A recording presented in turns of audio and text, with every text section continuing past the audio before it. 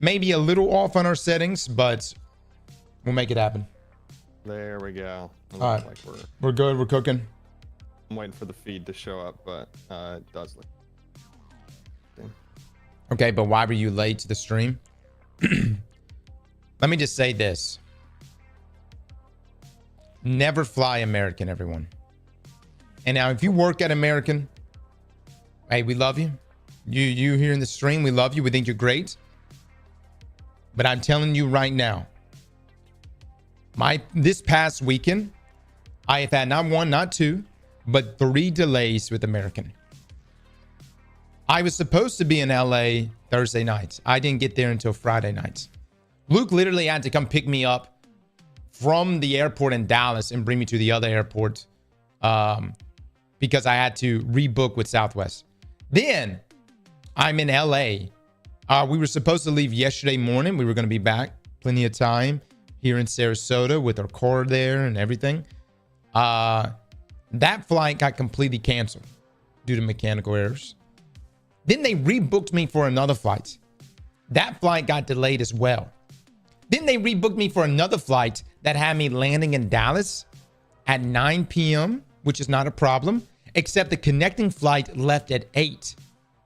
So I'm sitting around the operator with the phone. I'm like, you guys got me for a flight that won't be there when I get there. And she was like, finally, she was just like straight up like, I'm not used to this system, so I don't know. And I'm like, well, if you don't know, I don't fucking know. So long story short, what ended up happening is I had to call Delta and say, Daddy Delta, I'm sorry. I tried cheating on you. I tried. I regret everything. Please. And they said, motherfucker, direct flight. I got just a handful of seats left. You're gonna have to book now for Orlando. And that's what we did. Yes, Dang. Daddy Delta. You didn't have a car parked like. No. Then we had to get a car rental from Never Orlando. cheat on Daddy Delta. I live about 2 hours away from Orlando, so it was fun.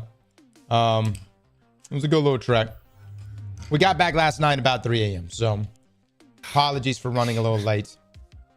Why fly out of Sarasota, not Tampa? Sweeza, that's a great observation. We also made that mistake. See, I was under the impression that it wouldn't be that big of a deal flying out of Sarasota, be a connecting flight, but I thought it'd be fine. Turns out, no, it's a nightmare. Don't fly out of Sarasota if you can avoid it. If you're trying to get somewhere on time, don't fly out of Sarasota. The problem is in Sarasota, there's just so many thunderstorms that can pop up everywhere. And so that right there can stop.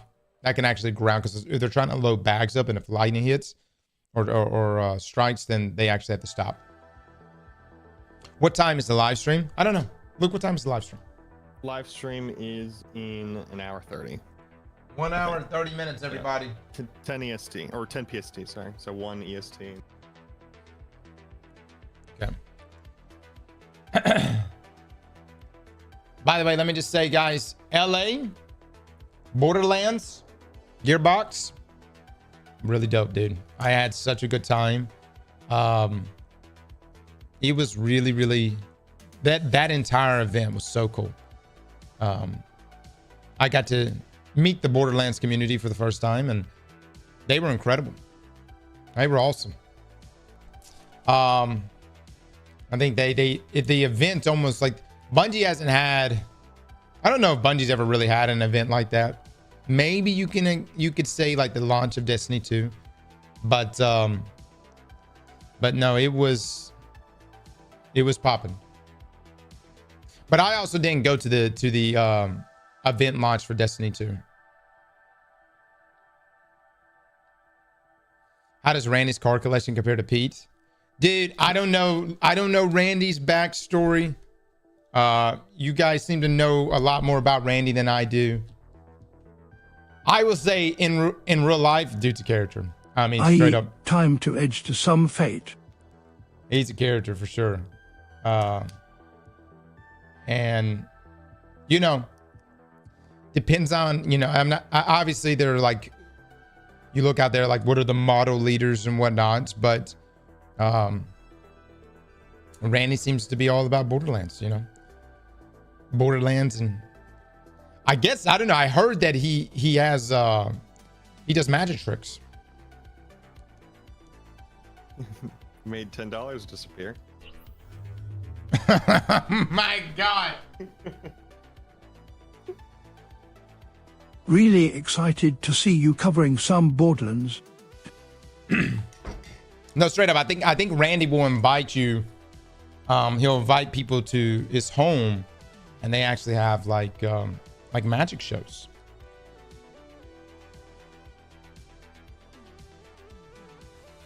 Do not mistake that for a Diddy party. It's a legitimate it's a legitimate magic show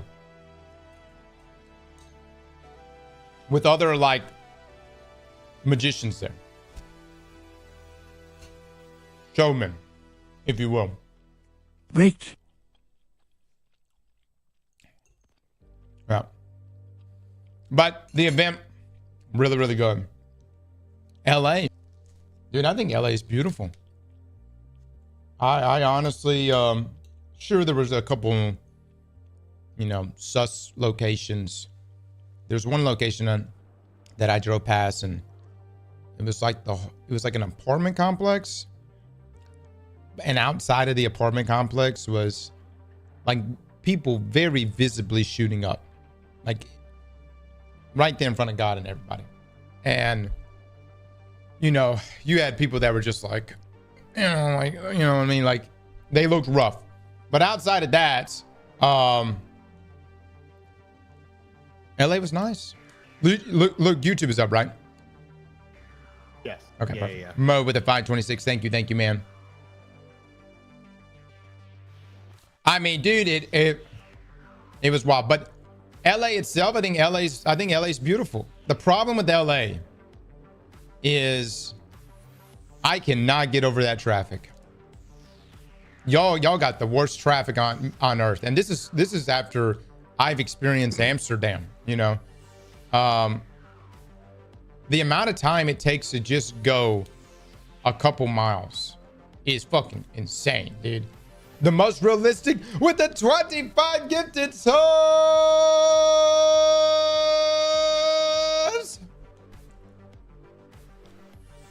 Most realistic. Thank you so much for the 25. Chat, please drop some love and eggplants. Houston has it worse? No. Houston's good, dude. Houston, Dallas, they're good, dude. Yeah. No. That at least that traffic moves. LA is just like you're moving inch by inch constantly. Well, LA traffic's like all over the place, right? At least down here, we've only got traffic like on the highways. Like if you're taking the highways through South Dallas, but look, here's the thing. I think the places are gorgeous, man. So the kids had a really good time. I took the family and they had a fantastic time. We have a friend that lives there. She's grown up there in LA, and it was I really enjoyed it. I liked where Gearbox had their event as well. It's fantastic. Dallas has the worst air quality ever. I see why they can't win a Super Bowl anymore. Oh my God. Just it doesn't have anything to do with the air quality, I'll tell you that. Oh shit. Shots fired, man. Is Luke from Dallas? No, he's actually from California. He moved to Texas after COVID. Air quality is a proven stat, though. Look it up. Oh, I know. I mean, you can look up the what's the smog factor or whatever, and stuff like that in cities. So I know it is for sure. VA traffic is bad. You have everybody across America living in VA due to military. Nobody can drive. Air quality is ass in all of America. Well, some places just have ass air quality because the terrain is ass. You know what I'm saying? Like in Louisiana, I lived in the agriculture part of Louisiana, and it just stunk. Everything stunk. Everything just ass. You know what I mean? And there was a variety of things that contributed to that. The earth itself there, marshland, smells like shit. chicken houses. You know, there's just nothing good that smells around chicken houses. So go to Korea and then talk shit about air quality.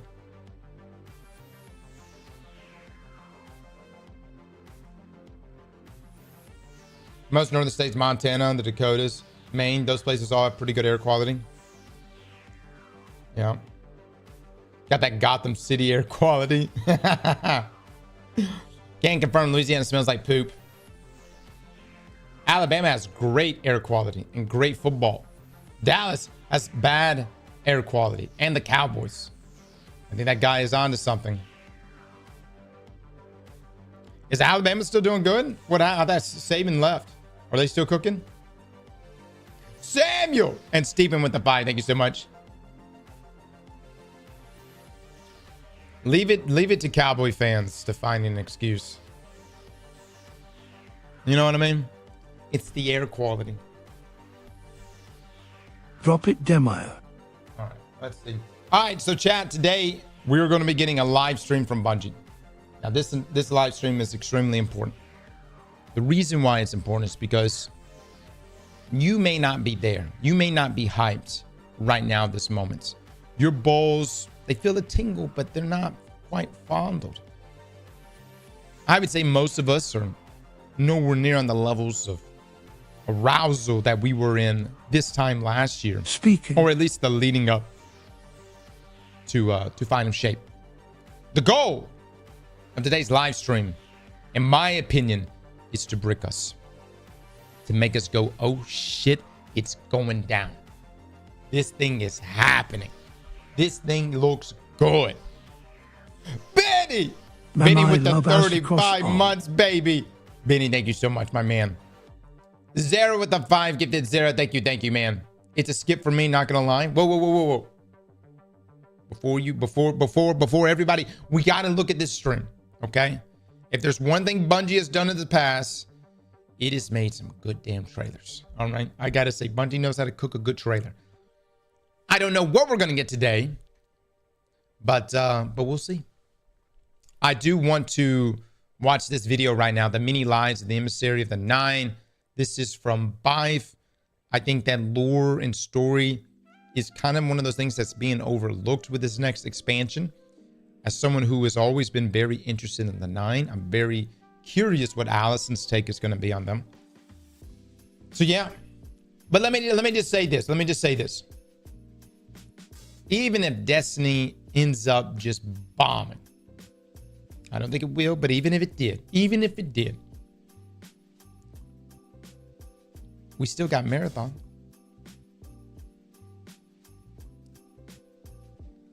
That's cold. That's real cold. We still got, whoa, look, I mean that from the heart. We still got Marathon.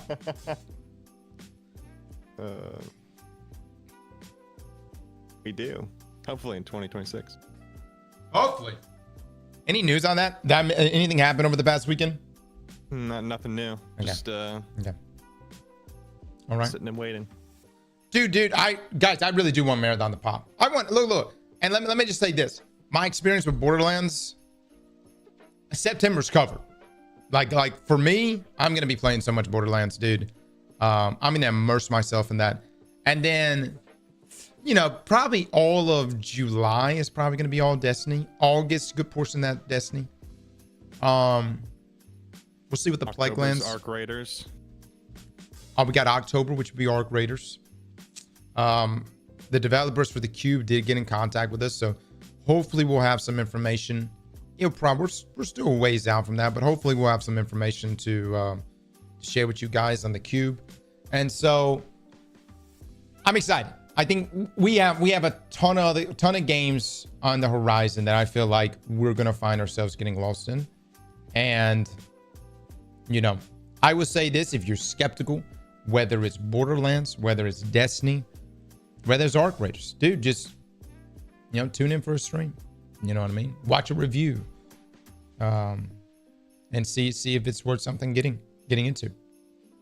I will say this: the Borderlands community humbled me this past weekend because them people don't give a shit about the noise online.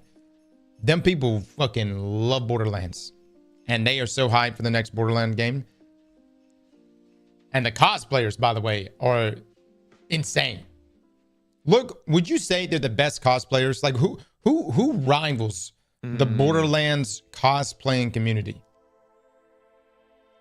I mean, I heard stuff about the Warframe community. I haven't seen it yet. Warframe does look really sick. Yeah, Warframe TennoCon looks pretty damn sick.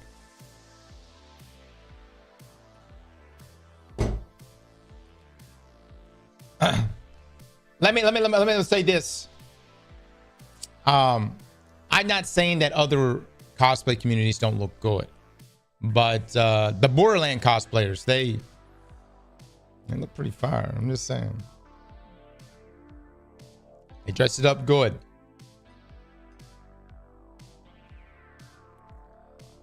huge. Yeah, Jesus. Moving material for sure. Yeah. Wake up. I gotta say, man, here's the thing though. I saw the cosplayers walking around, and some of them are, they're wearing, it's cosplaying for Borderlands. So they got some revealing clothing, But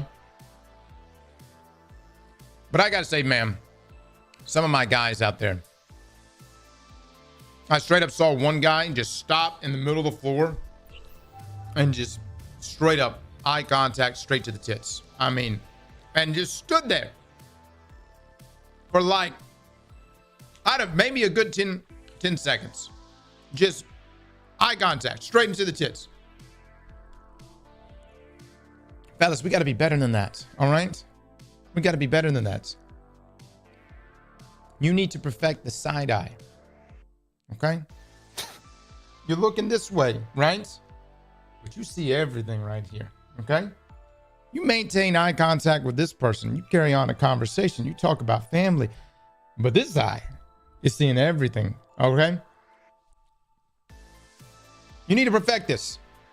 Just looking straight into, that is, it's too obvious. You stare into the abyss stares back. Right. Mirror sunglasses. Yeah, that might be a little odd. You're inside. Gorilla penis. Snitz, thank you so much for sharing such wisdom. You have an opportunity being a 30-month plus sub to share text to speech with the world, and you type gorilla penis. We need to make sure we have text to speech off when we go into this live stream. The abyss will also flash you too. Clearly, y'all have never been to a Japanese event. It's 100% stun effect constantly. I will say this. I've got a friend. He went to Japan. He's him and his wife went there. They lived there for a month. And dude, Japan had such an effect on him.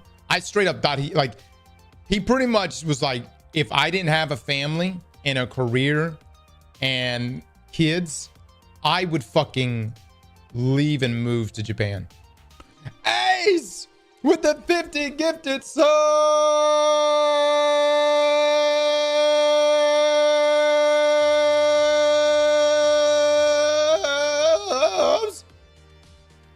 Ace, for the love of God, you come in here and you throw it down.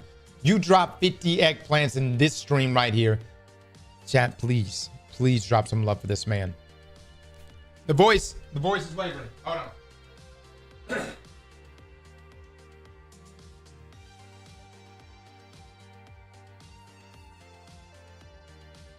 No. But at some point, I need to go to Japan. And dude, I also have this desire, guys. Occasionally, I get these shorts on YouTube, and it's like a dude training with monks somewhere, and I don't know. It's like there'd be like a monk with a stick, and he's like whacking him and shit, and he's like fucking, and he's like, in the rain, dude, in the rain. I need this, man. I want to abandon my family for a good 6 months. Okay, all right. I need to get into this wherever this shrine is. This shit is calling my life.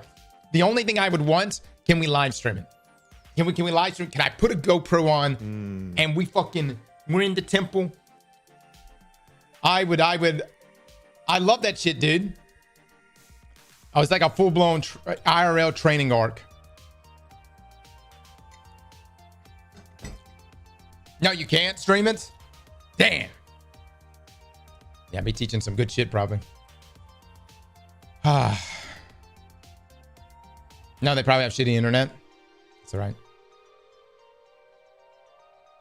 I did not, Triska. I did not. I went to the event, and then I pretty much just chilled all weekend long. I went to a place called Little Kitchen Academy, which is such a little cute place, man. It's like where kids go and they can like cook and stuff.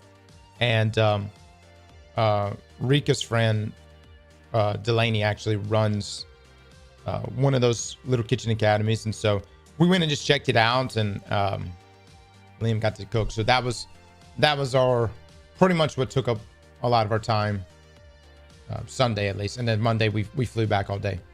Nova with 8 months, thank you so much, man. Roman, thank you so much for the 10 cross.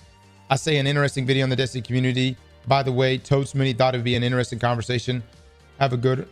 Okay, Roman, I might check it out, my man. I am Kiros. You've been checking out Borderlands Aztecross. Have you played Everspace 2? It's a Starfighter looter shooter. It's best looking game I've ever played. Look, you want to look that game up? It's like Everspace 2? Everspace 2. Looter shooter. It's the best looking space game I've ever played. 2 years ago.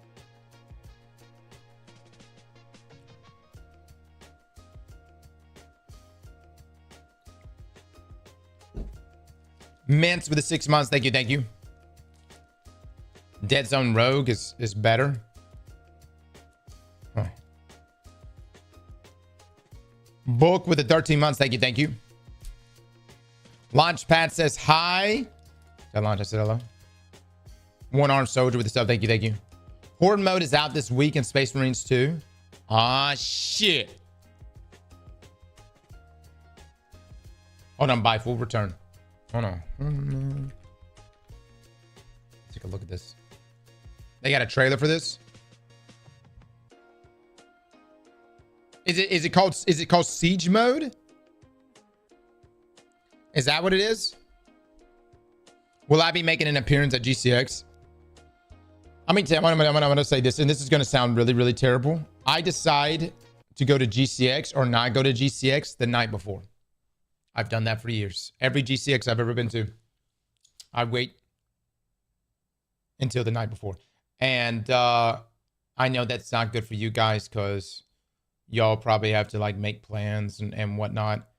I will say if I go to GCX, it will not be in a professional manner. Everyone else will be there probably at panels and whatnot. I'll be the dude walking around that will probably show up at some point. But I don't know. We'll see. We'll play it by ear. Is this it?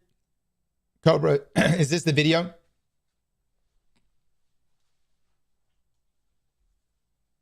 When are you doing the Mass Effect 2 stream? I must prepare my lunch tray. Mass Effect 2, we are playing tomorrow. We will be playing the Mass Effect game. Someone redeemed 5 million eggplants. And so therefore we must play it completely. Like not even for an hour. We have to play it all the way through. So just a heads up, Warframe update is also.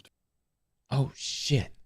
Okay, we may be doing Warframe. The morality of Warframe. art is the morality of the creator who made a universe of colliding galaxies and collapsing stars where life and death exist in endless conflict, and yet we are blessed and burdened with conscience, if that does not.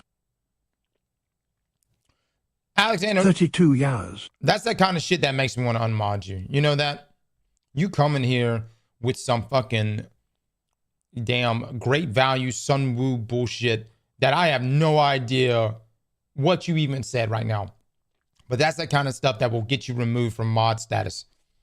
Iceman with the 32, Queen with the 24 months, Suda with the 8 months. Thank you, thank you. Let's watch this thing.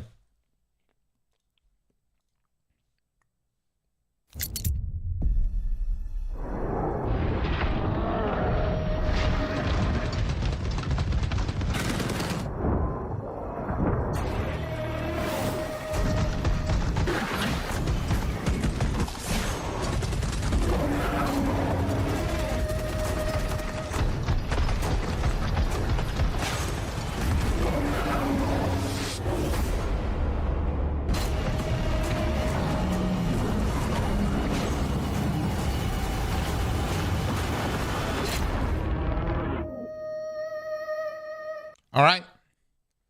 We might play it. Has my best builds been nerfed in this game?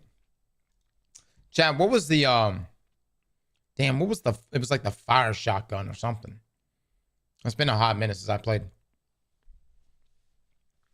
Yes, it has, probably. Look up Dead Zone Rogue. Look, did you look up that game, by the way? The game that that guy said is really, really good. Everspace too. Mm-hmm.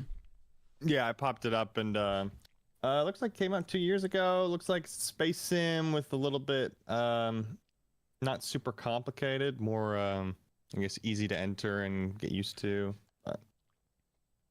It looks visually interesting. Very pretty. Okay, let me Chad, I'll turn this one on. This is Dead Zone Rogue, but I don't waste your time. Oh, that's nice. This is a roguelite first-person shooter set in a dark sci-fi universe, where you are fighting through an overrun spaceship called the ISSX. The whole amnesia angle is a bit familiar, but the gameplay loop is what makes this game interesting. So basically you wake up on the ship with no memory, surrounded by these hostile machines and biomechanical creatures. Each run has you fighting through different sections of the ship. That means cargo holds, different passenger levels, security zones and so on. Now the cool part is that each time you start a new area, you are temporarily invisible, which allows you to scope things out and plan your approach, before straight up throwing you into combat. Now the combat itself feels pretty satisfying. You start with basic gear, just a pistol, knife and a grenade, but you quickly find better and more powerful stuff as you progress.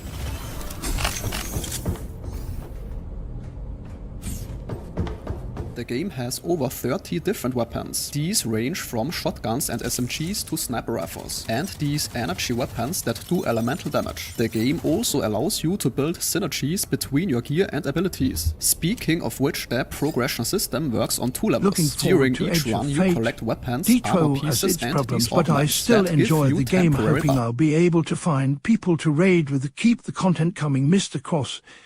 Nergy, much love, man. Stuff like increased critical hit chance, chain lightning effects, or having rockets spawn when you find weapons. These can get pretty wild by the end of a run. Then there is the permanent progression between runs. You collect this tech resource that lets you unlock permanent upgrades like more starting shield, increased elemental damage, or better grenades. It's that classic roguelite loop of getting a bit stronger each time. The enemies are varied enough so far to keep things interesting. To give a few examples, there are these mechanical spiders that swarm you, various shielded enemies that protect others, turrets and explosive types, and these larger mini-bosses that charge at you.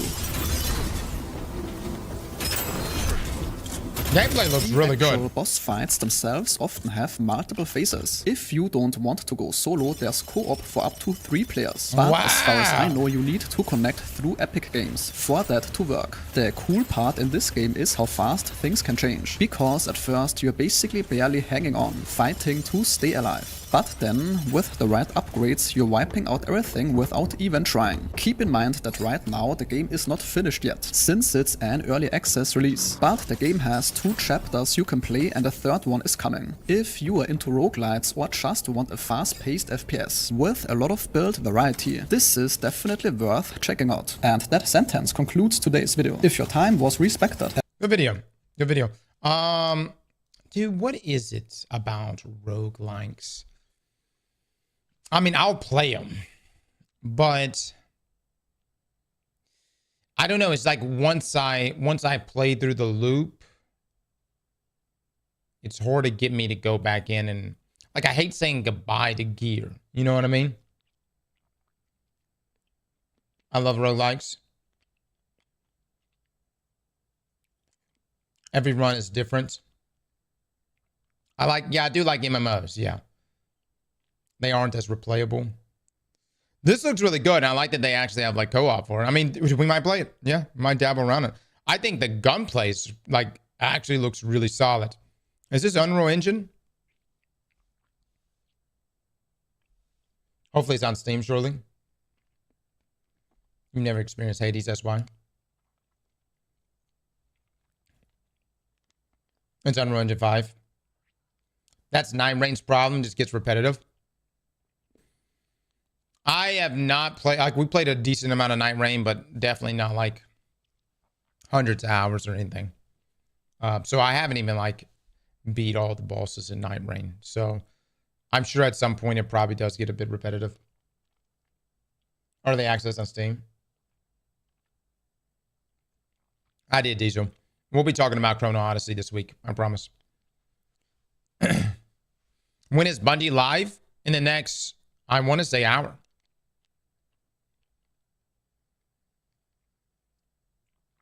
It's on Steam.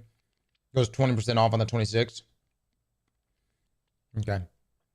Luke, what was the name of that game again? The one that's the looter shooter that guy was talking about? What's it called? Hyperspace? Everspace 2.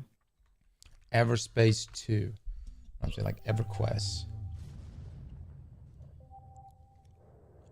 All right, chat. Let's take a look. I'm being told this is one of the greatest looter shooters May ever. I lick thy Aztecross? Have it, you shall. We're checking Just out here Everspace for the 2 in beer. 2024 to help you decide if it's still worth playing. In Everspace 2, you take on the role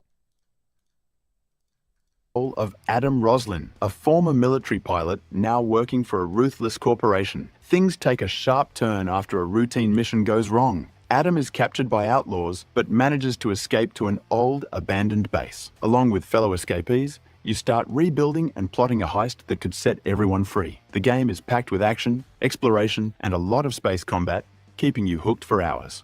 One of the biggest joys of the game is flying your ship. The controls aren't as complicated as what you'd find in more in-depth simulators like Elite Dangerous, but they offer enough freedom for a smooth and enjoyable experience. Dodging enemy fire, flying around massive ships, and navigating tight spaces all feel natural and exciting. The combat is intense, with fast-paced action keeping you on your toes.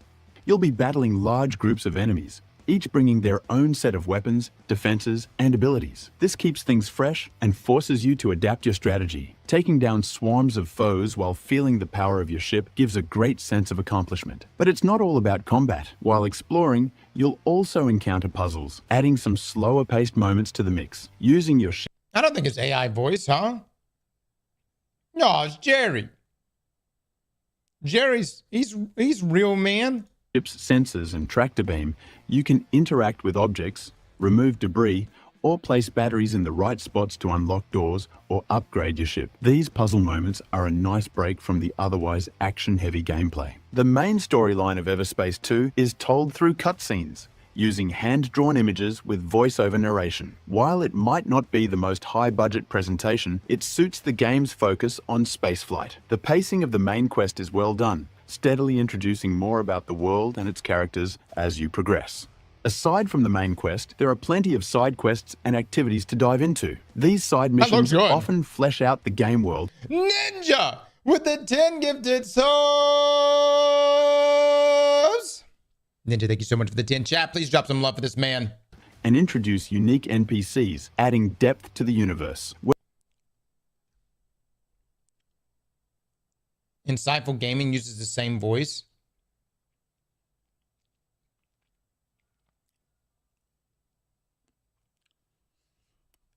Oh my, no, surely not. Why would his name be Jerry? It's AI? It's literally AI? Oh man, dude. Luke, how do you feel about AI scripted reviews and content on YouTube? As a whole? Sure. Like from other channels? I don't like it personally. When I watch something, I mean, maybe I don't notice when it's some things, but I can usually tell if it's scripted by AI. So like shorts, for instance, you'll get a lot of those that are AI voiced and scripted. I'm not a big fan of those at all. Yeah. It just can't match. Like AI will say stuff and that isn't really in depth. It just doesn't capture that same feeling for me. Well, you know, especially if it's an opinion piece, because it's like, well, whose opinion is it? You know, is it, you know, that's why like a singular person, that authenticity there. Do you think YouTube should put up a feature that's like, oh, that would be so, I wonder how they could even do it, but do you think they should put up a feature and be like, this is an AI icon next to the video? Like this is AI generated. Oh, so they do have a checkbox in the upload settings now, where you have to, if something contains generated content, you're supposed to click it and mark it. I don't know how that shows up in the viewer. I wonder, yeah, how does it show for the viewer? I wonder. So, yeah, I think, yeah, it does exist. I think for me, for AI videos, that sucks. It's like, it'll have an intriguing title, it'll have an intriguing thumbnail, but then you can almost tell, like, AI voices are really a dead giveaway whenever it's like the pitch begins and ends on the same pitch, if that makes sense. Mm-hmm. And it's like, there's no like flow to the conversation. It's like, it stays within the range the entire time. And unfortunately for me, it's like, I always feel kind of like duped about, like, I'll get like a quarter or halfway into a video and then I'm like, damn, dude, this is all just AI. You know what I mean? So yeah, well, with space videos, that ends up happening a lot. Anything astronomy oh related. my God, dude, so much. And like, some of them are really cool. It's like, are we in a black hole? Oh, you know what I mean? This is what's been fooling scientists forever. It's gotten to the point now where it's like, I don't even give a shit anymore. Cause I actually really do love, like, I love just watching space videos, but there's just so much like AI slop that's revolving around space shit, you know, or even physics and stuff. And I'm just like, I can't even trust anything that I'm watching here. There's a couple like mainstay channels that I stick to if I'm ever looking, like PBS Spacetime, Astrum are some good ones, but there's some other stuff too that are not AI generated, that if I'm looking to get the space fix in, I go watch. Mm-hmm. Why are so many space videos just AI slop? I don't know. Maybe there's a trend there that they recognize, you know? I don't know. I think it's just easy to talk about. Like already, like I think the idea of like a space video is very nebulous and vague to begin with. Oh, so they have a lot of runtime. Well, you've got a lot of speculation and a lot of just easy like content to talk about that people don't really understand. So you can kind of just say whatever. Well, it's like content that you don't even have a way to prove or disprove. Yeah, you exactly. know, so like, you we in a black hole. It's like you can't. You know what I mean? Otherwise, they just somebody needs to get an AI voice of like just a high guy. You know what I mean? And just like literally just fucking ripping one in the mic and just like, bruh, what if we're in a black hole right now? That would hit better for me than the AI slop. But I don't know if that would ever become an AI thing. I got you. How can we get AI to smoke weed? That's really what I'm asking here. Because look, artificial general intelligence, all that shit. Listen, how can we get AI to roll a fat one and just hit it one good time? You know what I mean? There it is. There's the future. Because think about all the shit you come up with. You know what I'm saying? Problem is, we can't remember it. That's the debuff there. But AI could. They could remember that shit. And there's innovation. People are concerned they're just going to steal stuff. Well, you know, this is where they can create their own shit. Imagine AI and speed. have you seen the new AI videos that have been like dominating short form recently? No. with like the someone pointed it out in chat, but I've been seeing it as well. Like they've got these new ASMR videos that are AI generated. It's crazy. Like, are they good? You could. Well, so that's the thing. It's like all stuff you could never do in real life. So, for example, they've got like people like putting their hands in lava and like moving it around like it's Play-Doh. Oh. And then like cutting like crystal fruit that doesn't exist. Like it's. I'll be honest. It's pretty. That's the one form of AI content where I'm like, you know what? Maybe this is okay. But there's actually some genuinely funny AI. Like I've seen some of the shorts of like it's Helldiver shorts, and it's all AI, and the shit's no lie. I don't know who's scripting it. It's kind of funny. It's scary though. It's scary to me. Look, are they like the entire script is AI, or are they like? It's all AI generated, but I don't know. It claims it's all AI generated, but I don't know if the great times cross. I always look forward to your streams and videos. Cheers, brother. Booma, thank you so much for the 34 months, man. Bigfoot AI shorts. Wait, hold on.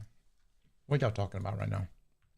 Oh, there's so now that they've got the VO3 stuff, they've people have been essentially making vlog style content. Hey everyone. What? And welcome back to the channel. A lot of you have been asking why I'm so rarely caught on camera. This is why you humans never see me. So those humans I talked to, they said they won't tell anyone. Had to cut that part out for reasons. Oh, and I forgot to mention, those humans, they gave me their phones too. Always helps keep the vlogs going. Guys, fun fact, oh my Bigfoot God. is immune to toad poison. See this little guy? Yum. Okay, that's enough fun for today. Time to repair my axe.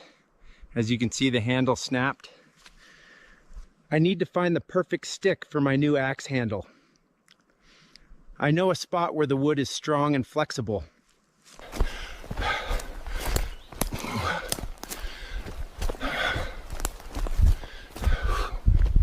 This one's... Dude, guys, this shit is scary. Look, am I understanding that this is all AI? Yes. This is the new model. Came out from Google. I think it's from Google. And yeah, it's kind of insane. Brother, we're so fucked. I've joked about it before. We're so fucked. You think I look, even from an entertainment perspective, I can't compete with this. Look at this guy. It's pretty good. Nice and straight, good thickness. Should make a solid new handle for the old chopper.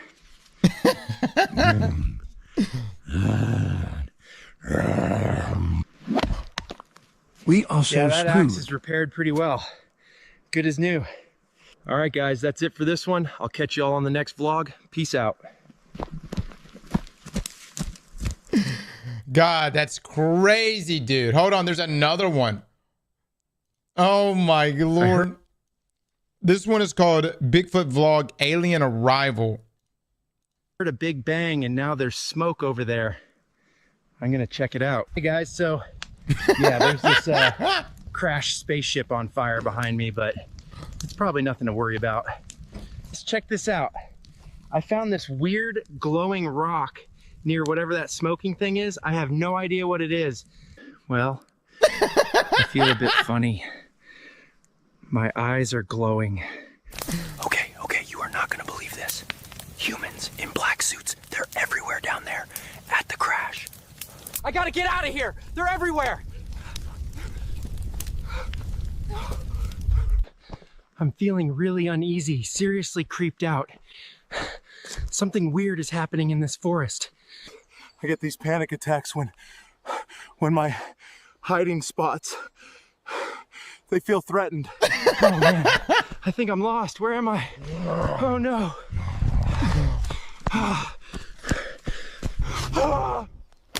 Fuck this. Oh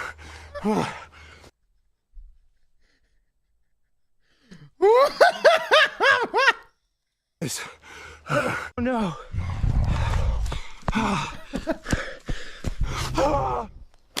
Fuck this.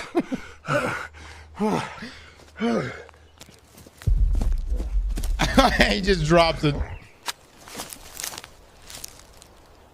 Greetings, Earthlings. I am Zorp. What? Dude. I heard it. Look, this is guys, this is scary. The fact that I'm laughing at this is concerning me.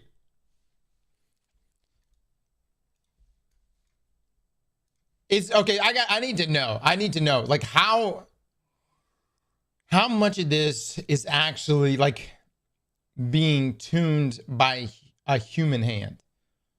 Let's see, what is this? I'd probably say, I mean, I think the scripting is probably still like human on this one, because I imagine like a lot of those jokes are someone like coming up with and like putting them in and like, all right, I'm gonna. Haha, the Star Wars ones are decent, but Bigfoot is the best. Hold on, there's one right here. We could watch this one, but there's one right here, a Stormtrooper vlog. Oh my God. All right, boys, orders This is what I've been seeing. Yeah, actually, this is what I've been seeing. just came in from Vader's bitch ass, and me and Greg are headed to Endor. Forest mission, easy terrain, little recon work. Should be chill. Okay, Greg, I'm telling you, I've seen like 5 of those little teddy bear looking things. One of them had a spear. Well, guess they were real. I thought you were joking. We're gonna die in a tree hammock because of you, Greg. We got out. We got out. Greg chewed through the net like a psychopath, and now the teddy bears are chasing us. They're throwing things. Greg, why are they so fast? Man, I hate my job.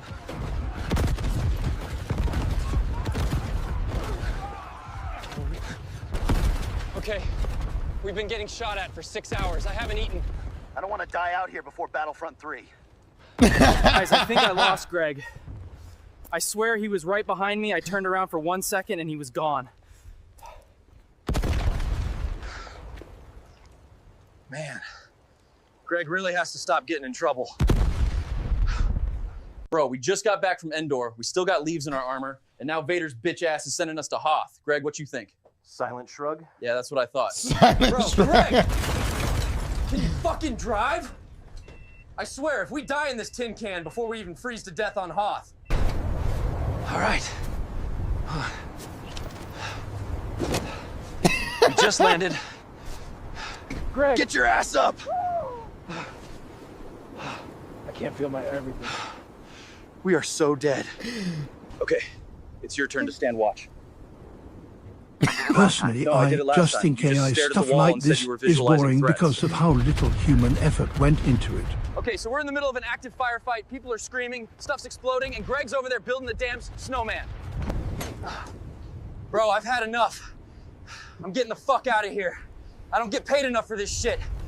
Dude, we are so dead. Dude, there's no way. Oh, guys, there is no way. Maybe the visuals are AI, but you're telling me that this is AI voiced. Sending the Jesus one? No. Cross, look up Cashflow Chimpit's videos of a chimpanzee flipping people doing furniture and trying to characters as make a well. profit. It's some of the funniest AI content I've seen. Oh my God, dude. AI voice, everything here is AI. All the voices are AI'd. Dude, this is scary. This is terrifying. I think I disabled the shields instead of the landing gear. Cool. Love that for us. Okay, I think we actually made it back without getting in trouble. No officers stopped us, no alarms. I think we're in the clear. Shoot! I think it's Vader. Greg, run! So, guys,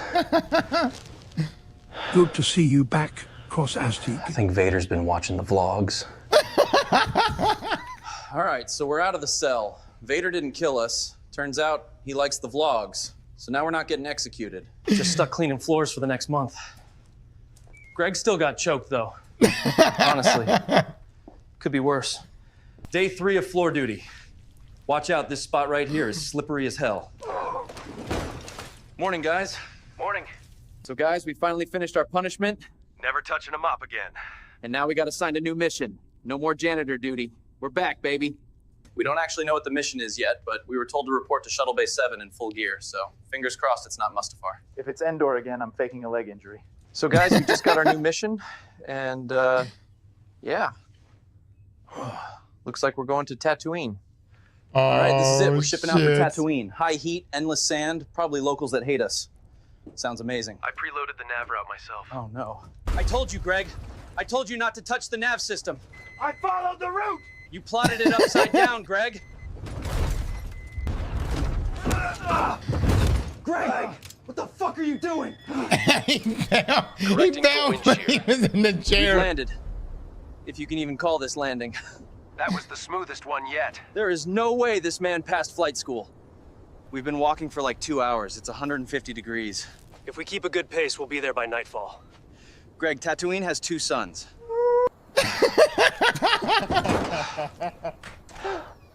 We finally made it to the base. Guys, it's the next morning. Somehow, me and Greg survived the hike, the heat, and Greg's piloting. We're finally chilling. So we're heading into town for patrol, because apparently walking across a desert wasn't enough cardio. We've been assigned to keep the peace. Okay, guys, so, like you saw in the last video, after Greg's terrible flying, we've ended up here on Tatooine. And now we're on patrol duty in town. All right, guys, patrol duty is officially done for the day. This Shout is out to you very guys. funny. We just hit Where is the 100K link? followers on TikTok. Oh So my to celebrate, we're gonna god. go drink something questionable in a sketchy Tatooine bar.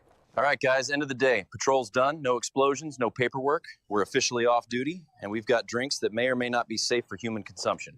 Okay, guys, so Greg went to grab another round. Pretty sure Was that Greg? All right, so we're heading back to base. Greg got kicked out for being Greg. I finished both drinks. Nobody died. I'm calling that a win. All right, guys, it's the next morning. And I just realized we don't have a ship to get back to the Death Star because Greg's dumbass destroyed it. All right, guys, we're heading back into town to look for parts to fix the ship. Neither of us really knows what we're doing or what we're even looking for, so yeah, this is gonna be our first time trying to fix a ship. Wish us luck. So guys, I think we found some of the parts we need to fix the ship. Hopefully everything works. I said hopefully. All right, we've been out here for hours, but I think we finally got everything working again. We had to trade 3 credits, a power cell, and Greg's dignity to get the parts. Hey, Greg, you connected all the main systems, right? Nav, thrusters, life support, hyperdrive? Yeah. You sure? Yeah. Good. All right, guys, moment of truth. Time to see if this thing actually turns on. Hey, Let's go! It actually worked! we're so back! Somehow we pulled it off. We're getting off this rock. Feels like we just got here, but we've actually been stuck on Tatooine for 3 months. But hey, ship's alive. Finally. We just flew out of Tatooine. Finally. On our way to the Death Star, and for once, nothing's on fire. Maybe things are finally turning around. Literally a fire right We're there. almost at the Death Star. Just a few more minutes and... I think we lost power. Greg! I thought you connected everything. I thought I did. We're going down. Greg, what do we do? I don't know, everything's flashing red. We are actually gonna die this time. Where are we? Greg? Oh no. Greg? Greg, wake up, man, come on. Greg, seriously, get up. Oh, I'm awake. Dude. Okay, where the hell are we?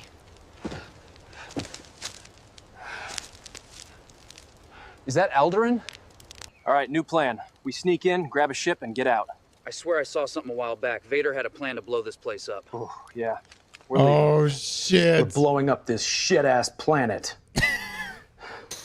Any questions? Dude, I'm so fucking done. This is all Vader's fault. Tatooine was cursed, man. Nothing has gone right since. Maybe this was his way of punishing us. Greg, that's the one. That's the ship. Act casual, go. Let's go! We stole the ship, we're out of here! Hello? Oh no. All right, buddy, time to go. Wait, where even are we? Somewhere not Alderaan. You'll figure it out. Guys, after 5 months, we're finally back home. I forgot what a bed looks like. Oh. You 2 idiots have a new assignment, especially you, Greg. Man, we didn't even sit down yet. Well, guys, Vader's bitch ass gave us another assignment. Hopefully this one's at least easier than the last 5 missions. Dave, Greg, Speeder Patrol.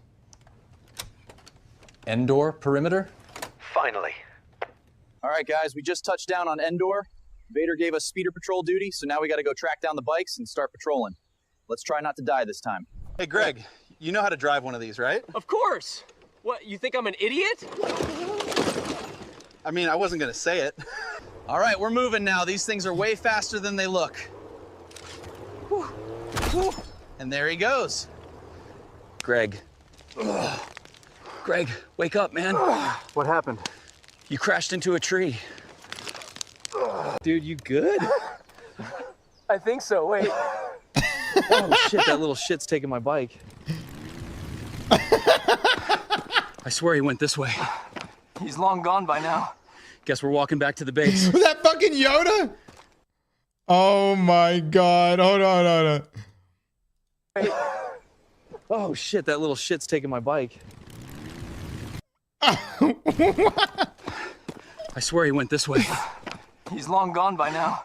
Guess we're walking back to the base. All right, sun's down. We're still miles from the base, so this is it for the night. Should be safe, as long as we're quiet. Guys, something's wrong. Greg? Greg, this isn't funny. Where the hell did you go? I think someone took him. Okay, guys. I found him. They've got Greg tied up. We're getting him back. So guys, I couldn't show you what I did to those Ewoks, but needless to say, we don't got to worry about them anymore. Well, guess those little guys were also the ones that stole my bike, so I took it back. Never letting you sleep on watch again, bro. Here. For saving my ass, bro. Don't make a habit of it. So, we've got a meeting with Vader today. No idea what it's about, but if it has anything to do with the last speeder patrol, I swear. Wish us luck. I've been monitoring your field performance closely, and I believe you are ready to train a new recruit. What? What? Your new recruit, Jimmy. Oh my god. Hi, guys. All right, guys, day one of training with Jimmy. Okay, Jimmy, safety off, aim downrange, and... What are we gonna do with this guy? Greg, he makes you look like a genius. That's what I'm saying, bro. My bad. We're doomed. Is he dead? We're checking on that. Dude, Vader looks just so like normal too, man. All right. I honestly, it's crazy that this was as entertaining as it is. All right, Luke, send me the Jesus one. Oh, let me see if I can. Oh, Cobra's got it. No, I'm not looking at that, dude. No. Oh no, that just seems so wrong. This seems so wrong, dude. It's too funny. It seems so wrong, chat.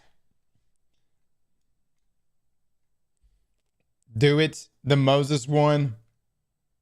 There's a better one than that. I think the Moses one is fine. All right, hold on. What is... Yo, fam, they don't know that G-O-D is about to BRB. These Philistines thought...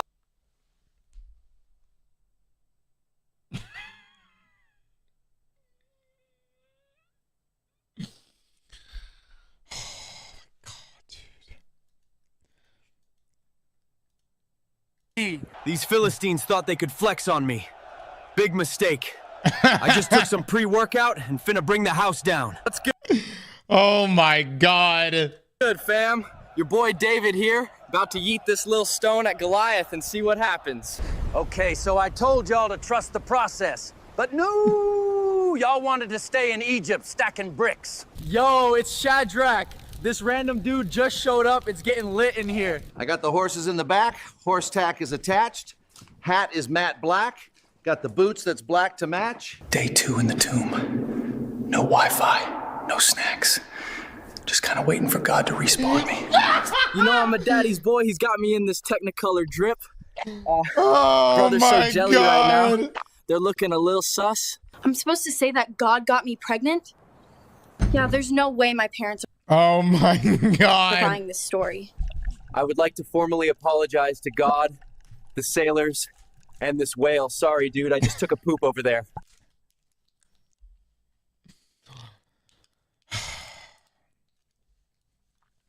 Chat. Let this be confirmation that we literally cannot trust anything online anymore. From this point on, it's only going to get better. Everything, I can't trust anything online anymore.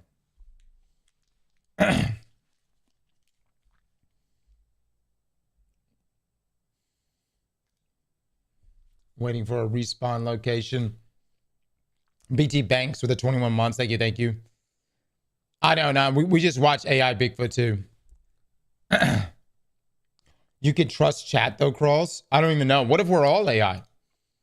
What if you guys are AI? What if none of this is real? The Yeti one?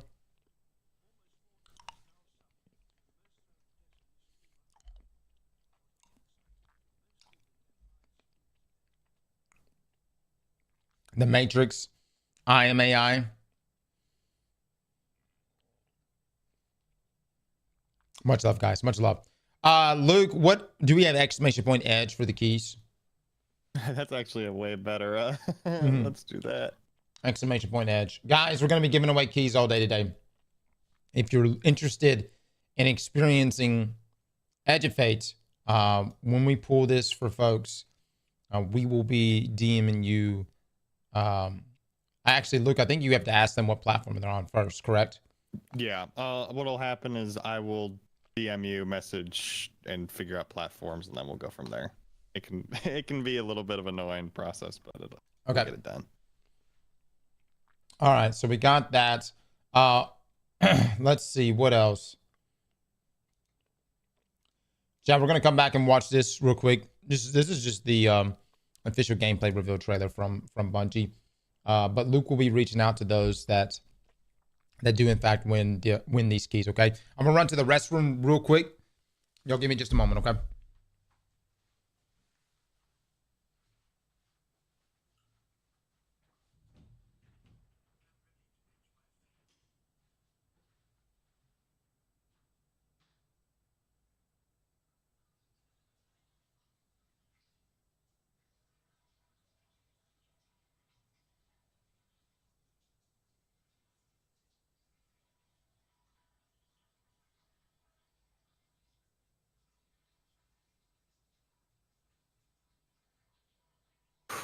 Well, we got sidetracked, didn't we?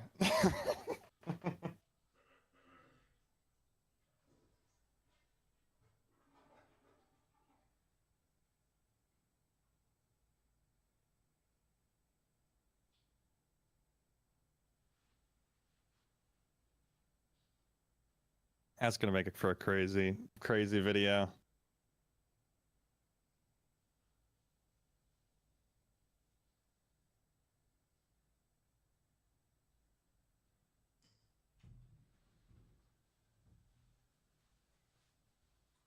I'm gonna be honest, guys. I didn't even know about the stormtrooper thing existed. That's wild. That shit is hysterical. That's crazy. Let me actually see something. Has anyone here used a Waymo? I actually got to see a Waymo car for the first time this past weekend in LA. Luke, have you ever seen it? Yeah, I've seen it. There's a guy who does 49ers coverage, and he always he'll take a Waymo as he's vlogging. And, yeah, it looks pretty sick. Looks pretty sick. Dude, I was watching it. I was expecting the cars to just be like good on the highway, but then like in the streets and stuff like that, it would have issues maneuvering. Dude, they were smoothing pretty good. And do you know the tech behind it? All I know is Google is the owner of it now, right?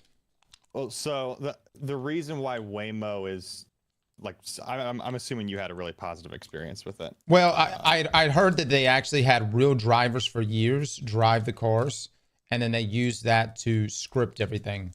So it's from real drivers, from what I was told. The Waymos, they're specifically deployed in specific cities, so it's not like mass, like you can get a Waymo anywhere. Mm-hmm. But the reason why Waymo is so good is because they use LiDAR technology, and Tesla just uses vision. So that's the difference between shooting out lasers from the top of the car with those little devices they have at the top and just having cameras. So they're really, really good at knowing what's around them, better than a Tesla at the moment. I remember years ago when Tesla decided to move completely to vision. I was perplexed by that, because why not both? You know, so Tesla is operating under the assumption that if you can drive at like a human level with like just us having like normal vision, we don't have lasers that can detect depth and whatnot. It's possible at some point in the future that we'd be able to replicate and match that with AI software. And at the very least we can match it, then you have a product that completely beats out any other technology from a price perspective, because all you need is a camera at that point. Whereas the LiDAR, it's like you need to have cameras, you need to have lasers, like the cost is much higher. And if the only thing that needs to get solved is the software side, then that's just an update they can deploy. They don't even need to like give you new hardware. I'm not that sold on Teslas. I mean, I have a Tesla. I've gone out and used its self-driving before, and I know that it uses vision, but Teslas have a huge issue. If there's even the same spots that I've run into with our Teslas, like if it's like a lane change or anything that is like, for instance, we have a place up here where it's like two lanes cross paths. It's like an overlapping lane. And my Tesla will slam on the brakes because it thinks that it's braking into another lane. So, anyways, point is like I saw the Waymo car moving around, and it seemed like it was moving around a lot better. Most people call that an intersection. Yeah, it's not quite an intersection. It's here in Sarasota. There's an overlap, but it's almost like the lanes when they intersect, it's very gradual, and that throws the Tesla off really bad.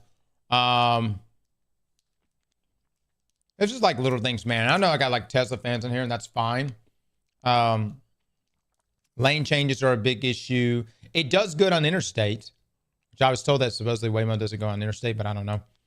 But in town, Teslas really struggle. So much so that if it approaches an intersection too, and there's like multiple cars around, it'll sit there and just kind of like ease up, like move up just a little bit. And we'll sit there and just pause for an indefinite amount of time.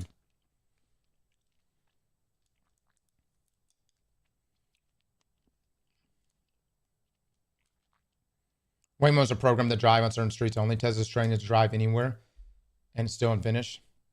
I've been hearing about self-driving cars since before COVID. You know what I mean?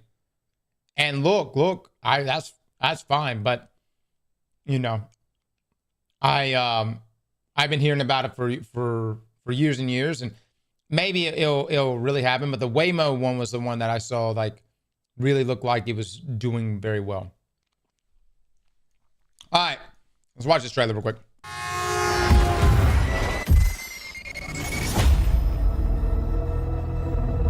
Observe, connect, conceal. Guardian, I had a vision. Conform, comply, return. They just wanted to show us disasters. Observe, connect, conceal. I'm not human anymore. Return, conform, comply. No one else should know what this feels like.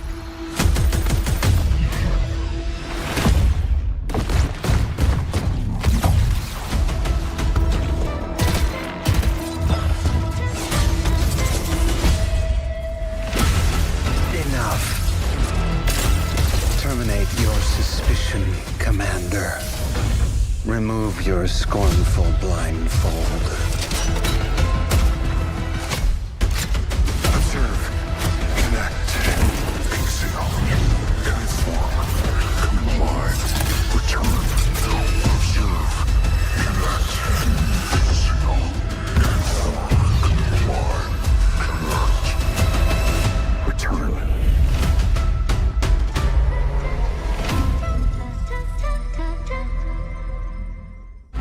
All right. Lodi is one of the 9. No. But he's an interesting character for sure. I think we're gonna really like him. Okay, guys. Let's pull up Bungie stream right now. Let's see. Here we go. Edge of Fate starting soon.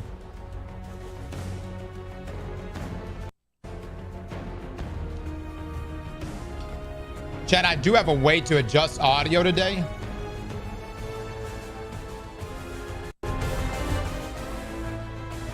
Okay, so y'all know how like Bungie streams are normally like really, really low. We do have a way here with this volume master. Big shout out to Hyper. We'll be able to pump up the audio more. That way we can make it louder. Yeah, text-to-speech is off. Are there any drops?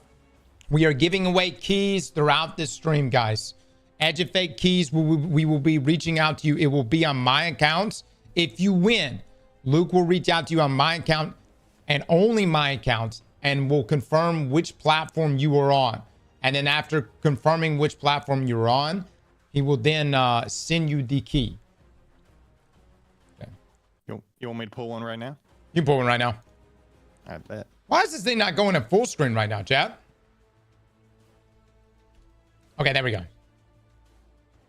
Akira, congrats.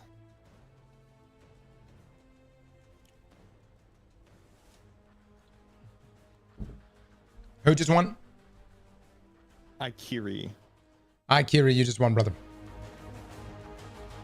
Chat, we're gonna be giving, and if you miss out on a key for this on this stream, Edge of Fate, don't worry. In the next stream, because Bungie's doing 2 streams. They're doing the stream today, which is June 24th. Look, they're doing another one July the 3rd, right? I think it's the 1st. Oh, is it the 1st? Whatever that Tuesday is. I think they're doing another one in July. So many edgers here. Okay.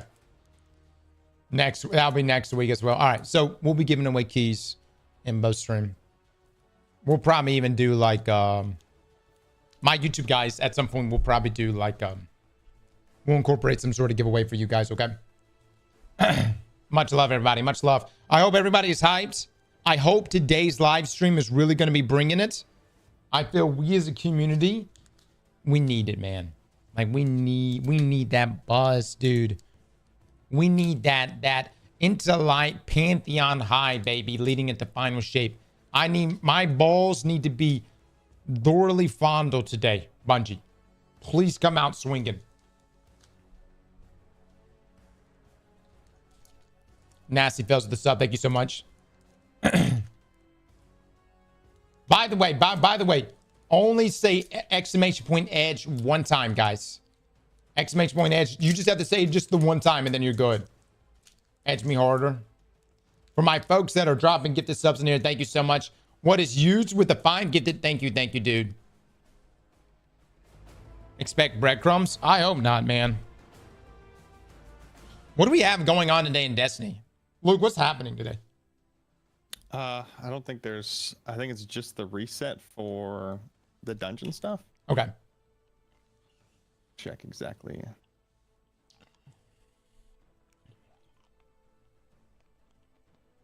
All June 24th, right?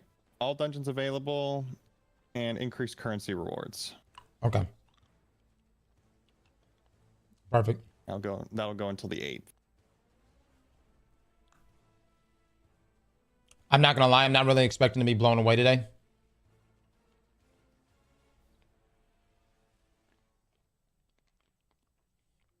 Well, for fuck's sake, it can't be as bad as the marathon stream. Brother. The one with the art scandal? Of course not. But some would say that was the best stream Bungie has ever done.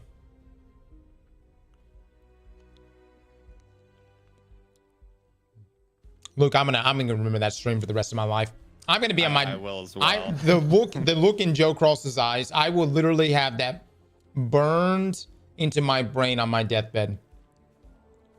I do consider it to be one of the standout moments in all of gaming. Yeah. Like, it's Yeah. like, I don't know if it surpasses the, so like, do you guys not have phones thing? But it's pretty close. Luke Pizza Guy and Rabbits with the 15 gifted subs. Much love, guys. Much love, man. Drop some eggplants in the stream, fellas. You guys not have phones is insane. God, what a shit show that was, right? Man. There are just some things that I feel like I often wonder, like, do people just say the things that they're going to say in the mirror to themselves? Just once. You know what I mean? Just say it to yourself just once. Or just bounce it off a friend. Just be like, hey, how does this sound? Edging will make me God.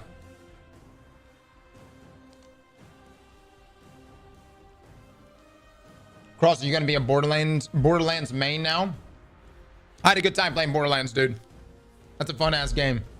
We're gonna play it a bunch. A lot of games to play.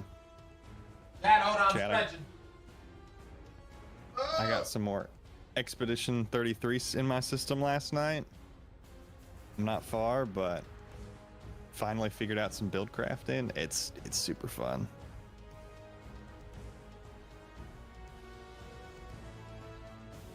And I'm a huge Gustav fan, man. I can't believe that game is like 50 hours plus. I don't know how long it takes you to beat it if you're doing like 100%, but I'm surprised that with how long the game is, Charlie recorded only 4 hours of dialogue. How do you record 4 hours for a 50-hour plus long game? That's crazy.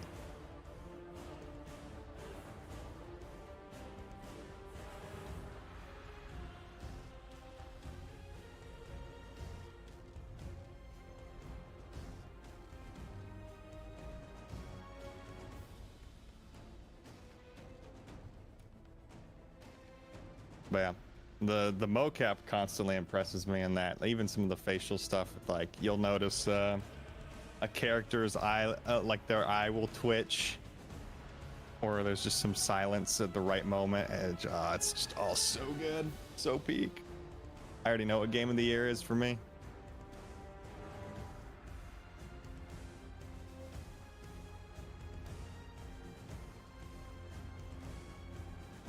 Oh, y'all see that PlayStation is also live? Did you see that, Luke? Yeah, PlayStation was co-streaming or the event, which is kind of nuts. I don't. Has PlayStation ever co-streamed anything from Destiny before? I don't think so. Oh, maybe, but it just feels weird that they're doing it for a developer live stream. You know, like it's not like it's I mean, at least we don't expect it to be like a whole expansion announcement. We already got that.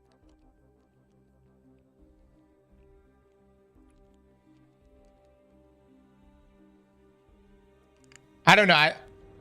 Maybe I'm wrong, Chad. I don't think I've ever seen PlayStation do a co-stream for anything Destiny related. I think they did it for Marathon. Cross, are you nervous about being called to talk about Edge of Fate since you're waiting in the back of Bungie HQ right now? Yeah, incredibly nervous. To be in front of so many loving guardians. Absolutely. It's okay. The car that he's getting from Pete helps calms the nerves a It does. bit. It really does. I was like, all right, baby. We go. Seats, all the nervousness kind of goes away, just dissipates. It just dissipates. Donna with the 500. Thank you so much, man. Jokes with the membership. Thank you. Guys, we are dropping Edge of Fate keys today. That is our drops here. Luke will be pulling people. He will be silently pulling people from this stream and will be messaging you directly. We have a number of these that the giveaway up from now until the launch of Edge of Fate, okay? You only have to say !Edge one time. Just want everybody to know that you don't have to keep repeating it. Just the one time is enough. Just heads up, Bungie is giving away an emblem for watching for 15 minutes, but you do have to pull up their live stream for that. So if you even just want to open up another tab and pop it up in the background.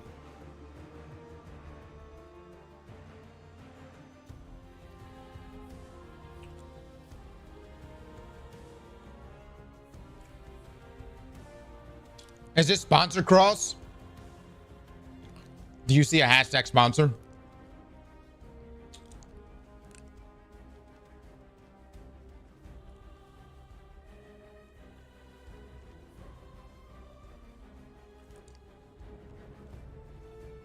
You know what I mean?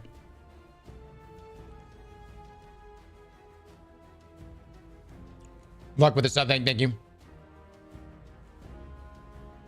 Yeah, right. I'm not giving those thieves any of my time.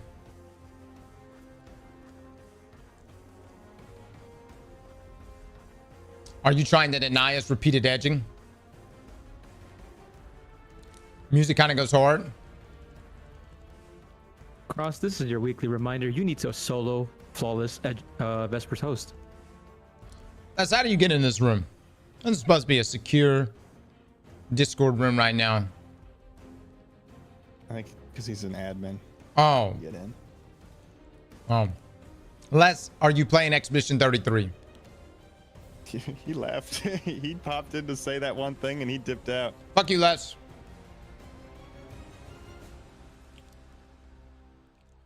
Chad, is he playing Expedition 33? That's the deal. I will flawless solo Vesper if Les plays Expedition 33. And not just play it. I don't want you to just like fucking play the first act and be like, oh, I was so cool. I'm talking about Act 2. What do you mean? I beat Act 2, expert, only parry run, no dodging allowed. I'm fucking committed. So you got to commit to it now. I'm gonna have to go watch this VOD, dude. I don't know if I believe it. I just finished Act 2 yesterday on stream. Who's your favorite? Who's your main? I love Gustav, man. I love him. He's so good. Yeah. Yeah, I've been rocking. I don't know what the meta is because I'm really early into game, but Loon revive build is crazy good. Loon damage build is nuts too. Who's the chick with the scythe? Seal. Yeah, dude, she was my best damage dealer. Was she really? Dude, I haven't used her once. Yeah, she fucked. Because when you're capped on damage, she does multi-hits. And so each multi-hit would hit the cap. Whereas like the other characters do like one really big hit, which would hit the cap as well. So I've been doing it with Luna because she has 2 attacks that one of them hits like 8 times and another one hits like 6. And every time it's like a damage cap of, the 9999. So just chunks, but it's good. It's a great game.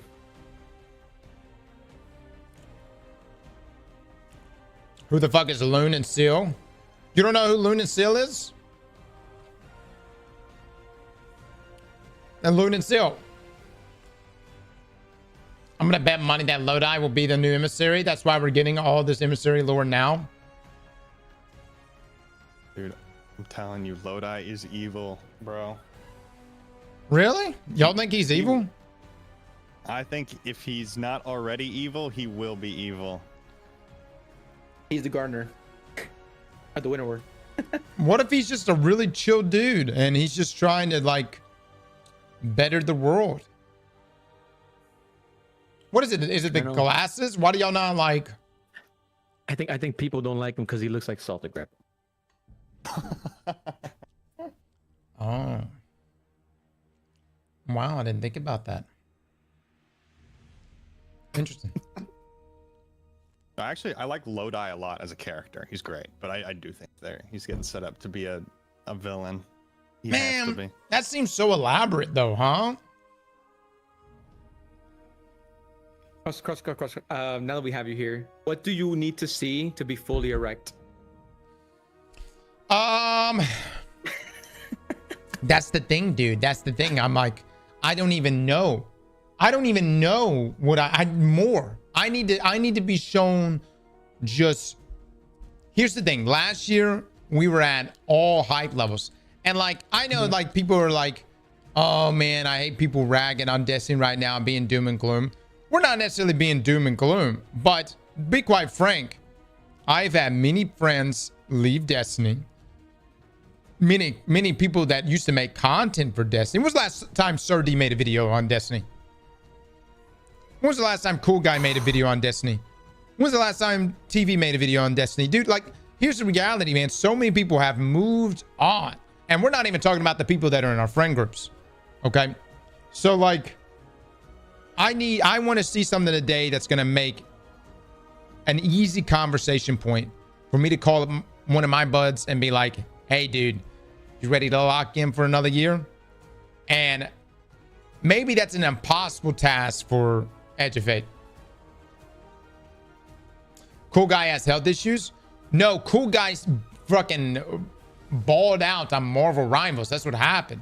When you go from you know, when you suddenly start making 2, 3, 4, 500,000 view videos on Marvel Rivals, that's a no fucking brainer. That's a no fucking brainer. Why wouldn't Cool Guy make content for Marvel Rivals? Completely understand. Who was the other? Is it TD? Is the other one? TD broke out and started making other videos. That's where doing a fantastic job. And I love that for my folks that are breaking out and finding other avenues, other content to discover. So, but if we just look at like Steam charts, look at the numbers for Destiny, again, there's like, this is the post-Thanos world of Destiny. How do we get people curious and interested to jump back into Destiny again?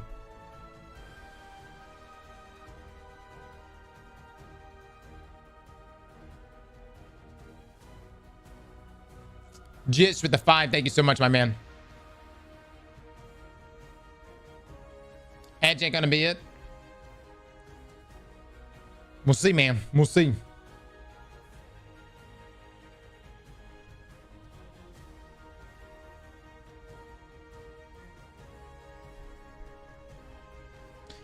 I know I come from like a weird position. Like I'm an old RuneScape player and I like to marry my games. I like a game to consume my life.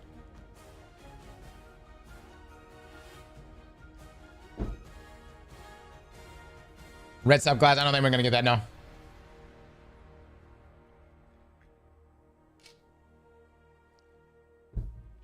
Go back to the very beginning of the golden age. 3 brand new raids in a dungeon a year. I thought, well, hold on. I thought 2 raids, 2 dungeons, fantastic. I love that cadence. That's fantastic. But we'll see. Yeah, but we used to get 3 a year. That was only okay. I'm not gonna count raid layers less. And then secondly, really? Yeah. And then secondly, Crown of Sorrow, you're not gonna say it's a raid? Raid layers less. Isn't Crown of Sorrow typically a raid layer though? Isn't it like technically a raid layer? Crown is its own raid. I'm talking about like Eater of Worlds. Spire was good. But raid layers are, to me, they weren't like the full raid experience. Maybe they could have been. Okay. Valid. But Forsaken was definitely a ball out year. I just don't see us ever getting that. I wish we could, but you know, Bungie's mission, they're missing Vicarious Visions. Yeah. Vicarious Visions did so much heavy lifting there for Bungie. When they cooked Black Armory and they cooked Season of Opulence, I just wish we could have kept them, dude.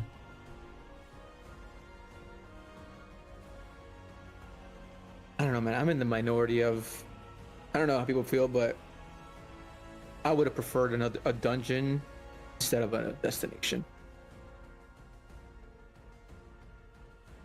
All right, chat. Exclamation point Edge. Luke, can we do another giveaway here in just a second? Yes. Midnight, thank you so much for the 54 months, dude. Cross, are you going to play the relaunch of Defiance? Defiance is being relaunched? Really? Sandman with the sub, thank you, thank you. Chat, you just have to say exclamation point edge just once. You don't have to keep repeating, guys. Just want everybody to know that. Actually, it is getting relaunched. Interesting. We're giving away edge keys right now. Even during the stream when we're not calling them out, we'll be giving them away. Just be checking your DMs. Luke will be reaching out to you. Trust no one else named Aztecross. If it's Aztecross _, fuck that guy. If it's I don't know. What's another Aztecross 69? Fuck that. Actually, that's our alt account. But still, don't answer that either. Just Aztecross. If that DMs you to ask you what platform you were on, give your platform, and then we will reply with the code.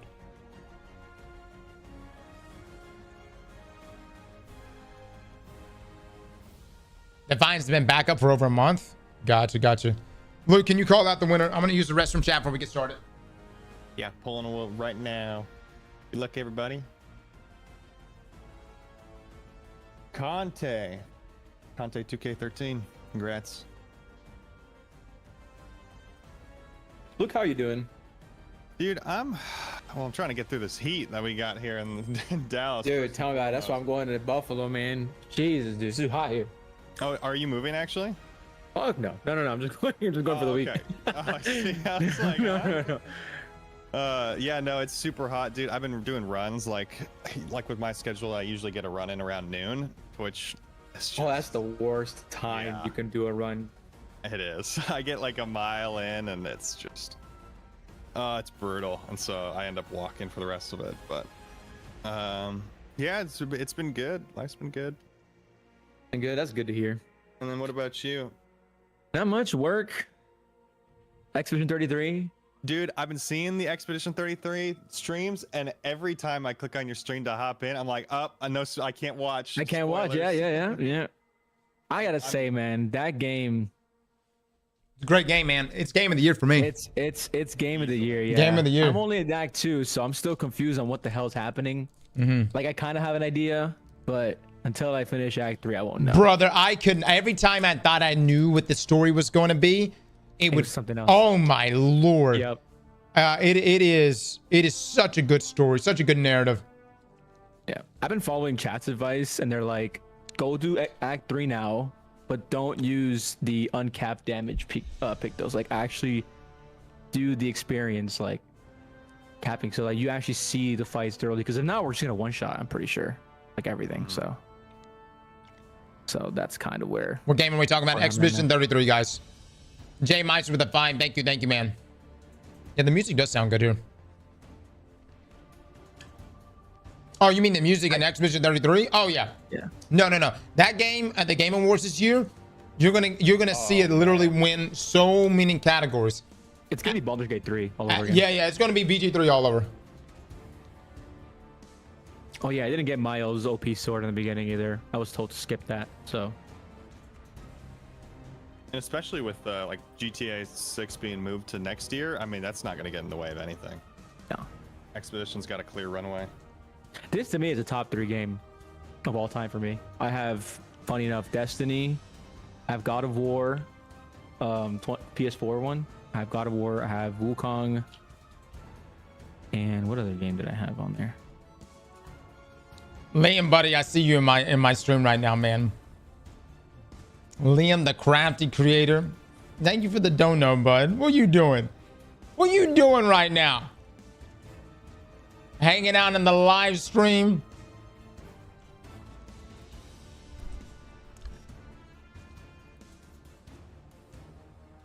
Thank you, buddy. Love you, man.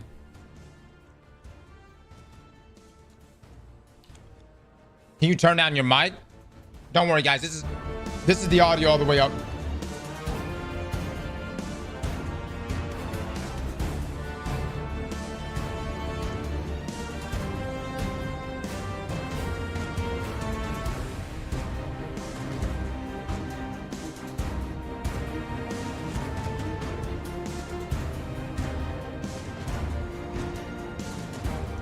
All right.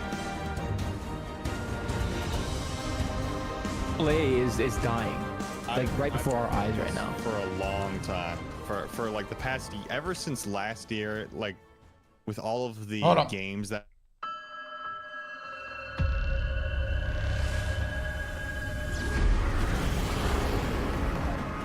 So Kepler's a place touched by the Nine, concealing a lot of secrets and danger. And it's somewhere that human scientists traveled to a long time ago to research a dormant singularity. While living on Kepler, not only did they observe the collapse, they survived it.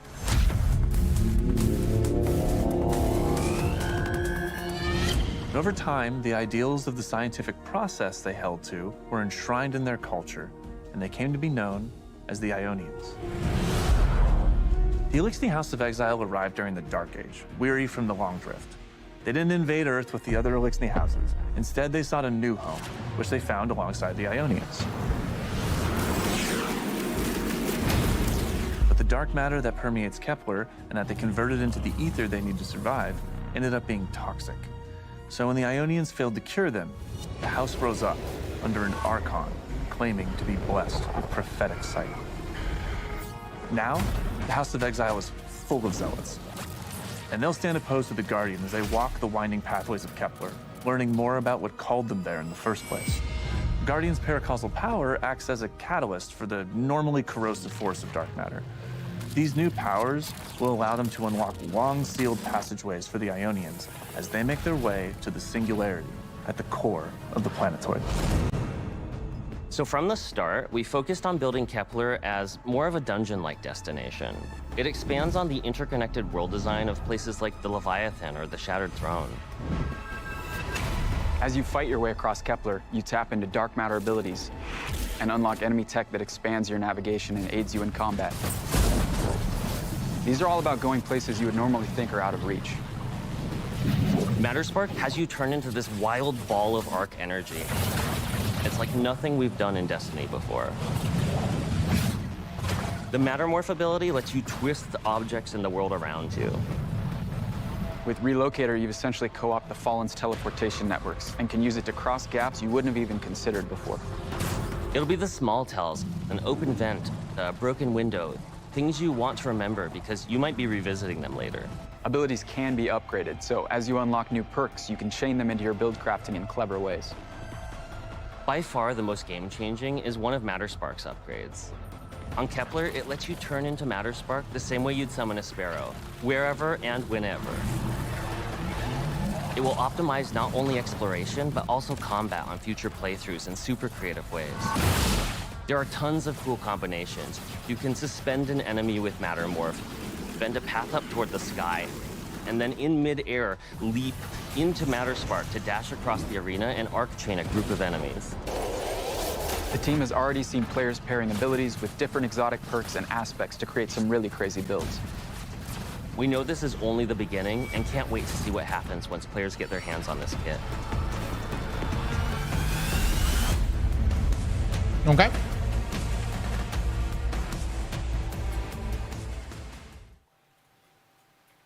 All right.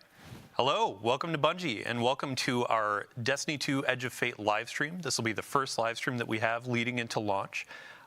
Big shout out to the folks that we had on our Dev Insight video. We were just talking about Kepler, destination abilities, some of the secrets of Kepler and the Aeonians, but we're going to leave that for a later date for you to discover. Today we're going to be talking a bunch about Sandbox. We have a bunch of core feature updates with Armor 3.0, gear tiering, some new loot for you to grind out, and a bunch of cool things to show. So without further ado, let's get to it. We have a wonderful panel of developers on our couch. Some of them are new, some of them you've seen before. But yeah, let's start out with Eric. How you doing? I'm good. Thanks for asking, Dylan. Yeah. For folks that maybe haven't seen you on a previous live stream where you've talked about burst weapons and all the cool ability stuff, who are you? What do you do? Sure. I'm Eric Smith, gameplay lead on Destiny 2, and I'm excited to dive into our sandbox changes. Awesome. Vivian, hello, hello. Welcome to the live stream format. We've seen you on Vidocs from time to time, but yeah, for folks that haven't met you, seen you on our Vidocs. Who are you? What do you do? Yeah, I'm Vivian Bex. I'm a sandbox designer on Destiny. I get the privilege of making like a lot of the toys that players get to use, you know, like weapons and stuff. Recently, I've kind of been all over the sandbox team, and I have some very exciting stuff to show today. I'm really excited. Man. Yeah, we'll get into that in a minute. And last but not least, end of the couch, Bjorn. Taylor Bjorndal. How you doing? I'm doing great. Happy to be Who here. are you? What do you do here, buddy? Taylor Bjorndal, associate weapons designer, sandbox designer. I've also bounced around. Where's Andy? I don't know. Maybe he's sick. Who knows? Talk about all DMG's leading the charge right now. Yeah, right. I think the last time we had you on the couch, we were talking grid skipper roles and things like that. Yeah, it's been a bit. You will get fucking banned. So you will as we're get diving banned into this, we have in quite this a bit stream to go through in the show. And to start, we're actually going to be in the shooting range. We're going to have our gameplay specialist going through, showing you some of the new weapons, some of the new ability or exotics that are going to be coming. But this will be playing in the background. You'll see them tuning a couple different enemies, playing around, damage types, that kind of stuff. To start with our panel, though, let's talk Armor 3.0.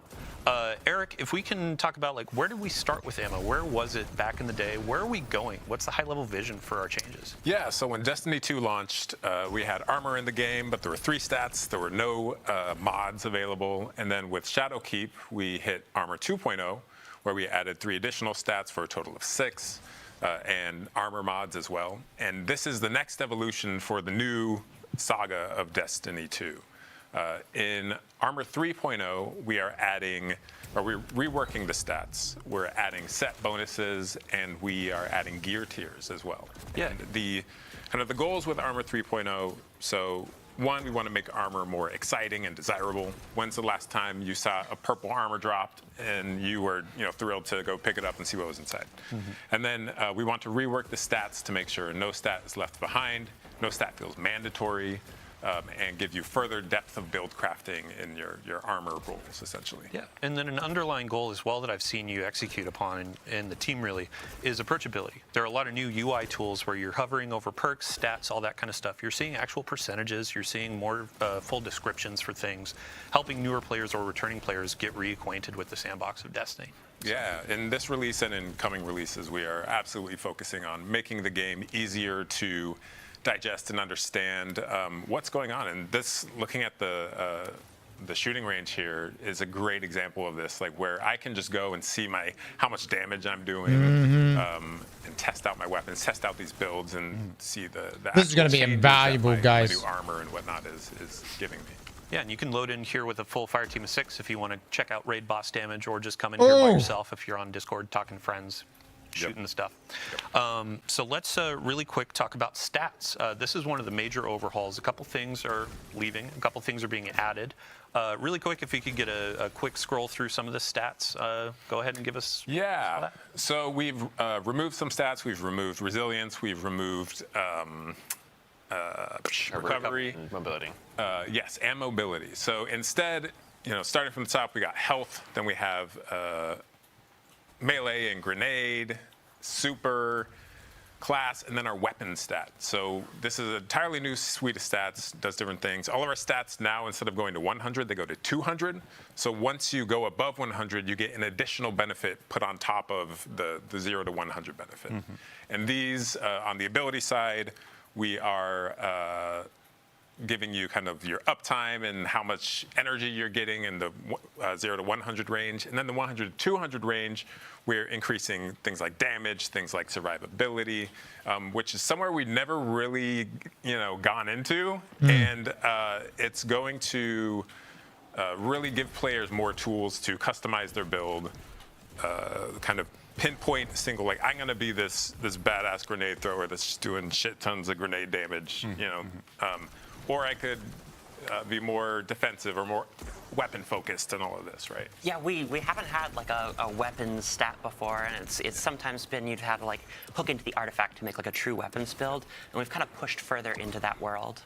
Yeah, absolutely. Yeah, I think we saw some questions specifically about the weapon stat and PvP. I know y'all have been balancing in the PvP, making sure this is kind of like cherry on top. It doesn't change the time to kill too much, but it's kind of like a cost balancing factor, right? If you want that extra damage, you lose out on grenades, things like that. Sure, yeah. So if you want to go all in on weapons, like your weapons are going to be more potent than they were before, but it's at the expense of your other abilities and that sort of thing. It's going to become the most important stat. We have done extensive testing to make sure we're not breaking PvP.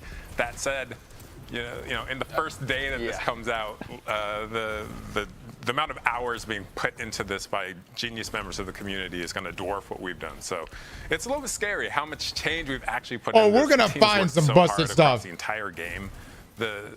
Everything you hear today is not apples to apples with the pre-Edge of Fate numbers and feel of the game. We're going to be really, two-tapping in PvP without a doubt. Across the game, we have just changed so much. It's very different. Oh. It's not really easy to compare the experience of what's going to be in the next release to what people are playing right now. But at the same time, it still feels like Destiny. Yeah, it's that quintessential feel of I got my gun, I have my abilities, but now it's how much agency do I have in leaning into some of these things and embracing like a role-playing mechanic. Yeah. One of the cool things is like internally, I think the most common thing we say in like our sandbox channel now has just like emerged as, man, I can't wait for 900. Like right. the sandbox is really exciting. There's a lot of really specific builds you can do. Like if you want to be the melee guy, you can be the melee guy more than ever before, right? And it's I think we're going to see some really crazy stuff. Yeah. Speaking of embracing some of these different lanes, we actually have 3 new exotics coming with the Edge of Fate. Each class is going to get 1 new exotic. Each embrace a different sort of vibe or theme. And yeah, you can see them on screen. I think first we're going to start with the Warlock exotic. And Bjorndal, you have all the details. Sure. Yeah, so first we have Yunoya, which is Warlock exotic themed around the Hellion aspect.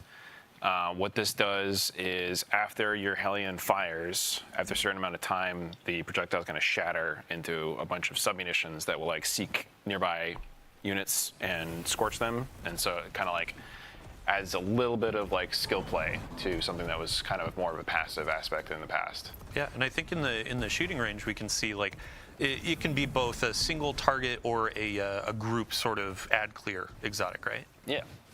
It can kind of serve multiple roles, just kind of like amping up something that was like a trusty old tool to be something a little more that you have to like manually aim. Mm-hmm.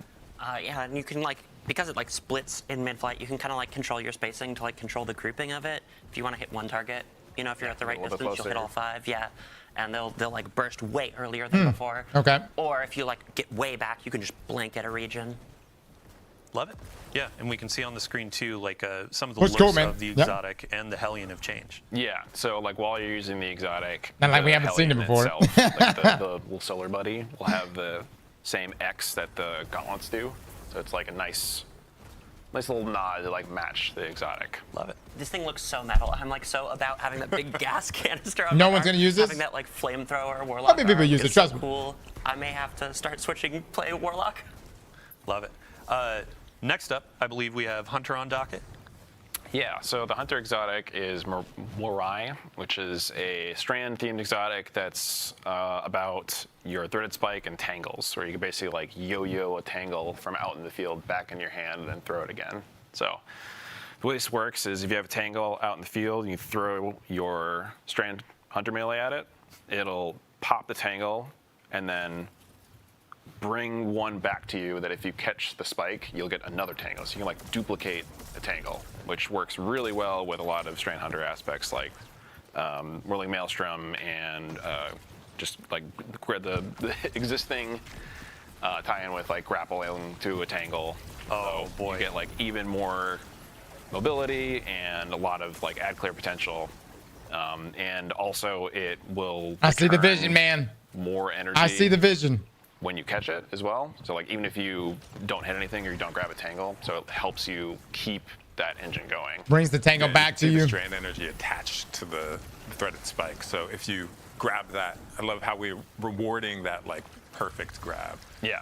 You can already hear people yelling spin to win as they're spamming these things, right? Yeah, I mean you can have 3 Beyblades out in the field at any time, essentially. It's and you're like zipping between the tangles with grapple. It's cool as hell. Yeah. It's very strong. It's also going to be very strong with this artifact upcoming, which we'll talk about. But another cool tidbit about this is the threaded spike will bounce to the tangle from enemies as well. Yeah. So nice. It's something that you can directly throw it at the enemies. Use, and really you're getting multiple Beyblades. Look at that. Look at that. At the same time.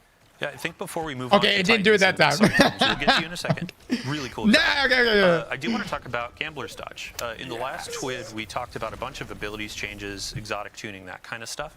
And we saw some chatter around Gambler's Dodge. It was updated and reworked, right? Yeah, we have reworked Gambler's Dodge. So it's the energy you get when you dodge now scales on your melee stat, but you no longer have to dodge near enemies to get that energy. So I can dodge anywhere in the game. I don't have to worry about this invisible circle that's around me to know if I'm close enough.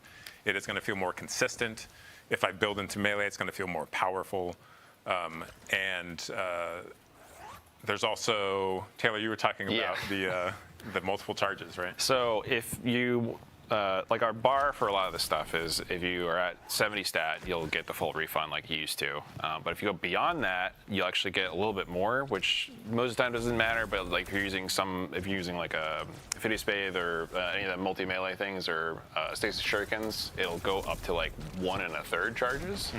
So you can keep Dude, that Hunters are going about to be so damn strong. So like more reasons. Are you guys ready to get smoked out of your minds? If you want more melees, you want them to be more damaging, then you just go all in on that. And it will still do like just so many shurikens. Just an embarrassment of shurikens. Which is great. Like freeze everything in front of you. Exactly. Yeah. So, and then I won't be bothering you and saying, "Don't kill this thing. Let me do my dodge." Yeah. Anytime. You can just do it wherever you want. So yeah, let's go on to Titans. So this one thematically, I think, for me at least, I'm just like, you're a Forge Master. Yeah. So this is Melis Panoplia, which is an exotic hard name to say. Yeah. As we get deeper into Destiny, the names get a little. Yeah, but go ahead. Hell yeah! Yeah, it's an exotic themed around something that people have been asking for a long time, which is kind of the fantasy of Thor's hammer. I want to be able to pull my hammer back to me after I throw it. So there's like a little minigame loop here where you get a fire sprite, and you pick it up, then you get a buff that lets you pull the hammer back to you. And if you pull the hammer back with good timing, it'll ignites, explode, and to like solar shrapnel and hit stuff for like extra damage on the way back. Kind of like how Hammer Saw works, and I think the hammer also will damage. Just looks so dope, though, man. Too. So if you position yourself well, you can actually like send it back through guys. Line them up. Back. Yeah.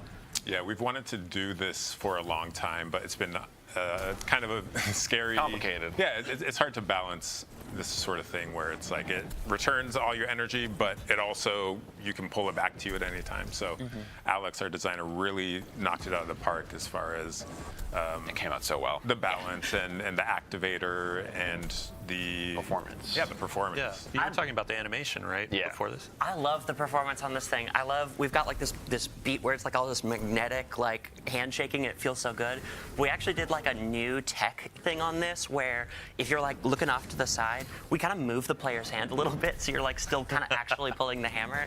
And that's like the first time we've done that with like a world object, and it's very cool. It feels really good. Awesome. It's super satisfying. Yeah, I think so. We're going to be getting into some more gameplay and an actual activity in a minute. But before we go, I do want to ask for stats. And actually, two things. Looks good, man. With your exotics, there are going to be gear bonuses that you can build on top of, correct? And that's a new Armor 3.0 feature. Yeah, so gear bonuses when a new armor set drops. If you have 2 or more pieces from that armor set, you will get an additional perk. If you have 4 or more pieces from that armor set, you will get another perk on top of that. So I could take 2 pieces from one set, 2 pieces from another set, and then an exotic. And I have like more perks than I've ever had before on my Guardian. And it's really enables you to expand your build crafting in new ways. Yeah, I think we have an example of this in the build right now. If gameplay specialists could inspect an armor piece, you can see, here's some of the destination armor bonuses that you can get. Yeah, so at 2 pieces we have Force Converter. At 4 pieces we have Reactive Booster. And sorry, go for it, Vivi. Okay, I was just gonna say, like, so yeah, these are unique to the armor set itself. Something more than just like cosmetics that you might want out of these. Gives you another reason to like go to a specific place and pursue a specific armor set besides just fashion. Although fashion is still very important. You can still use your armor synthesis and put the looks on these. Yeah, and I mean, we also get to make perks that are like, I'm the this guy, you know, because you're investing so heavily in the Force 4-piece perk. But what's really cool about this is like, I think this is going to be very cool at live when we like launch. But I think in like 2, releases or whatever, just a little bit in the future, we're going to see people go like, hey, remember that armor that I got? Like something from 2 seasons ago. Right, the 2-piece perk from Kepler is really cool with whatever, and we're really excited about that. Yeah, and then the second piece of this is going to be for the stats rework. Some of the fragments are going to be reworked as well to adopt new stats or change, right? Yeah, so fragments still can adjust your stats up or down depending on your build. And some of these, because we've deprecated some of our perks, or stats rather, some of these are new. Like we're going to have, some of these will have weapon stat, which never have happened before, which just opens up new build crafting avenues. We're going to kind of wait and see how this lands, how the dust settles for all of the stat stuff before we go in and adjust these further. But yeah, I think players have a lot of different ways to build out their stats and become the grenade master, the weapon master, and whatever they want to do. So quick shout out, Dark Slifer, Childish CG, and Snivvyland for those last 2 questions. They actually asked them ahead of time. Feel free to keep dropping questions in chat. I'm glancing down here every so often. Now it is time to move on and let's talk about some new stuff. Vivian, you have been very excited about a new weapon archetype that is coming with the Edge of Fate. I sure am. For centuries, humanity has wondered, like, what would a legendary bow look like in the heavy slot? And today I have your answer. For Edge of Fate, we are building a crossbow. It plays like a new archetype, but it is technically a bow for the purposes of, it's gonna fill all your bounties, that kind of stuff. Now, so when we went to go make this, we knew it was a very cool fantasy, right? We want the feeling of like really drawing it back and it hitting a single target and doing a ton of damage. But we do have linear fusion rifles, right? And that's always the question, is like, what does this do that's different? What's the fun gameplay here? And we settled on, well, when you shoot that big heavy bolt and it hits your target, you can just go pick it back up. So this thing theoretically is a heavy weapon with unlimited ammo. You can use the same bolt for an entire nightfall if you want. I would love to see someone do that. Go clear a dungeon without ever using anything else or whatever, Okay. It's very cool. You have to put yourself in danger. You have to go grab it. But it's just such a satisfying loop to just like pull it out. Dude, if it does enough damage, there's going to be solo runs of that. Just put it in the rail, pull it back, use the same bolt to shoot someone else. It's great. I saw last week in a PvP playtest, I saw someone run the entire map with a single bolt. Yeah. And they just kept it alive for minutes on end. That was me. I'm sorry. I can hear the PvP mains, like when you said infinite heavy ammo, they're like, excuse me? Yeah, but it's like, you gotta go get it. Yeah. So it's not free, but it is very potent. Yeah. And in PvP, you only get the one. You got to get the headshot, and it's very funny. It ends up being like this game of like keep away, where you're like, we cannot let Taylor get near this thing. So as we're going into this activity, we'll get some gameplay footage. This is a good example of the portal system that we'll be talking about next week on July 1st. Make sure to tune in. There it is. We're going to be taking some content from just the history of Destiny, and it will be in the portal to go in and play. Power progression, we'll be talking about that next week, so stay tuned for that. Vivian, back to the heavy crossbow though. You were talking about this being legendary, so that means random rolls, and you had mentioned bolts. Yes, yeah. So we had a really fun opportunity when we were making this, where we go to the talent grid, and we always want to make stuff kind of like new and different. And we got to the talent grid, and we were like, this thing does not have a magazine. We cannot put magazines on this, right? And it gave us the opportunity to like really go, what would like a different magazine plug system look like? And so what we ended up going for is like, we have bolt types, and the bolt types, instead of just being stats, they're going to alter the way the bolt actually behaves out in the world. Dude, the tracking on that Hellion right there. One of them is like explosive bolt, where it's gonna put in a target, it'll like beep, beep, beep, beep, and it'll just explode. Kind of like a grenade launcher.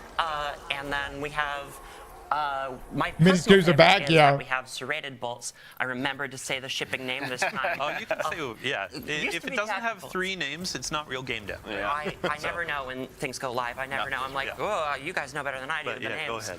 But so we have serrated bolts, and you can put like the bolt in a target with serrated bolts, and you can normally draw them back out of living targets, but if you have serrated bolts, they're gonna deal damage on the exit too. And it is so satisfying to like land the final hit with the pull, and you just pull back your bolts and you get them, and they just go flying. I'll take that back. Yeah, when you first brought this up, I was Fucking just, Greg's so got a metal. shield right there. Y'all see that? Gimme. It's something. There's the really bolt. Quick, Yeah. just on the topic of ammo, there are new ammo meters. Bjorn, we were going to talk about this in the firing range, shooting range. But we actually have some live gameplay where we can see these meters working out. Can you talk us through what is this new system? How does it work? That kind of stuff. Yeah, so there's been a pretty big shakeup in the way that ammo works in the game, where in the past it wasn't really anything that you had too much control over, but now it is something that you have like a lot of control over and a lot of build crafting hooks to optimize or like make your own. And it almost like kind of works like an ability or like a super does now, where it lives in your weapon tray. You can see there below the weapons on kills and Y'all assists see it there with here, anything guys? They're talking about right here. pick up. And See then these when you see hit these little full, meters? The next kill will drop you a brick of that type. So there's a Deterministic lot of things you can do ammo now drops. that you can build into to like have a lot more control over the pacing of when you're getting that. Sweet. And like there's a bunch of armor mods that exist now that like pretty much all the things that used to be finders or inventory now fit into ammo generation, which is like a new weapon stat. So players have a lot of different ways to kind of build around that, depending on like. Does the if you have a crossbow really work with special Oath weapon, Keepers? then you have some options. It's a great now question. To actually make that easier to feed. I would hope so. And we'll be talking about this in depth in a future Twitter blog, so stay tuned for that, especially PvP heads. I've already seen conversation from our content creator videos going out. But before we get out of combat, I do want to talk about, alongside the new weapon archetype of the crossbow, we have some new weapon frames coming to the game. Yeah, we do. Yeah.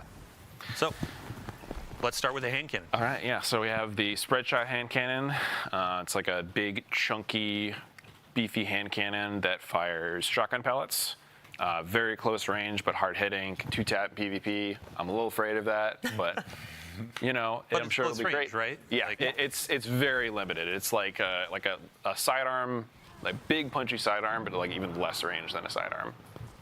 Dude, but, like, straight up less shotgun precision on it. perks on that thing. This thing Look has at that. become my baby in Yeah. PvP. I love this thing. It's pretty great. It's kind of like having like a sawed-off Yeah. that's like a primary ammo, and it is just so good if you play aggressive or you use like other abilities to hit It's got people. 1-2 It's punch. really good as like a mixer in between other stuff. Right, and that's exactly how I play, so I love this thing.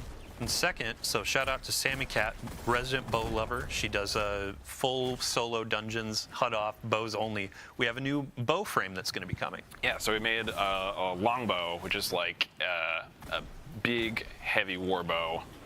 Even slower draw than precisions, but more damage, and it has intrinsic overpenetration. So Wow, if you line okay. up a bunch of thrall and you like hip fire a full draw, it'll just go straight through all of them with one shot.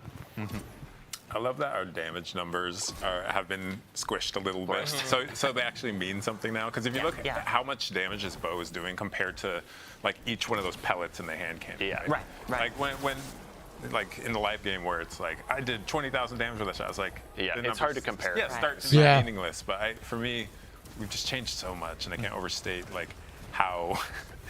Yeah, how much has changed and how this game is I guess evolving. Yeah. Yeah, and a lot of those changes are like, they go hand in hand, right? Like us changing the stats around, you know, us making new builds possible. A lot of these changes are all like, they're all going to kind of combine to create something new. Yeah. Did you see that front shielded ogre? With With the damn we have mini new, streams. we'll talk about this next week. Yeah.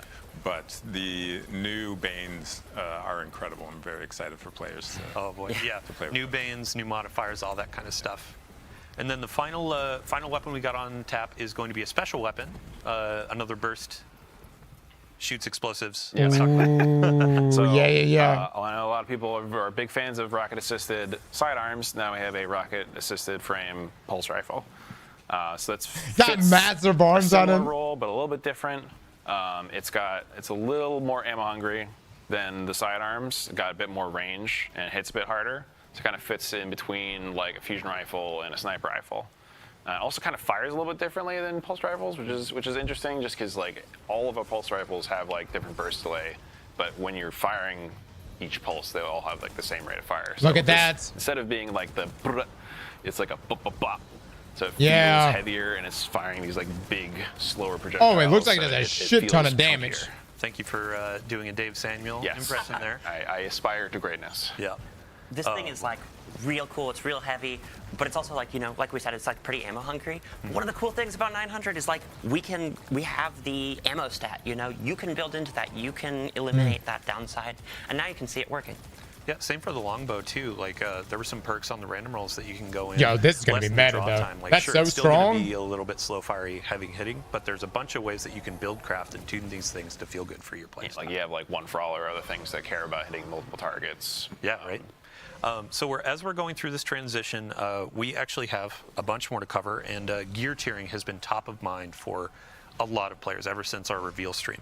So Eric, I'd love to dive in and just revisit what's the high-level vision statement for gear tiering and how we're getting players reinvested in some of that. Yeah, so gear tiering enables players to look at a piece of gear at a glance and like understand how powerful it is. So you can see those kind of 5 icons or 5 little dots there. This is a 5th tier armor piece we're looking at.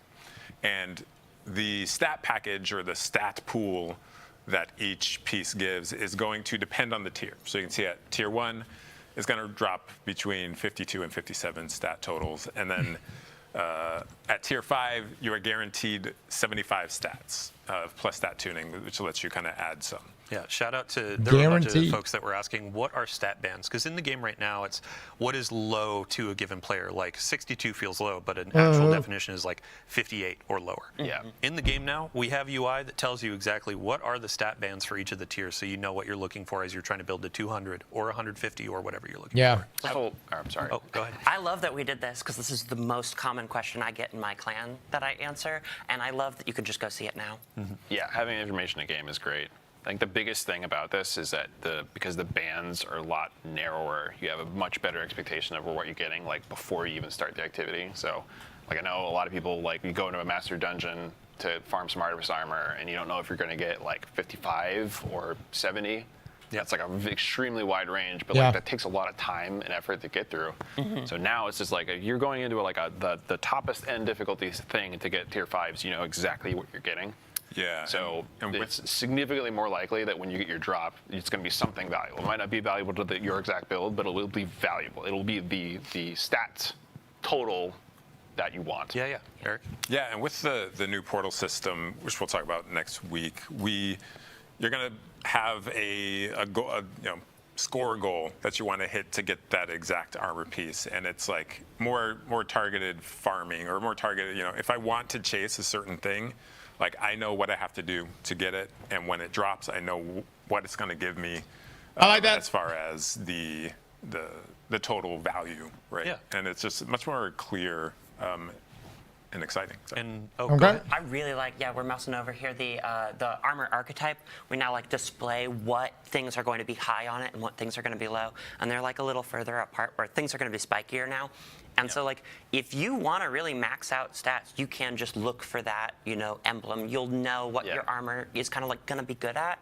And it's like, you can see that like at your main inventory level too. So you're just like mousing over like, oh, I just got a bunch of drops. What did I get? Cool. Is it gunner? Is it grenadier? Right. Like, what is the thing that I want? You can use that as like a quick reference rather than needing to go all the way into inspection and see like the exact stats. And the last detail on tier 5 for armor, we mentioned this in the reveal stream, but you can get to 11 energy for your armor. So it helps with build crafting. You can get more of those armor mods slotted and that kind of stuff. It goes to 11 now. Yeah, right. Crank it. So switching over to weapons, though, I would love to. We have some examples of tier 1, tier 3, and tier 5 weapons to show what is that progression looking like. Yeah, similarly, when a weapon drops, I'm able to just glance at it and be like, oh, tier 1 weapon. It's going to have base stats. It's going to have a limited perk pool there.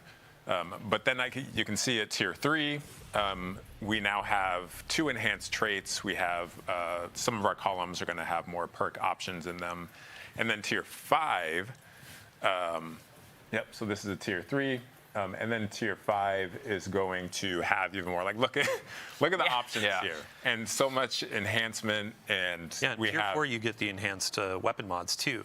Right. Yeah, kind of like how armor is like you have a much better understanding of like when I'm starting an activity. Everything is enhanced. Things I'm getting. This like the multi perk and the enhanced perks kind of work for that too. So the odds of you getting that like specific god roll or multi god roll, if you're looking for like the combo PvP PvE weapon. Yeah, we're adding. Is Bungie not going to show me the origin traits? Past activities where you're just getting, okay, I'm going to get one adept with one trait in each column. Yeah, and we're adding a lot of depth. Like as we were hovering over those enhanced perks, they have additional things that they can do, whether it be stats or power for the perk. We're putting all of these details into I'm the being game edged right now. People know as they're getting into this depth, they can hover over these things, understand all the different stats. We'll of course have blog components. We'll have some guides that our players make, our creators make. We'll blast those out, but we're hoping to bring more of these sorts of things into the game to make it easier to understand. So, yeah. That said, if you have a great weapon drop that dropped this season or 5 seasons ago, if it's a good roll, it's a good roll. Like it's just because it doesn't necessarily adhere to the tier system doesn't mean it is not equal or greater value in some cases. Yeah, there was this really funny reference that Mactix made, one of our creators, where he had this beautiful giant sword, and he's like, this is what I got today, and it has perfect rolls for a rocket launcher, et cetera, and here's my new tier 1 weapon that doesn't really have good perks. Like, what are you going to use? Yeah. So to answer the question, Shadow on Blue Sky was asking, are my weapons that I have right now or armor, like, is that going to be viable in high-end content? And the answer is, of course. There are going to be a couple things in here that add incentive to try out new things, but Vivian, you had kind of framed it as a cherry on top, right? Right. Yeah, and it's also like a way to, in the past, sometimes like the best way to get your path to power was like to do a lot of something. But now if you like do really hard activities as well, we're also just kind of rewarding you for the time there. Yeah, so right at the talk about feature gear stuff in relation to this. Yeah, we will in a second, but I just wanted to touch on right at the 9. Some folks were asking, like, what do these equate to in the tier system? And when you get an adept right at the 9 weapon, both of your columns are enhanced, all that kind of stuff. Like, it looks like a tier 3. It's going to feel like a tier 3 for a while. So there is a good handshake as you're going into Edge of Fate. But yeah, the last thing for Tier 5 gear, I would like to show the cosmetic treatment that we've been doing.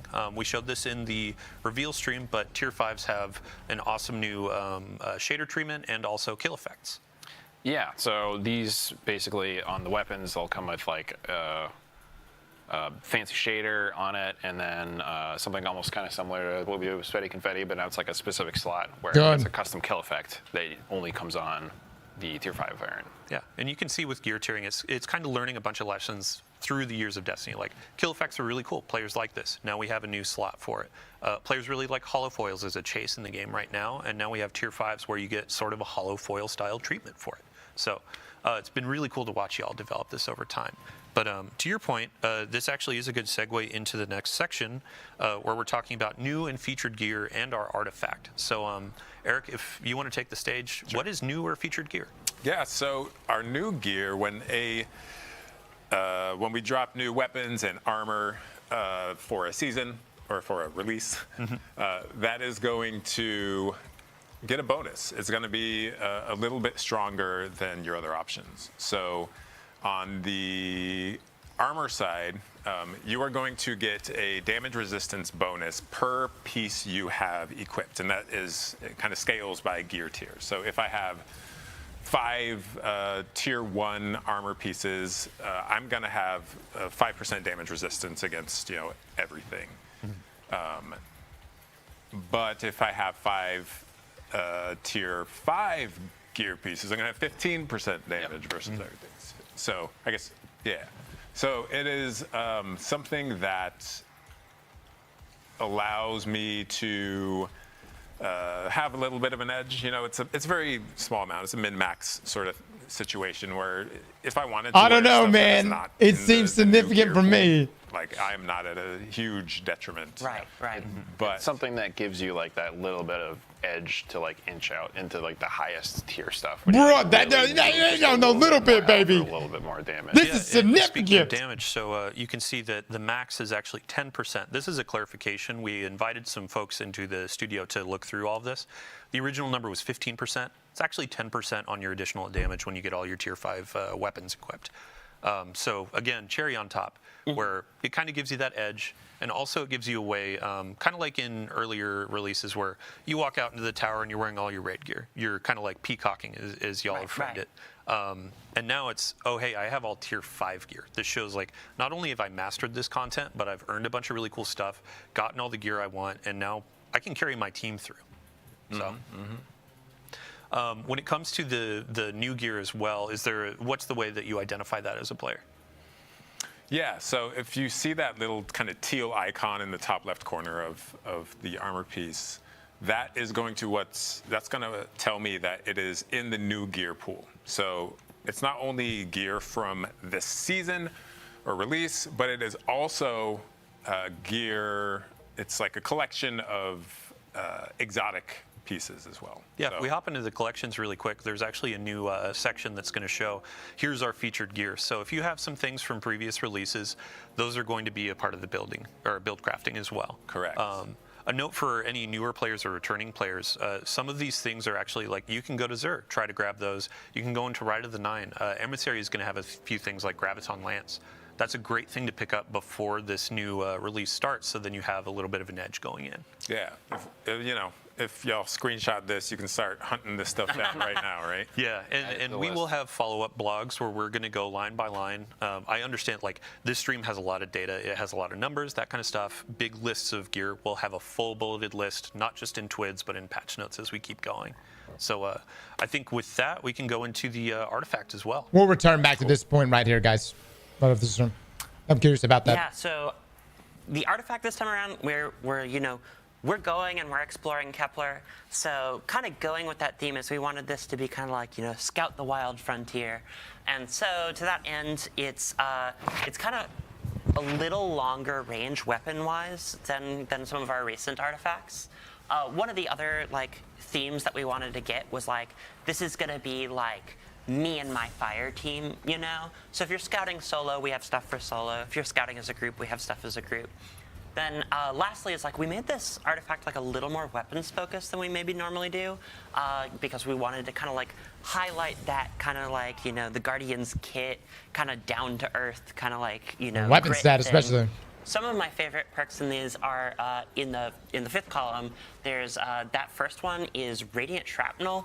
And this is gonna add an additive shrapnel burst when you're killing guys when they're radiant, or when you're radiant, or they are scorched. And I actually really like that we pay out scorched a little, because sometimes you can't quite get that. Wow, look at that gameplay loop between those two. With the Warlock exotic coming out. Yeah. Oh yeah. You could scorch a bunch of guys, and then you can cause them to alt burst. It's very cool. The 4th one in this column also is a favorite of mine. It's Tangled Web, and this is gonna suspend everyone when you generate a tangle via combat. And normally we do that effect, we reserve that effect for breaking the tangle, right? And now it's on creation. And it leads to a very fun situation where you can just kind of walk up and take it, and you're like, thank you guys, I'll be back. And they can't do anything, and it kind of gets you there faster if you're not using grapple grenade or something. Yeah. It works really well with the Hunter Exotic. It also works really well with the Hunter Exotic. It's lots of fun. Awesome. Yeah, I think, so there's a question from V Ferrer sorry if I pronounced that wrong, asking, are there going to be more seasonal mods? And with the artifact, you can see next major update, there's going to be another row, as people know. With the featured gear, there's also going to be added exotics to that pool. And Bjorn, I believe we are also making some new seasonal mods that'll be released over time, correct? Yeah, kind of in the same way that we did last season, where we had the Taken theme set of weapon mods. We'll have the same thing for this release's theme. That you can find those out as they come. Perfect. All right. Well, wow. I believe we are at the end of the stream. Thank you so much for joining us on the couch. Yep. Everybody out there, thank you so much for joining us during this live stream to see what we have to offer. We do have another live stream next Tuesday, July 1st, same time, same place. Different cast, sorry. I'll invite you back soon. But we're going to be talking Portal Power Progression. So what are you playing? How are you earning things? How are you getting up to We'll talk about that 116 days in just a moment. How are you customizing your experience in the Portal with new Banes, new modifiers, all that kind of stuff. Just because this is information heavy, as I mentioned, we do have a slate of blog content that'll be coming live. We'll have a recap on Thursday. We have a standalone next Wednesday that'll talk a little bit more about gear tiering. next Thursday, we'll also have another recap for that stream and additional sandbox information. And then we keep marching into launch with more patch note previews, gear previews, all that kind of stuff. So outside of the full suite of gear you'll be earning on Kepler, bunch of stuff to discover. So thank you so much again for joining. This has been a fun stream. And as we leave, we're going to toss you over to our good friend Fallout.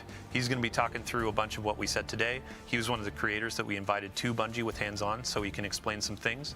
And we'll be collecting questions throughout the rest of the day to answer in the twit. Thanks so much for joining, and we'll see you next time. All right, guys.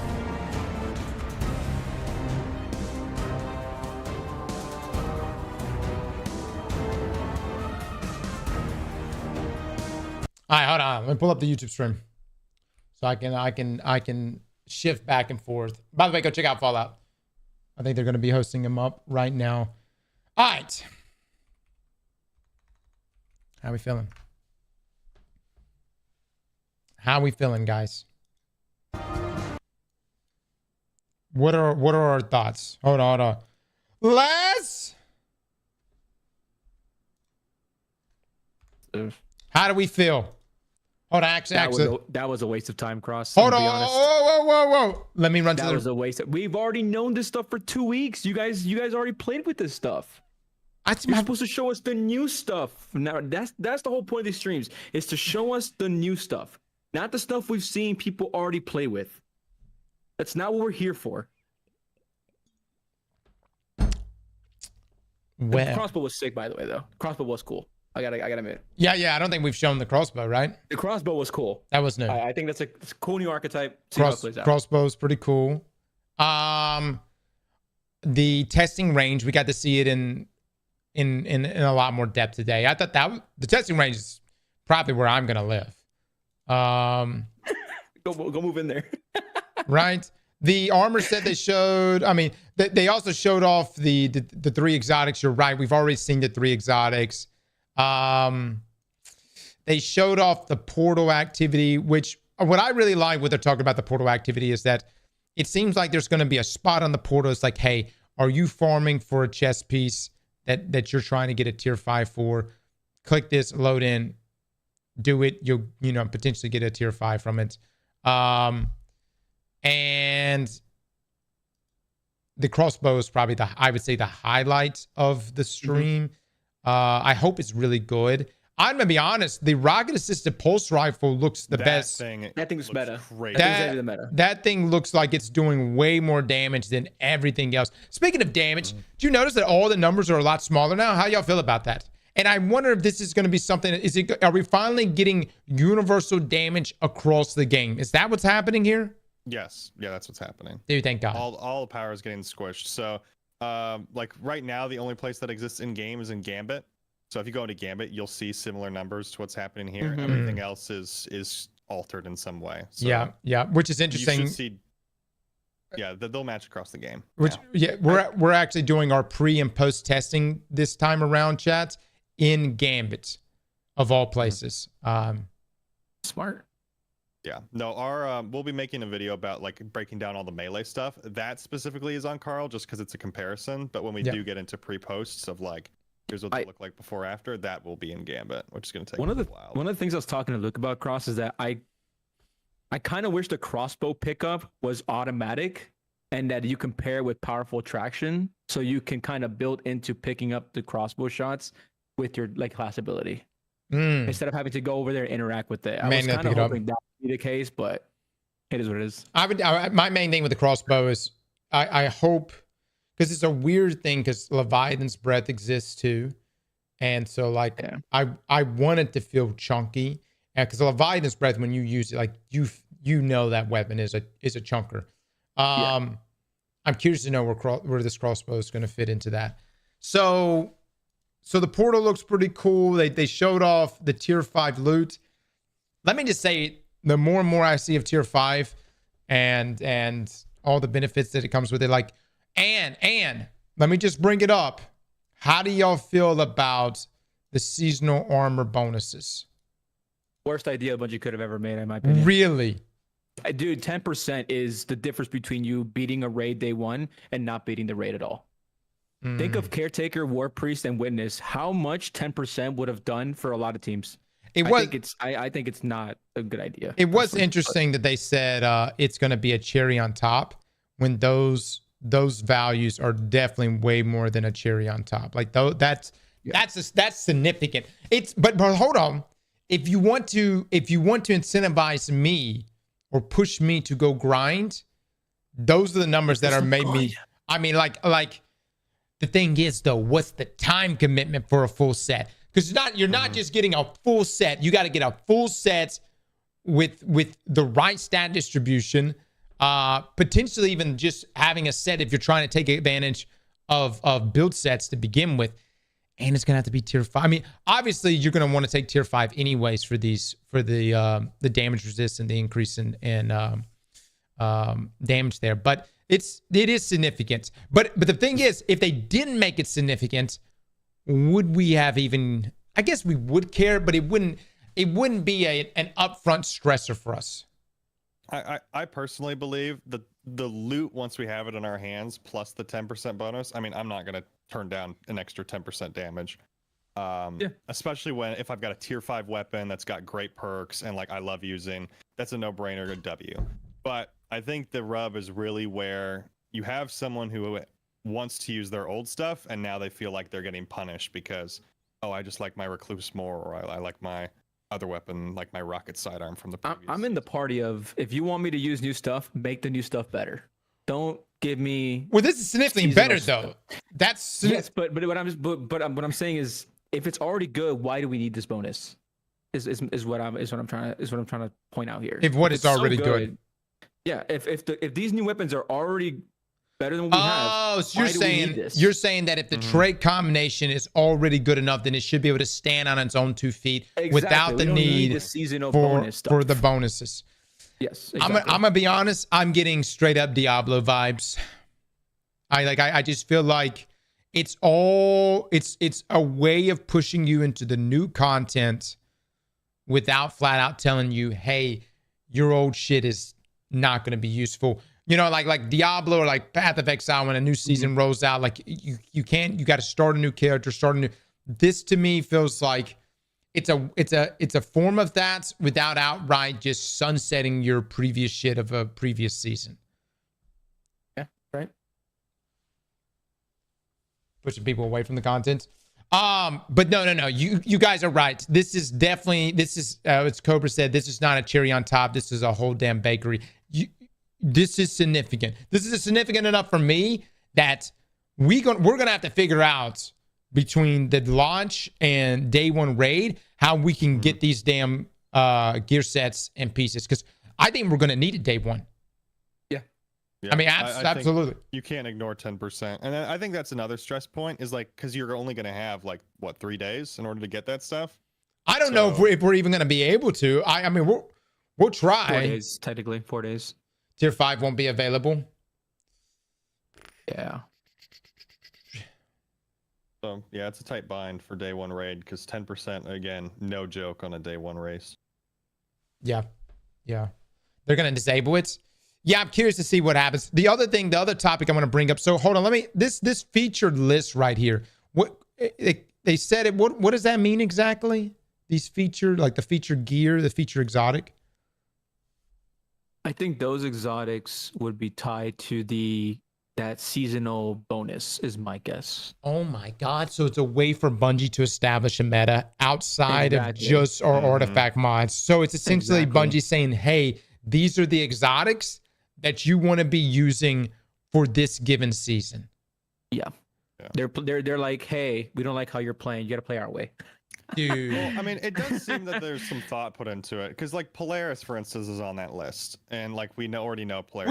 We know Polaris is already going to be good because of the artifact mods. It seems like it's like in line with what they're going for already, and it's an extra bonus to just use specific artifact stuff. I'm not sure exactly. What I don't like about this is that I'm dependent on Bungie. Not saying that Bungie doesn't understand their sandbox, but what about the weapons that are like, you know, that sneak into the meta? You know what I mean? The weapon that synergizes that Bungie overlooks. It's kind of been some of the charm of Destiny. It's like finding the thing that is hidden that Bungie themselves didn't even anticipate. And by having this feature list be the list of weapons that get the 10% buff, now I feel like I'm like, okay, yeah, we may find that hidden exotic, but if it's not on this list, it will be at a disadvantage.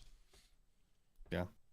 And not only that, I mean, if this list is curated around the artifact, not only is it going to be, it's going to have to be something that synergizes with the artifact. It can't be something else. It's just meta for being the sake of meta. It is a big list. I will say though, it is a big list, and hopefully that's fine, chat. There's also featured gear too.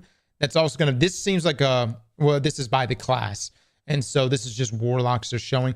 I don't know, chat. I will say, I guess in some ways the point of this is to take a new player or a player that's not really familiar with the sandbox and say, here's your list of exotics that you want to be using, and in hopes of them kind of organically making their own build or coming across their own build that would automatically synergize with the artifact mods for that season.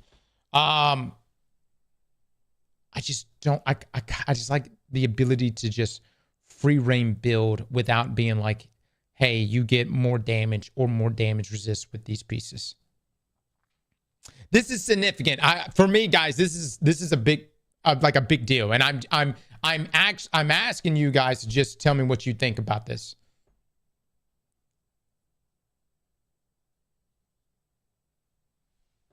But there are no new players. Bungie's hoping there's going to be new players. Ass GG's is shit. I do like the new tier system as well, though. I think it's a fantastic system, in my opinion. But man, the seasonal bonus and stuff is just like, I think that the new tier system is simple, it's understandable. Yeah, it's something that you can clearly show. You know, hey, I worked really, really hard for this piece. Yeah, it's just I'm curious to know what's the time commitments, which I'm down to get the grind on, sure. All of these things seem like tier 5 seems like it's going to be some pretty significant time commitments. They're going to get into Banes next week, which understand, at least my experience messing around with modifiers, there is going to be a meta Bane loadout, if you will, because everyone is going to try to figure out how can I reach the point threshold necessary for tier 5s by choosing Banes that don't hinder me as much. And so what we're going to do is we're going to find whatever that multiplier is, which one is the one that gives me the least resistance to tier 5. And it's going to be difficult for Bungie to really figure out like how to avoid that situation, right?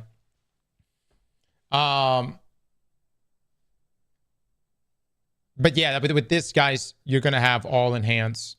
I mean, as you see, everything's enhanced. The origin traits enhance. The damn mods are enhanced. I really do like the fact that they're showing the enhancement on the actual like perk now. You don't have to go and search it up and figure out what stats it's going to change. Yeah, that's another thing. Like, they also added a bunch of stats to the weapons themselves underneath it, so that people can view this stuff in game versus going to third-party sources. Not that we don't like Light GG or Foundry or any of those other things, but the more you can answer in game, the better. That's why the what is it, the exploration mode? Is that what it's called for the dungeons? Explorer mode. Mode. That's why Explorer mode's so great. I think Explorer mode needs to be something that gets pushed out for pretty much all old content. That way players can just jump in there and dabble. But yeah, this right here with the whole new gear armor and new gear weapons and the list that Bungie has given us, it reminds me a lot of Shadowkeep when Shadowkeep first came out, and there was no way to counter champions unless you use those weapons in the artifact. Remember back then we didn't even have like subclass verbs, didn't even have a way to counter champions. And so whatever your mods were on your artifact, you had to use those weapons, and that defined the meta. Speaking and for a good time frame. Speaking of which, also I think they show the time here. Our our next artifact, so next major update, artifact expands in 116 days, 2 hours. I want to talk about that in just a second. Let me use the restroom real quick. Jack, give me just a moment.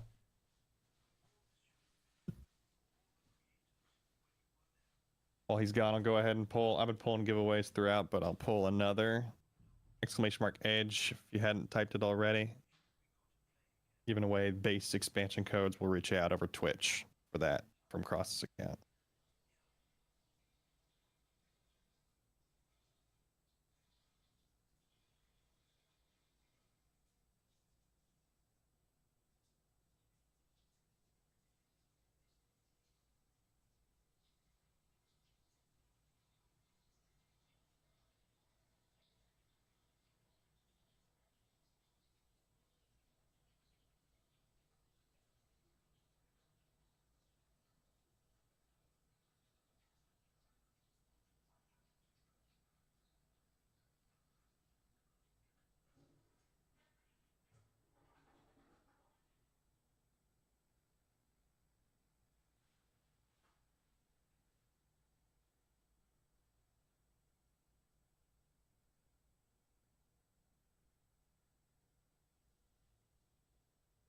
All right, pulling now. Good luck. Brain of soda. Brain of What a soda. name. Congrats. Okay, let's talk about this, right? Artifact expands in 116 days, 2 hours. How many months is that? It's 4 months. Like Ashen, I think it's time to like, it's including the time leading up to the expansion. So I'd expect Ashen Iron is when you're gonna get that expansion of the. Okay. So like, surely we're not gonna have to wait 4 months for another row of artifacts, right? Well, they'll probably only have. I mean, we don't know how big the expansion. If we're going just based off the size of that box, maybe they'll just introduce 2 new rows at the same time. But Seems that way, yeah. Seems like it's two rows.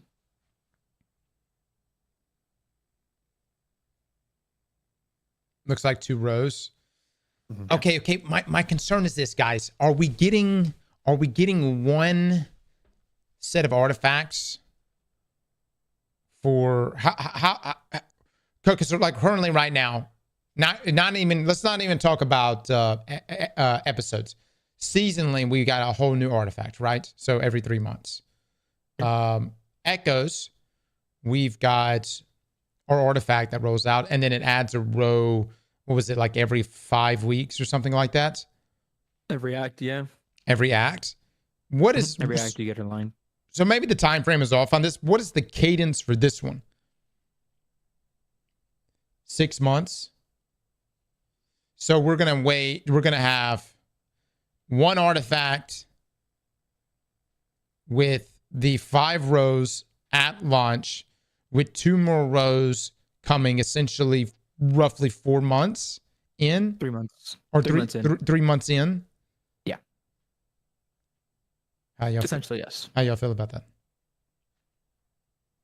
and again, we don't know if it's exactly going to be 2 rows. We don't know how many artifacts it's going to expand. It could be 5. It could be 1. But the point is, you're going to have the artifact for 3 months. In total in September. So if we were going based off episodic ones, where it's like 1 every 5 weeks, technically, if you're speaking, you'll get. It'd be like 10 rows. It would be like 10 rows once you got, or like 8 or 9. I don't know. You've got different opinions on this. Some people like absolutely hate the artifact for some unknown reason. I like artifacts because I think it changes at the meta, and I love the build diversity that it brings to the game. And I think they're one of the strongest pieces. I mean, think about Classic Restoration. Think about Breach and Clear. Some of the most standout artifact mods that have come to us. They are meta defining. And my question is, are you guys, just roughly talking to y'all, are you okay with this cadence? I think it's fine. Okay. If we're getting 2 rows every 3 months, I mean, I'm okay with it. It's all right. It's not that big a deal to me, at least. Are we getting 2 rows every 3 months? That's what it seems here. Next major update in 3 months. Seems like it's 2 rows of artifact mods. I mean, it's not It's not that bad. It seems like it's gonna be 2 rows. If it's only 1 row in 3 months, that's fucking that's something. It's not enough, I think.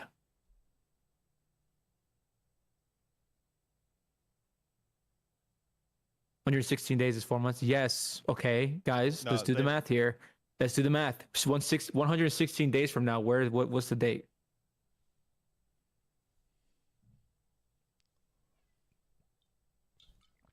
October. Isn't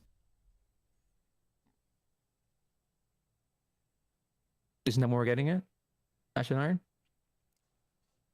I thought we were getting Ash in September. Because this expansion comes out when 15th? That's 3 weeks from now. Subtract 21 days from that 116. How many days is that?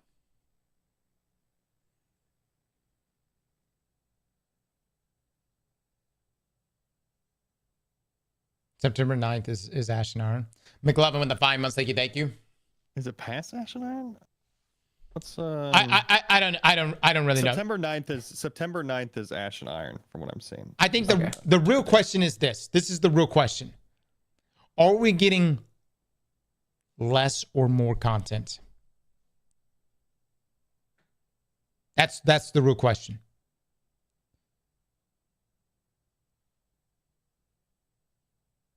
Getting less, it seems like.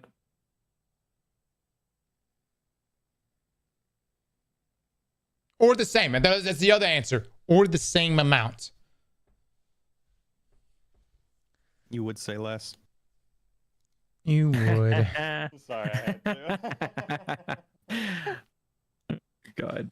Here's the other side of things. I do believe that these upgrades to the game is absolutely necessary. Like 100%. Like the shooting range, absolutely necessary. The tier system, simplifying things, the adding the stats in the game, all that stuff, absolutely necessary. And I think that what we may be experiencing in Edge of Fate is, and again, we'll see what they show us next week, because there's gonna be another live stream next Tuesday. The question is quality of life sexy enough? Not for a majority of people. Yeah. Because if you're doing it on paper, what is the stuff we're actually getting paid? So far, all we know is the destination, the story, and the raid. That's all we know. That's paid stuff. You know a piece of content that actually brought some pretty good quality of life changes that everyone shits on? Lightfall. Lightfall actually brought some really good quality of life changes throughout the year. But everybody focuses on the story, which rightfully so. I mean, that whole shit with Rohan and the Veil and dude, the Veil is so infamous that while Dado and I were at the Borderlands event this past weekend, and as they were announcing the new location destination for Borderlands, they said this area has been surrounded by the Veil. And literally, Dado and I both looked at each other like, oh shit, please don't say that word. Say anything else. You could say you could say fog. You know what I mean? Mystery and shrouded, but don't say Veil, damn it. But look, Lightfall will always live on in our minds because of that narrative experience. But quality of life changes. It did bring some great quality of life changes. And I would argue and say Edge of Fate here is going to bring fantastic quality of life changes. But is it sexy enough? That's the thing, man. Does it sell? I don't know.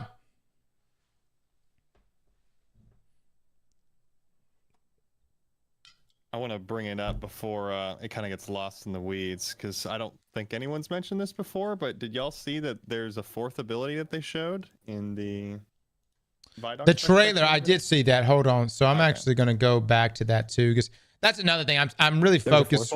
I'm focused on the I'm really focused on the the live stream portion. But what's the times? Here we go. 31:44. So it shows Matterspark, Rosetta, Relocator, and Metamorph.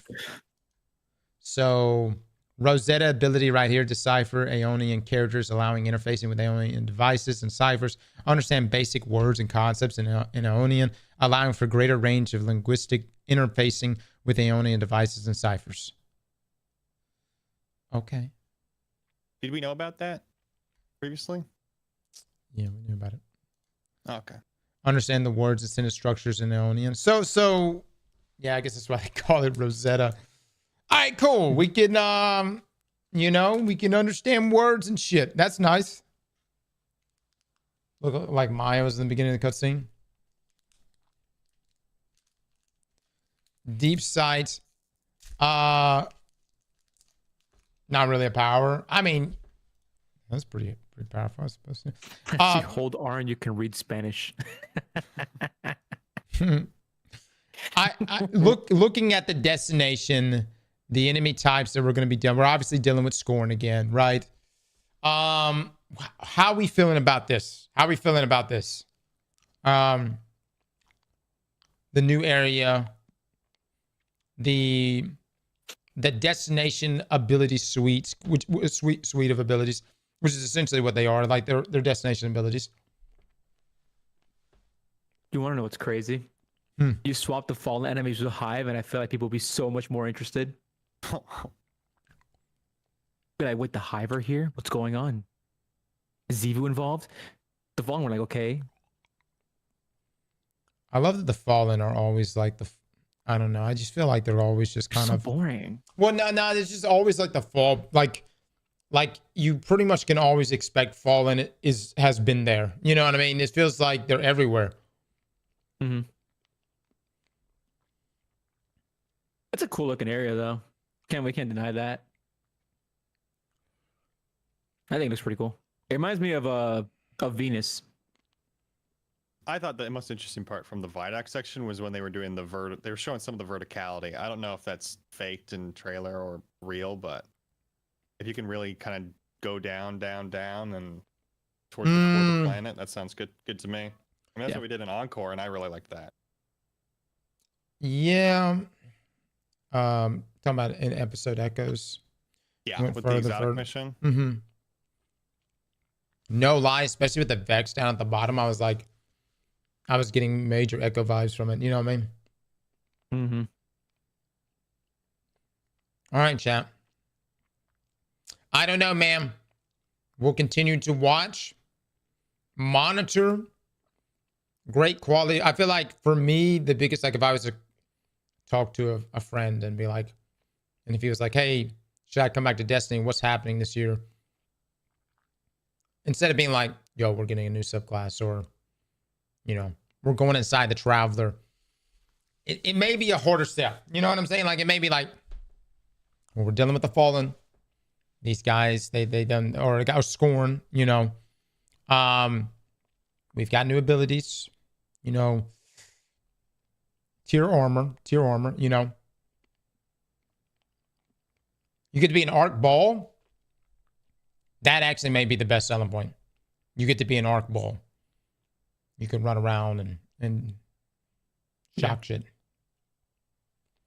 How we feeling? I want people to answer this poll. Truly how you feel.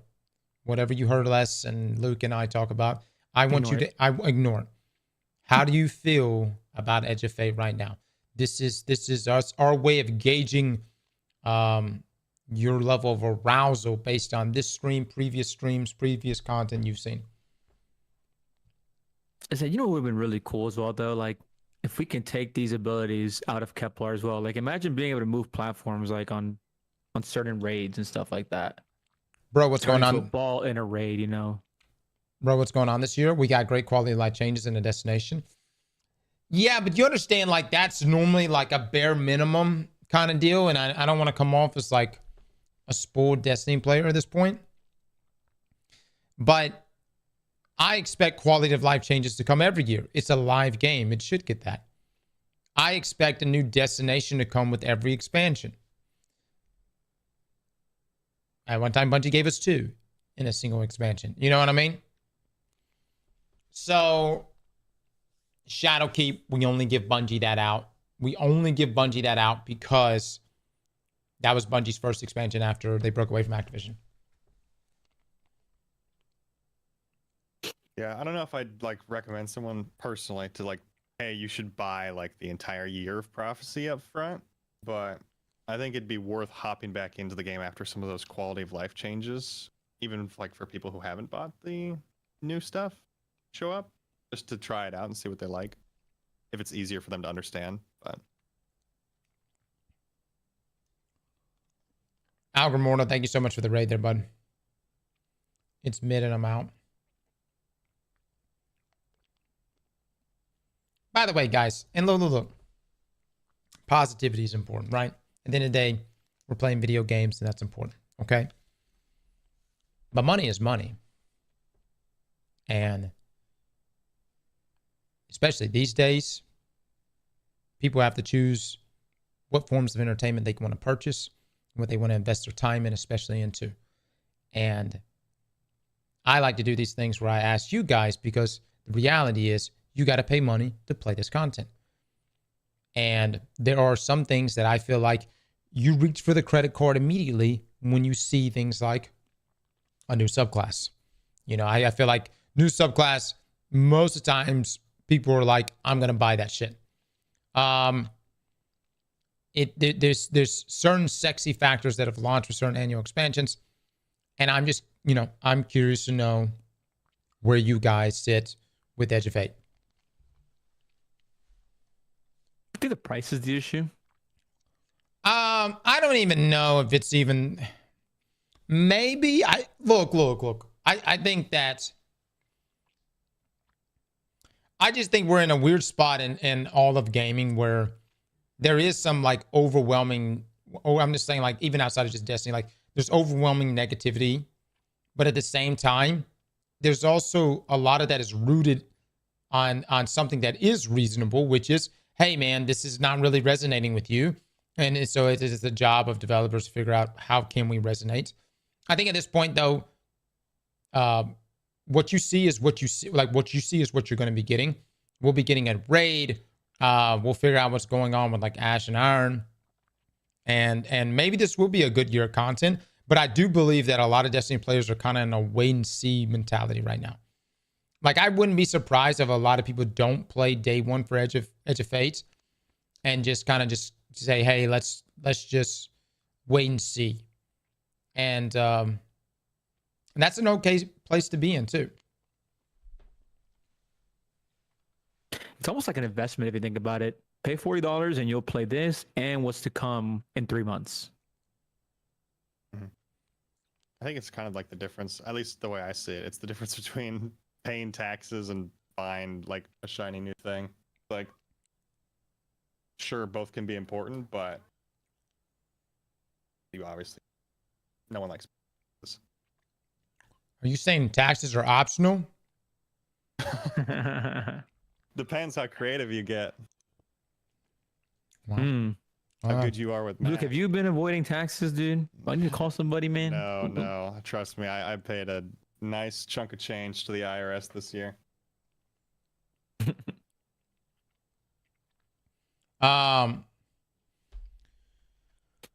what I'm really trying to say with this chat is I think it's, if you guys have a negative outlook on Edge of Fate right now, even though we haven't played it, if you have a negative outlook on it and you're not that hyped about it, that doesn't make you toxic. Okay? You're not toxic for, you know, you're either hyped or you're not. It's very binary. Okay? It's like when you like a girl. Anytime you got to justify it, you're like, I got to do a pro and cons list. You know, she's got these great qualities, you know, and this is a quality that I should really, really like. That's great and all. But the moment you really got to start doing that, you don't really like her. You see what I mean? When you don't even have to rationalize it. When you like, damn, she got a fat ass. I can't help it. The thing is, all you care about? Does Edge of Fate have a fat ass? I don't know. You kind of look at it and you're like, meh, maybe. Perhaps. It's what's on the inside that counts, okay? Right. That's right. That's right. Les. That's what they say. Oh man. Oh man. Anyways, at the same time, what catches your eye first? You know, that's what I'm saying. Yeah, you know. So Borderlands event. Yeah, right. Is it appealing to see? Then you take a dabble. Again, as someone who play, I think if you're like a dedicated Destiny player, you're looking at these quality of life changes, going, hell yeah, this is so exciting. But we'll just have to see. We'll just have to see what plays out. My biggest concern with Destiny right now is that for 2 years in a row, we have seen multiple layoffs occur, and it's happened after Bungie has set huge records for consoles and for Steam. And that just always perplexed me, because it's like, Jesus, dude, you ball out, you cook, Final Shape, they cooked, they had huge, people would argue and say that, and I believe it too. I think Final Shape's numbers on Steam would have surpassed Lightfall's, but remember, we had so many server issues, and I think that's what kept a lot of people off day one. But that's true. The point is like, I'm concerned that what if we came in and did half of those numbers? You know what I mean? What if the numbers came in half? I'm concerned. I'm just concerned. And some people look at that, and maybe some of you be like, well, that's kind of doom posty, but I got friends that work at Bungie. I want them to keep working at Bungie. I think they do an incredible job. And I hate the talent that Bungie's also lost over the years too. It's crazy.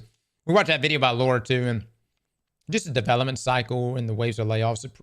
It sucks how that whole system just works, man. She's so good, by the way. No, she's real good.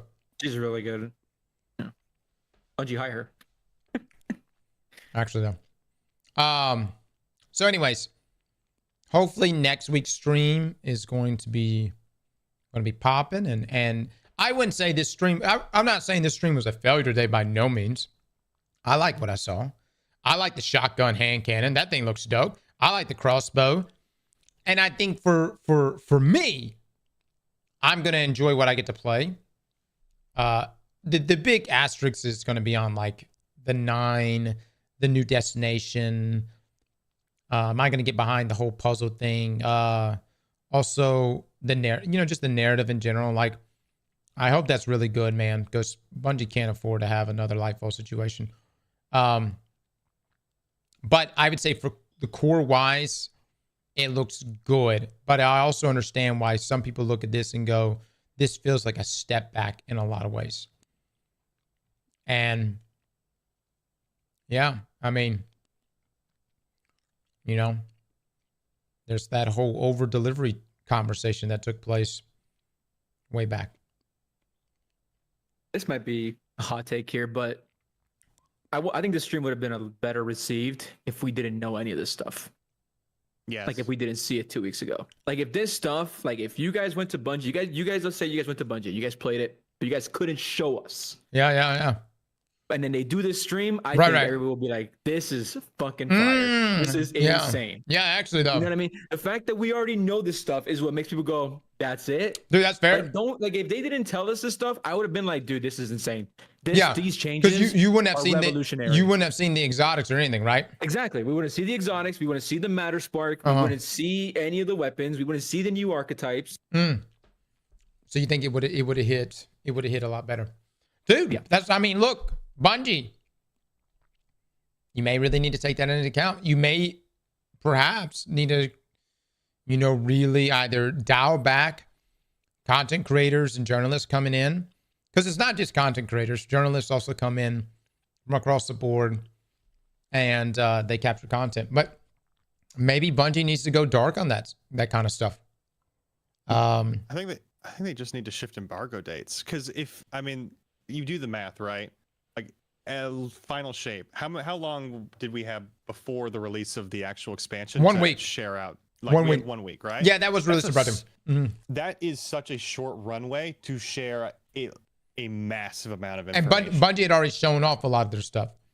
So whereas, sorry, you're right. Whereas this content was released by embargo lifted a whole month and what was it, a month and a half almost. Yeah, it was June 2nd, June 3rd. Yeah, so like a month and a half before the release of the new content. So that's a huge runway, which kind of takes the mystery out of things too. Mm-hmm. Well, you have to spread much less content over a much longer period of time, Mhm. which just equals out to, yeah, we've already heard this before. Like, why are we still talking? Yeah. So. I got you. No. Guys, these are all fair takes, man. These are all fair takes. Maybe Bungie needs to let me This goes back to the question, Cross. Hold on. Let me hit y'all with this. When did Final Shape launch last year? June 4th. Exactly. The embargo date lifting would have made sense given the timeline if it was a true 12-month timeline. See what I mean? But it's been pushed back another month. So instead of it being a June... Why not just push date back? I honestly feel like maybe it was to bridge the gap that was on what we had right at the 9s. But there's no Pantheon. You know where I'm coming from? I think it was like it'll give people to something to look at and watch. You know what I mean? From then until the release of Edge of Fate. I'm not saying that it's right. I'm saying that what I believe is probably some of the reasoning behind it.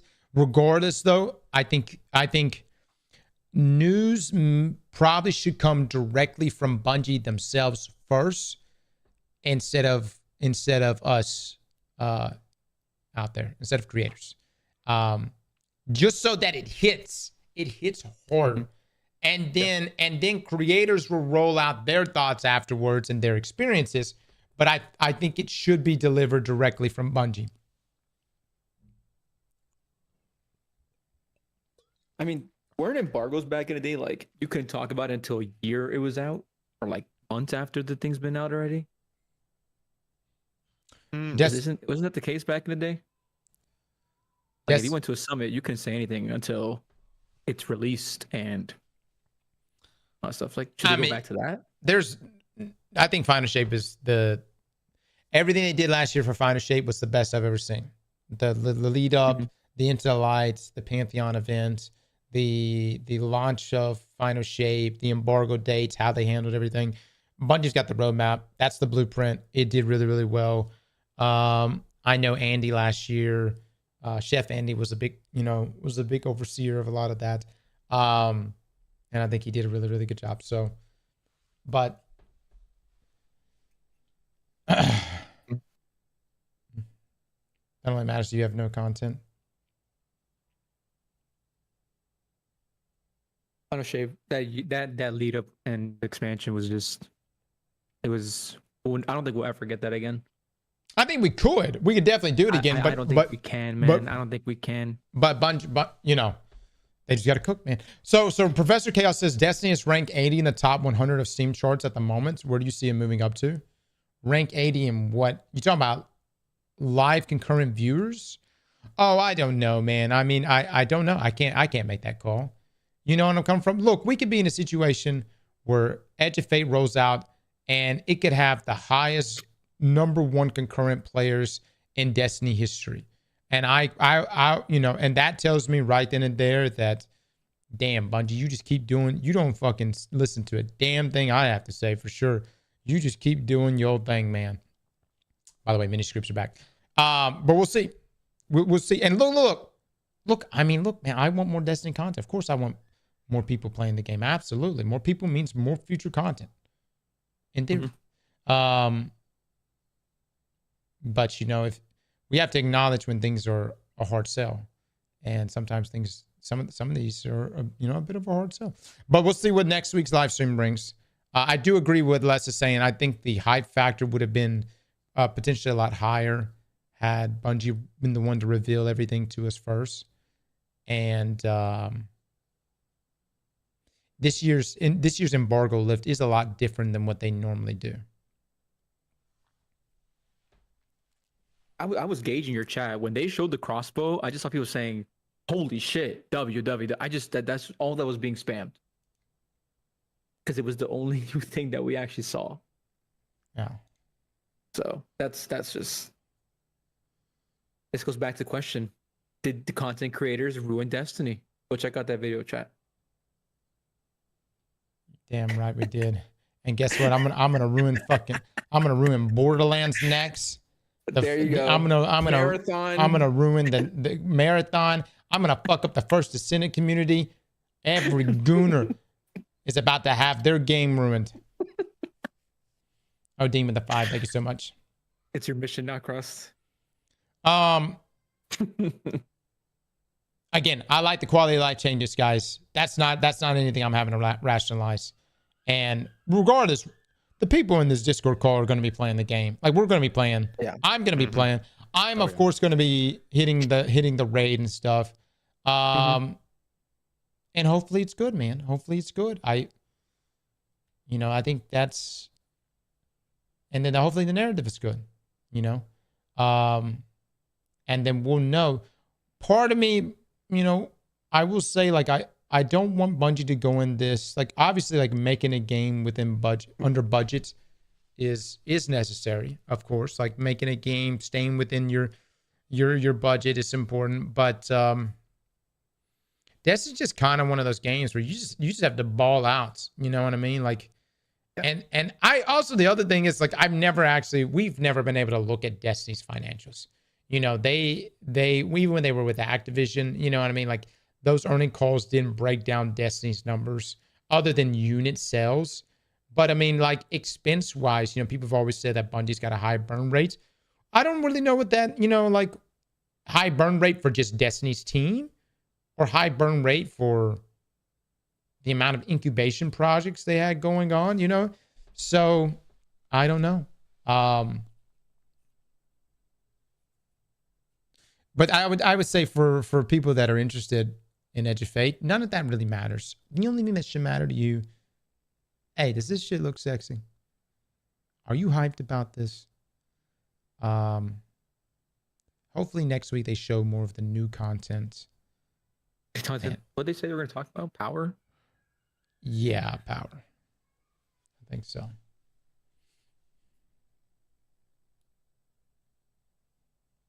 No, buddy, sorry, not sorry.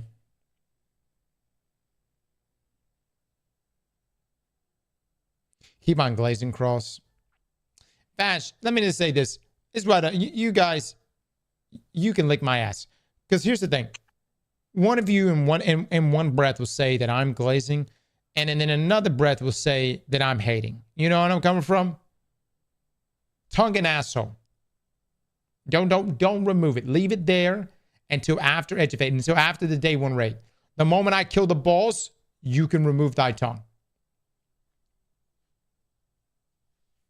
What if you have to shit? Don't remove it. By the way, Greg having a damn shield, that shit's going to be... And imagine that in GMs. Unstoppable. Dude. Brother. The only thing I can think of is we're going to have to do a suspend build or something. Like Abby and Leap or something. Freeze build as well. Work. Yeah. I feel like you're in the middle ground a lot of the times. It's almost as if I'm neutral. Same with Marathon. I was neutral. Actually, interesting supers and aspects of Destiny 3. Only way to get me back. Yeah. And this is why we need a poll system. Look. Here, in-game poll system would be great. I mean, in-game poll system. Imagine 12 months ago, people got an in-game poll that's like, what would you rather? And then we would be in a situation. Now, of course, there'll still be people upset. But like Bungie themselves, if they can get the answers right then and there. If people are like overwhelmingly like, dude, they want new stasis supers and strand supers, we got to make that happen. Do you think one stream would have sufficed instead of having two? Not in this style. I think one stream would suffice if it was a Vidoc. A Vidoc style? Yeah, Vidoc. Yeah. So I think this is okay, though. I think today the cadence went really, really well. I think DMG did a very, very good job. I love Andy. I think Andy does a good job too. But I felt like today they jumped in. They went through the content really, really quickly. But they hit all the big talking points really good. And I do like listening to the devs, and their experiences. I don't necessarily care for the more subjective things. Like, for instance, like Marathon's live stream, and they're like, who's your favorite runner? Who's your favorite runner? I mean, that's cool and all, but say that for like a Q&A after the information is revealed. For me, I like just raw information. Hey, give it to me. What exactly are these changes? Sift through all, give me information overload. Yeah.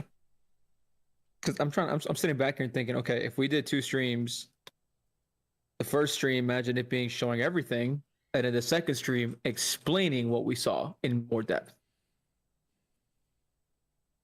Like this stream now being the second stream, while the first stream would be just revealing everything. Yeah. I mean, look, this is all coming. Bungie's really, the formula is really weird this year. You know what I'm saying? Like last year, I don't really know why the system has kind of like changed. We used to do Vidocs. Embargo dates were closer to the release of the content. We had the Intellite Pantheon. They had that Pantheon competition last year, which was the lead up. So I don't know. It's strange to see this system that Bungie's trying to do here.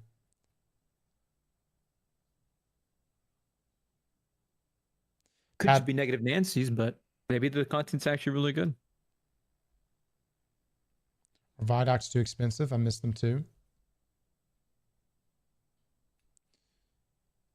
Yeah, I don't know. So, are we bricked or not? I am slight chub. I've lost an inch. I am slight chub. I have remained slight chub. We shall see. We shall see. D2 Vincent with the 10. Thank you so much. I love Destiny 2, but there really needs to be more than just enhancements to the standard boots on the ground combat we've had all the time. Like, give me actual Sparrow combat or ship combat. That would sell.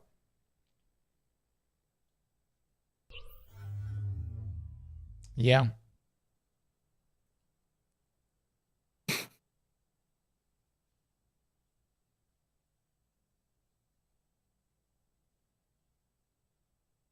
I would say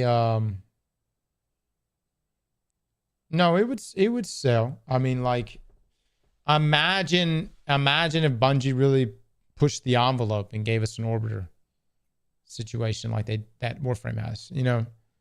That shit would sell in a heartbeat.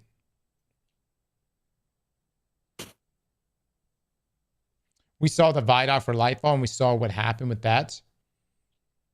Still sold fantastic. So, you know what I mean? Still sold fantastic. Yeah. So, the Vidoc pop. Dude, again, the thing that Lightfall messed up on, its narrative wasn't good. Mm-hmm. I don't think the season reset is going to go well. The Destiny players didn't like it and quit Diablo 4. Well, it's too damn bad because it's happening. Whether you like it or not, it's happening. Look, man, at the end of the day, guys, here's the thing. If it all goes to shit, well, it all goes to shit. You know what I'm saying? We've got other games we can play. And we'll go play those other games. And then, and then Bungie may improve on things. That'll pull us back. 12-man PvE content. Cross, if you think Edge of Fate doesn't perform well, that Bungie will bring back older or sunset raids. I have no idea. I wouldn't bank on that. You know what I'm saying? I have no idea what would happen. Like I really don't know. You gotta wonder though, with these changes, people be more hyped if it came in a Destiny 3 instead of it being an Edge of Fate expansion. Well, obviously so. I mean, D3 would be an opportunity. Like, this is what a sequel offers. A sequel says, hey, you, the guy out there who got busy with life, you had kids, you didn't pull out, and now you find that you slipped off from the Destiny world. Don't worry. We got a D3. And you can jump right back in, baby. You can jump right back in and you can get a fresh start alongside everyone else. And there is an appeal to that. You know, I without a doubt, there's an appeal to that to get. Of course, there's the blowback from the Destiny community that's unwilling to leave their shit behind. But then there's the appeal of, you know, everyone starting fresh again. Mm-hmm.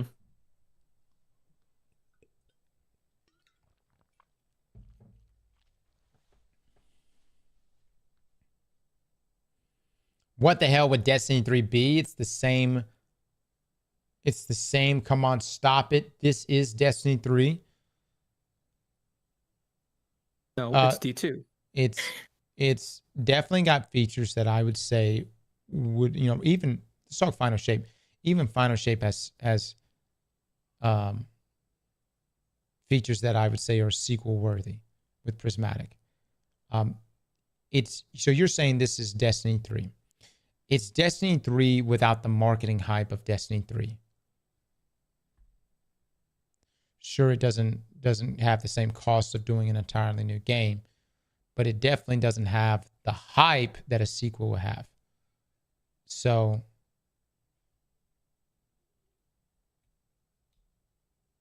but I also don't, you know, here's the thing. You're right. Hold on. What would a Destiny 3 bring that a Destiny 2 couldn't already bring? This has been a common reoccurring conversation point that has come back. I just laid out what a Destiny 3 offers. It offers a fresh start for everybody and fresh takes on a lot of different things. And who knows, you know, maybe narrative jumps. I don't know. Probably not. But obviously, like, Bungie was not willing to undertake that. They would have a Destiny 3 and they would still bitch. Okay, so let me just say this. Everybody, this is what I've been hearing a lot too. Although, as someone who also doesn't like to hear nonstop bitching, we also have to acknowledge even the people that bitch pay bills. And in this case, pays Bungie's bills. Okay? Even the person that moans and groans. I've literally heard Les bitch while typing in his credit card. Like, literally be talking shit and hitting purchase while typing in the credit card and expiration date. True. And the CC code, you can't forget that one. The reality is, yes, do people bitch in this community? People bitch everywhere. People bitch, I mean, just all over life in general. However, paying a customer. It is a paying customer. And look, maybe this could potentially end up happening. Maybe all the people that have been bitching for the years or through the years, maybe they reached that point of apathy, which as Bungie's VP has even said, is the worst place to be at. Because when you've reached the point of apathy, you don't care. You don't care. You don't care what the game has to show. You don't care what the game's going to do. It's not even on your radar. You don't care. You're done. You've gone. And maybe after folks, if they ever do, you know, I'm not saying this would happen at Edge of Fate. I'm excited to play this, okay? But if a good portion of the community reaches that level of apathy, hopefully whatever remains of the core part of the community is enough to sustain Bungie and Destiny. Maybe it is, maybe it won't. We'll see. Complaining is different from someone being toxic in a Bungie stream because they're upset. Apples to dicks. Yeah. If you're just like, there are people out there that don't even game that will come and talk shit. I have talked about this here recently. It's like, there are folks out there that keep up with every bit of controversy, but don't actually play the game. And I think Destiny, you have to earn the right to talk shit about this game. You know what I mean? If people talking shit about raids, well, have you done a raid? If you haven't done a raid, then shut the fuck up. What are you bitching about? Get your ass in that raid. And then you can bitch. Now, there are some things that are worth bitching about. I guess LFG or whatever else. But I mean, come on, dude. Dude, just, you know, some people are like, oh, I can't find people to play with. You know. I don't know, Les. How do we find a solution to this? I will say it is getting harder. It is getting harder to find people. What do we do? Solution to what exactly? just think Bungie should just open up matchmaking for everything. Just fucking open up matchmaking for everything. Let it ride. Let it ride. Just let it fucking happen. I think if you put in 1,000 hours in this game, though, you have the right to talk shit. Not necessarily be toxic. Don't be toxic. Don't be going there and just being like,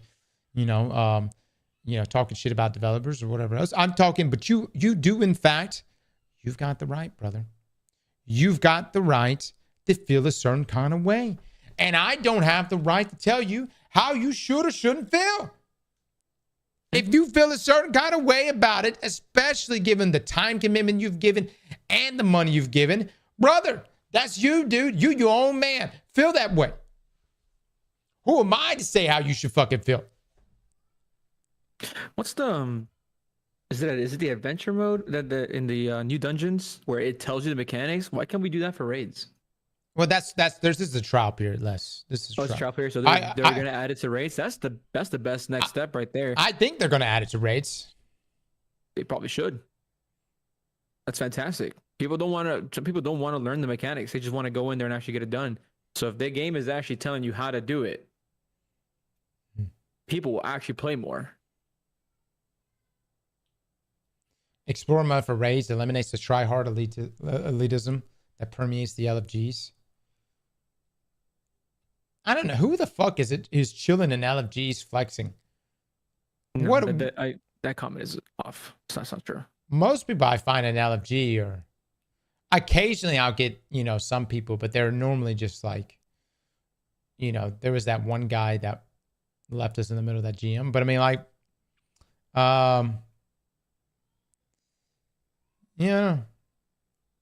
it's hard to get people into this game. And like I applaud Bungie for trying. You say that, but I mean, like, I don't know, dude. I've run into so many people that play Destiny, and who have played Destiny, and I just feel like our demographic is a bit more seasonal and busy with life, but they come back for the annual expansions, and I think the question is for Bungie. Do you want to have this sustained content? Do you want to stretch the content over a year time frame for that that live number to look good? Or do you just want to keep appealing to those people that come back and take off their 2-3 weeks of vacation for an annual expansion and just blow their load, I'm employed, I got Doom to play. I also have 700,000 hours in the game. I get feedback and do occasionally bitch. Kind Jeff, you got the right to, man. Got that many fucking hours in this game. Hell yeah. You say what you need to say. It's tough to know what it's like when you got your amazing streamer friends to do everything with you. My amazing streamer friends. Who the fuck are you talking about? Oh, you talking about like Frostbolt and DK carrying me in trials? Oh, man. I guess what does that really upset you? Well, you know what I mean? For the most part, I pull people from the community clan to do runs with. So, yeah. They carry you through everything.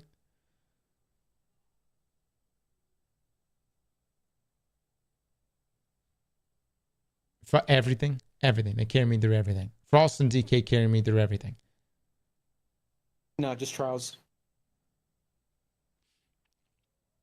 All right, that's it. This week for trials, we're fucking going in solo. I'm here. I'm sick of this shit. You know what? This week for trials, we go in solo. And I can guarantee you right now, we will have an incredible time. Y'all let Frostbolt and ZK know why we had to cancel on them. Say it is you who fucked the plan and schedule up this week. Wait, hold on. Is trials this week? Yes, it's this week. Y'all let them know what has happened here. We go into trials and we solo. Fuck that book bag. Goes in solo, plays with a cheater, wins. Everyone says cheater carried. Yeah. your LFG experience would be different because I'd argue most Destiny players know who you are, so they won't be as toxic. Right, because everybody, that's right. Fun and all. Yeah, I would say the moment people see my name, just the best side of them comes out for sure. Yeah. I've done LFGs before. I've actually done a lot. Like farming a lot of the stuff in this game, I've done through the Destiny LFG Discord. And it's actually not a bad experience. Farm Vault on Master. That's such a bullshit statement right there, though. Like you know how many nuts have touched my face inside of Destiny for no other reason other than we do in fact stream the game. Dude, come on now. Are you guys for real? You think people are like, oh wow. No, the moment someone sees my name, it's how can I place my nuts on him as quickly as I can? And this applies to PvE. I've literally died in PvE LFGs, and a dude has come over to my body, didn't res me, and just bagged me. Because he can't. He can't. You think he gave a fuck about who I was? That's meaningless. That's a moot point there. That whoever just made that point. What goes around comes around. The thing is, though, guys, I think people get a little bit out of shape, and then we go wrong. Like toxic experiences online. Well, yeah, they suck. You know. But understand that, you know, people say mean things on the internet. And you can fucking say mean shit right back. Who the fuck says you just got to take that shit? Get on your microphone and start blasting it. Be like, motherfucker, fuck you. And just leave. Pull up some damn, you know, I would have a moaner just ready, just a soundbite moaner. Somebody starts talking, matching an LFG, just fucking hit that thing on max 11 volume and fucking blasting that fire team. Just have some chick just ripping it. And you know, look. This is not going to make your LFG experience that much better, probably, but at least it's going to make you laugh. You know what I mean? Because it's video games, baby. We're just out here just trying to have a damn good time. It ain't real life. People always feel like, oh God, you're playing a video game. We must adhere to the same. And don't get me wrong. You don't want to be a piece of shit, but to expect people to just be nice to you on the internet is just crazy. It ain't going to happen. Big Daddy with 7 months. Being soft is what it is.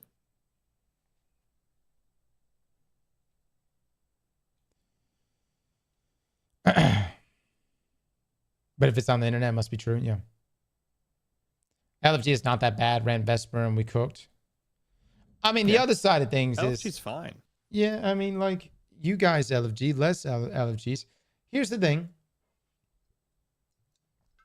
LFG is not good if you literally have no idea what the fuck you're doing.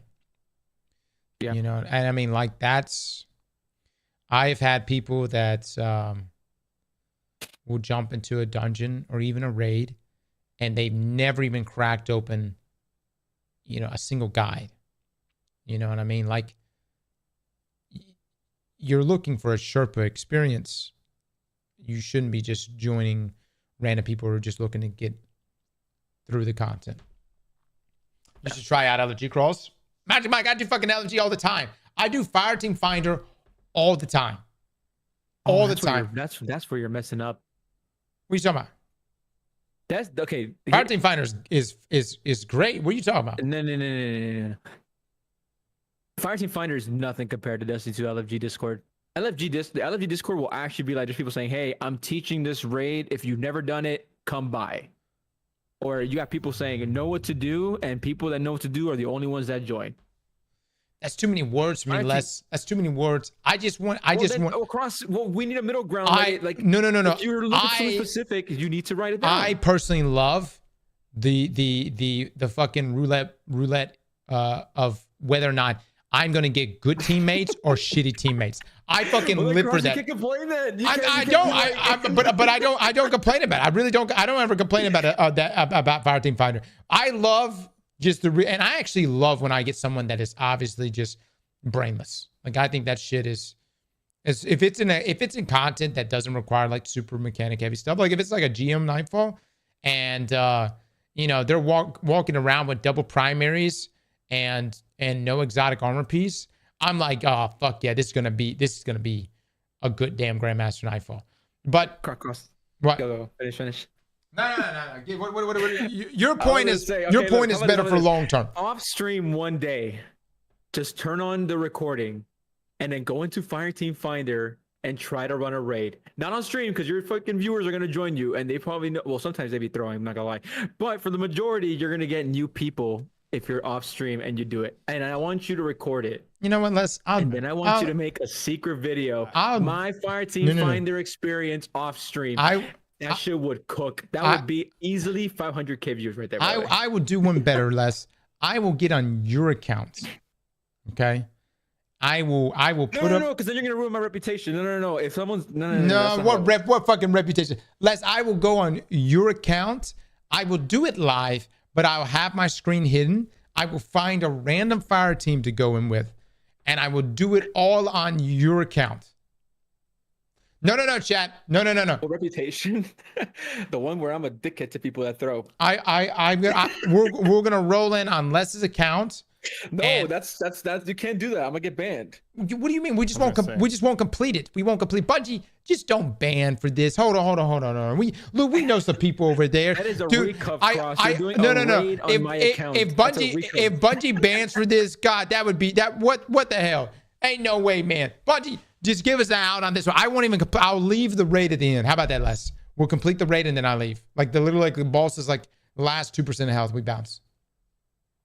And then it's technically not. You just do it off stream on your account. Because people are going to be like, what are they going to say? Oh, but you're on your account. They recognize your name. You see where I'm coming from? You see what I'm saying? I mean, we did just get a Bungie name change. I'm not changing my name. I'm not changing my name. I'm not changing. You know what? That's a good point. All right, so you'd want to go on my account and do a raid? Do a raid. Yeah. And I can do like either a voice changer or Luke could talk for me. Or Luke plays. Or Luke talks. Luke. I talk, you play. I talk, you play. Yeah. And Luke, I can stream it to you. I can stream it to you on Discord too, and that way you could do it in real time. This is so jank. All to prove a point. All to prove a point right now. No, but like generally, Cross, I'm being honest, like it's Fireteam Finder is a completely different experience from Destiny 2's Discord, the LFG Discord. It's a completely different experience. I've done both. I can't like the people that get in GMs from Fireteam Finder. I'm like, how did you even manage to find where GMs are? It gets to that point sometimes. Okay. All right. Okay, we'll do it. All right, guys, that's it for our talking points. Luke, what else do we have to do today? As far as Destiny stuff goes, I mean, there's just the update to the dungeons. So there's like Eververse maybe, but we'll go look inside of Destiny chat right now. I will say Luke is going to give away. Luke, could you give away 2 more copies of cool. I've given away 9 so far, so I can give away 2 more. Awesome. Chat, tomorrow we're going to be playing Mass Effect. We're going to go play some Destiny right now and check out what's happening this week. Mass Effect is tomorrow. We've been telling you guys we were going to play that game. It has been redeemed for 5 million eggplants. We will be playing Mass Effect.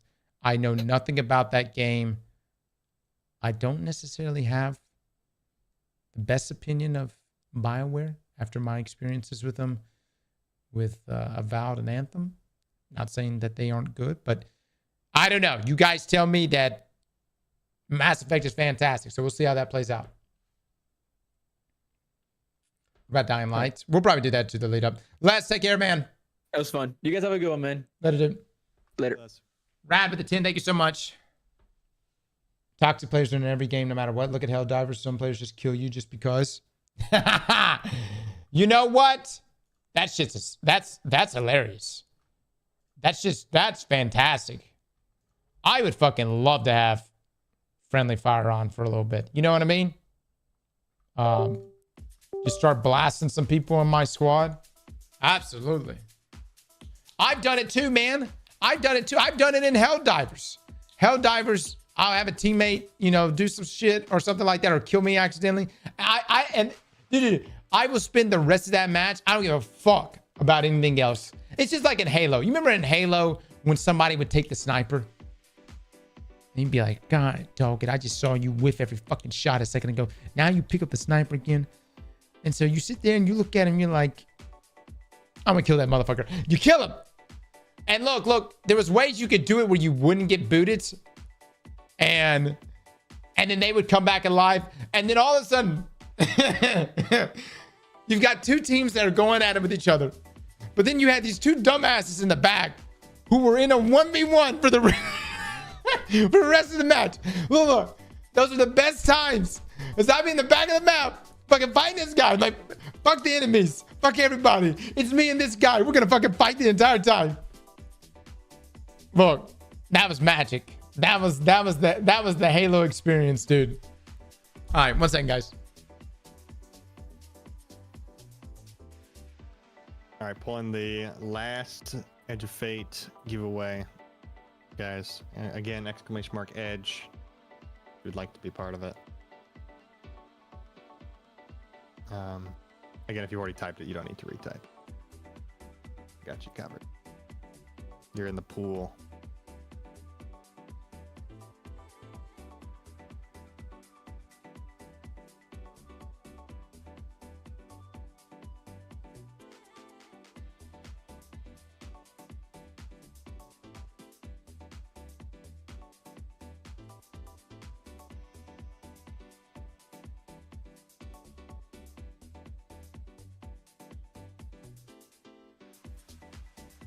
All right. Good luck, everyone. 3, 2, 1. Twiggity 97. Congrats. Again, for everyone who's won today, we've got a list of like 11 different people here. Just pay attention to your Twitch DMs. It'll be from Cross's account. We were watching a live stream, so I didn't want messages popping up on screen, so I'll be messaging you all after the fact and getting your console. Now, getting this for you on Steam, YouTube, or not saying Steam or PS5 or Xbox.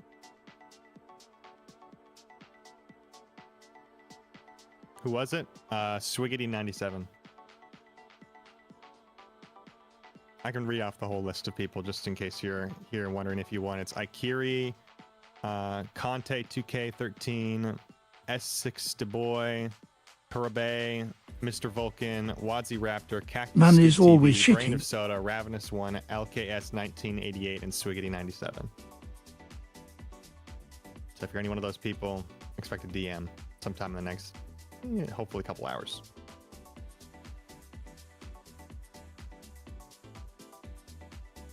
Make sure he remembers Warframe tomorrow. Yeah, I'll try to print some stuff out on that.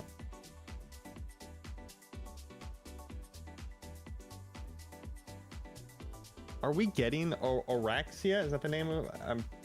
Is Oraxia dropping tomorrow with Isleweaver?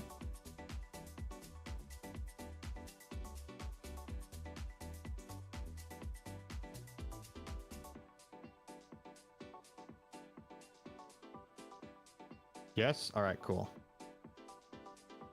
Yeah, the spider frame is that's gonna be sick. Definitely need to play through that.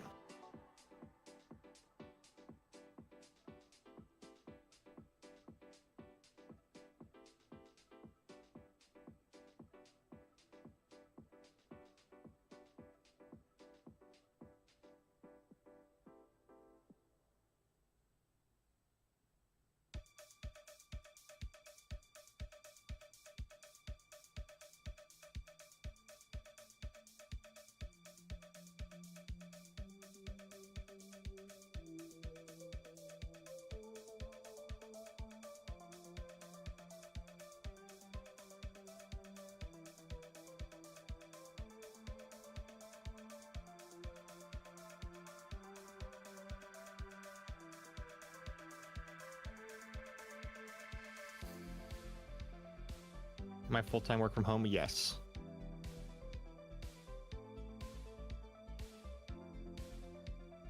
When's Death Stranding out, guys? Did that come out today or is that tomorrow as well?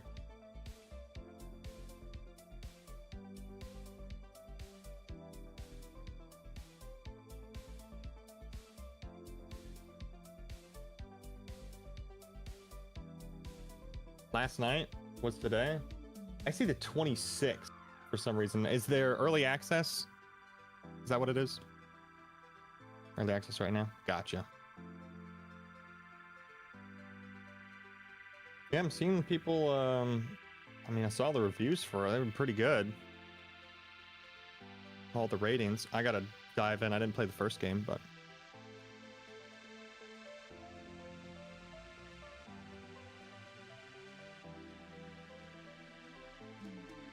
It might be the third Strand type game after Death Stranding 1 and of course Lightfall.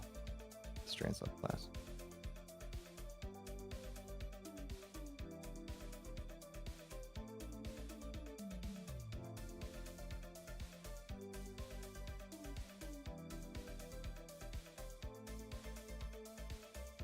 It's worth the playthrough, guys. The thing is, like, I hate to say it, I don't game as much as I used to back in the day, and not because I don't want to, but it's just a time thing.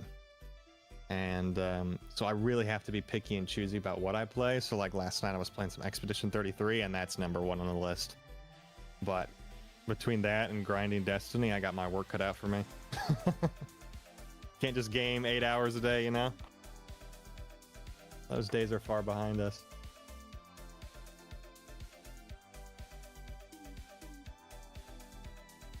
But there's a ton of stuff I'd love to play.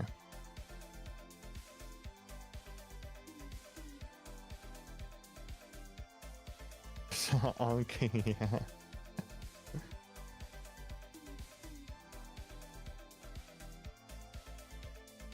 Alright, I'm here.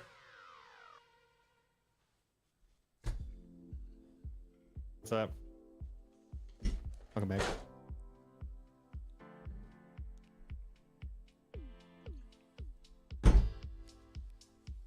All right.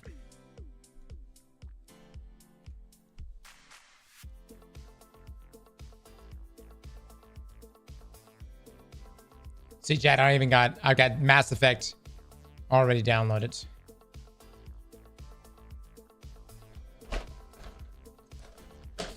Dr. Mean with the 13 months, thank you so much. The best is Haley, you betray people and then take the gun. All you do is put them one shot and let the other team kill them, or you get pissed, grab a sniper, jump off the map so no one gets it. Oh my god! And that's petty shit right there, brother. That's petty shit. So you would pick up the sniper and then just jump off? That's just cold.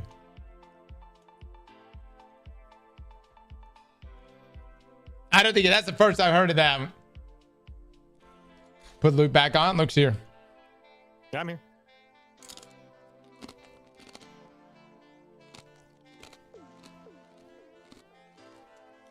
I think we need to do super for every subclass, especially stages of SRAM.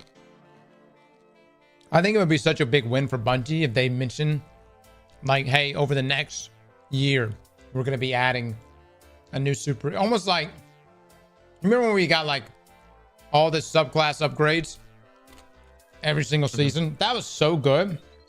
Yeah. I think part of the reason why Witch Queen was so good is because we got Void 3.0. And Void 3.0 has been like phenomenal even today. Yeah, and but I mean, like, we continue to get subclass upgrades for the rest of the year, and so like every season it was like, you know, you had these big huge jumps. All right, everyone get your bright dust for free. We have shaders. We've got the Ultimate Edition Year of Prophecy that you could purchase. We've got Vex Mythoclast and its ornaments. Nice. Sparrow. Ship. Go. Now that is a good looking ghost. I don't think I need it. I normally don't ever buy ghosts. That's pretty fucking hot.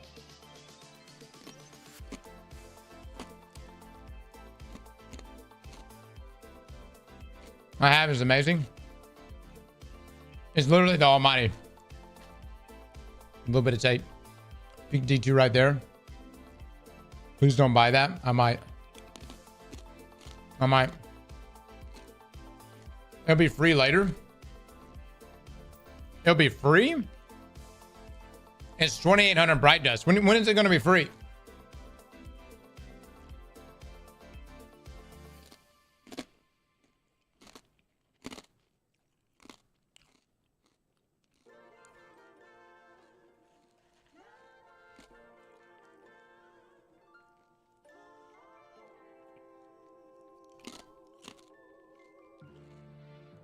Cross, can we please do a chat spin my silver stream?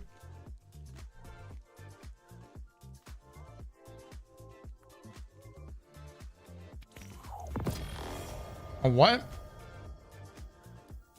So what, I just have silver and you guys just spend it? What kind of content is that?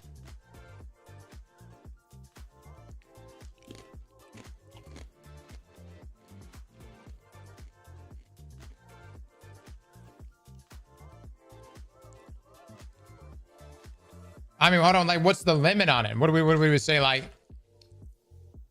chat spent 10,000 silver on my account. Oh my God, Luke. That's actually it's kind of a fire title. Oh. I didn't think about that. Yeah. Just hand over the credit card.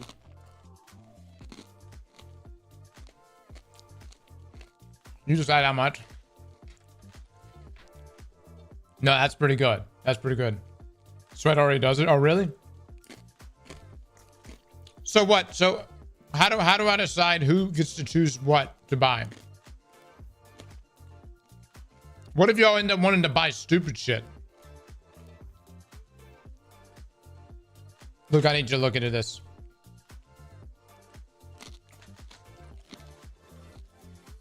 How to keep them from buying stupid stuff, or? Yeah. Oh, they're saying polls.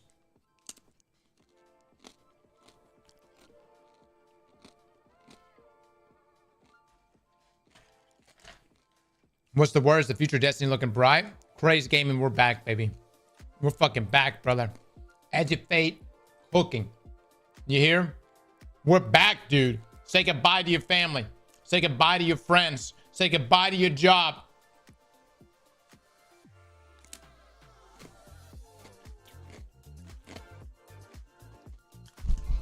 Luke, has the check cleared yet? Pete's car it's pulling into the driveway right now. You let me know as soon as they give you the keys. Mm-hmm. You let me know.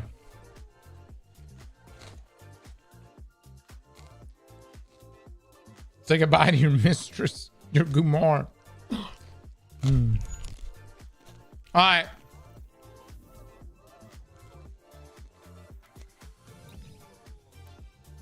We need more vault videos. Oh, Luke, send me that thumbnail you did. Oh, of the Yes, the white and black one? Yeah. Yeah. Guys, this wasn't even meant to. This was a draft thumbnail. There it is. Fallout just sent me this image right here. This is hilarious. Ew, this man plays games with Aztecross, man. That dude has a smart mouth. I'm out. Good luck and good day to you, sir. That's nice. James Stewart, you don't like this mouth? James, what does this mouth do to you? Huh?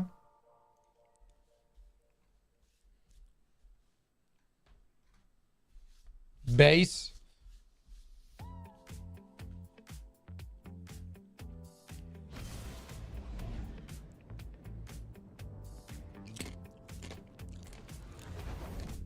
That stream already over?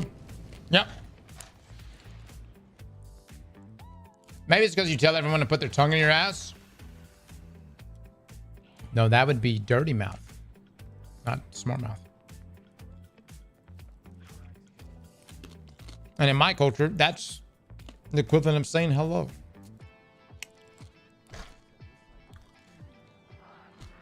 How are you?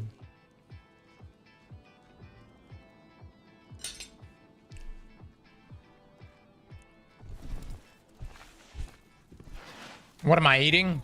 Scraps is what I'm fucking eating. Can't get no damn food around here.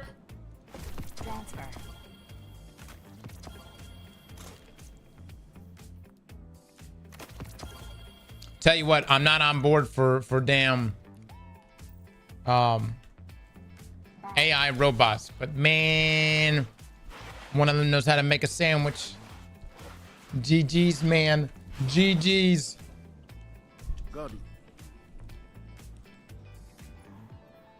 All right, Cruel Mercy and Plug 1 are the drops this week.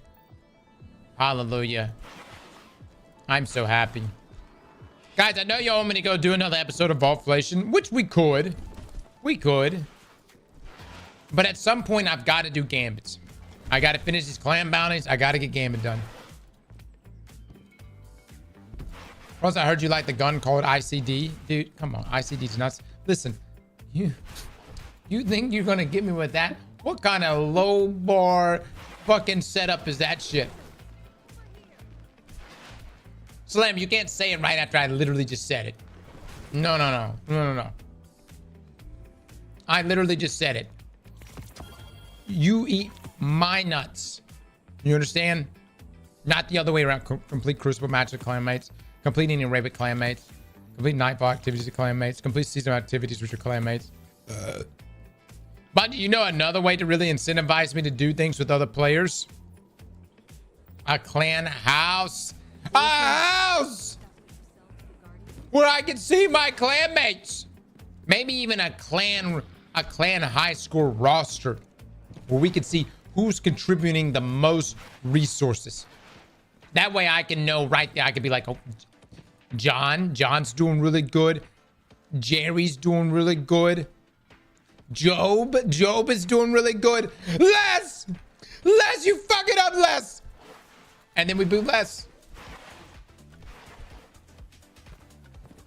You beat Laz? Of course not. I contribute. What are you talking about? I need one person. Job, did you just spell that J-O-B-E? Look. Yo, fucking Luke, hit this man with Old Testament right now. J-O-B-E. J-O-B. Job. J-O-B. Like job. Like job.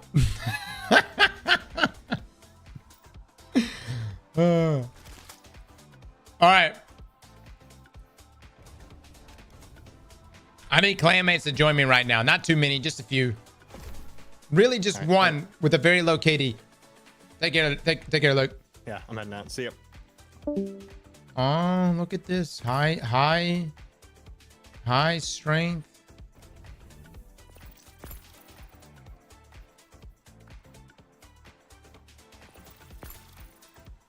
FX, where are you?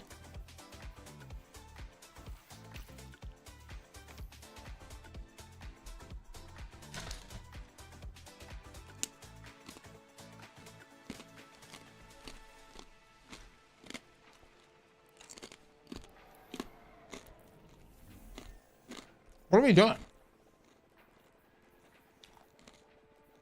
I need to do 10 Crucible matches. I need to do... Hello. Who just joined me? Oh. Me? Oh, it's me. I mean. Yeah, it's me. Are you joining me right now too? Is that what's happening? Bitch, with you right now. With Vince. Oh, you are. Okay. All right. Maximum with the 2 months. Thank you so much.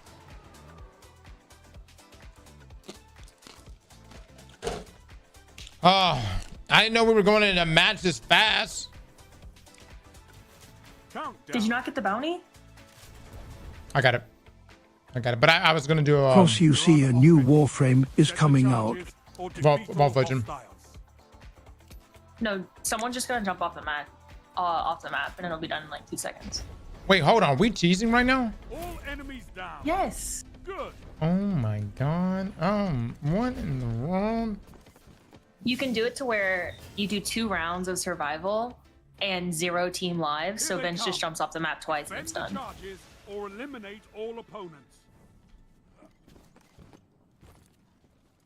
Guardian down. doesn't help with the whole win trade allegations I've been getting, you know.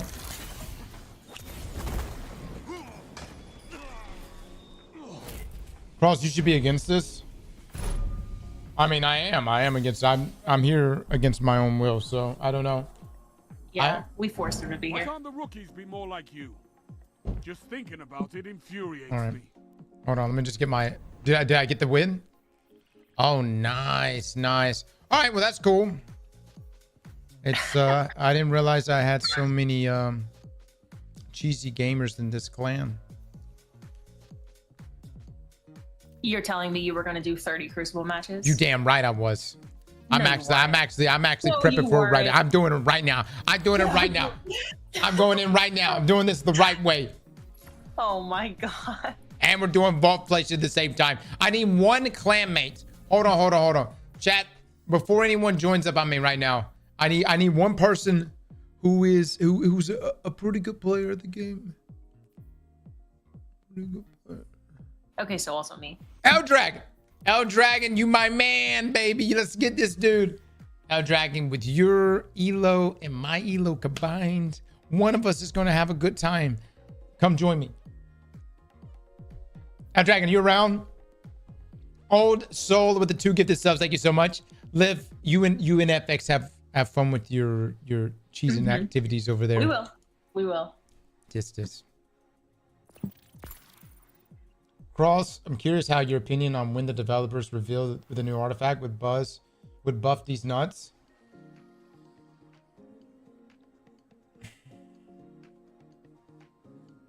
My man spent eggplants to get that message to me. That's crazy.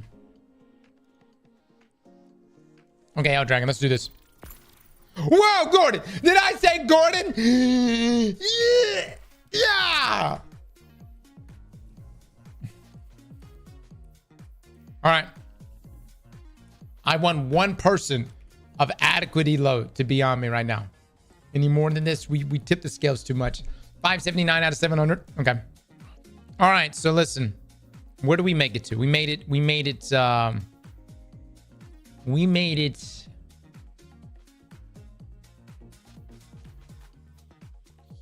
here. Did we make it here? Okay, we made it here.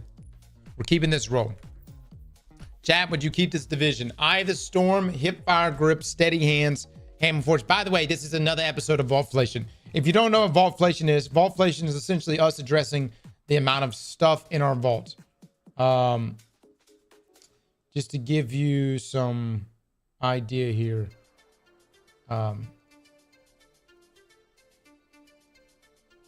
This is kind of what we're going for. You know, we take weapons that were really, really good, and we believe is really good, and we put it under a stress test and decide whether or not after that stress test if we should keep it. So that's Cheeks. Luke worked really, really hard on this thumbnail, everybody. Okay, I don't want to hear no shit talking. I told him creatively what I was wanting, and my man, he cooked.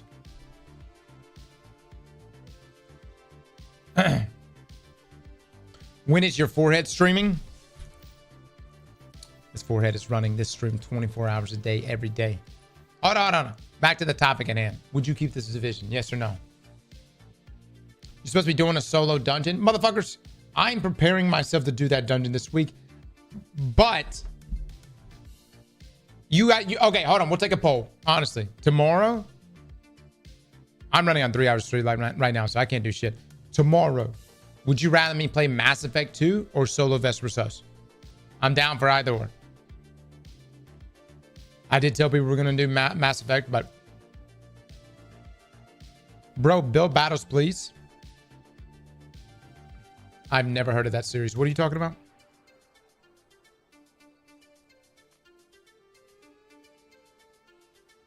Let's get a poll on that.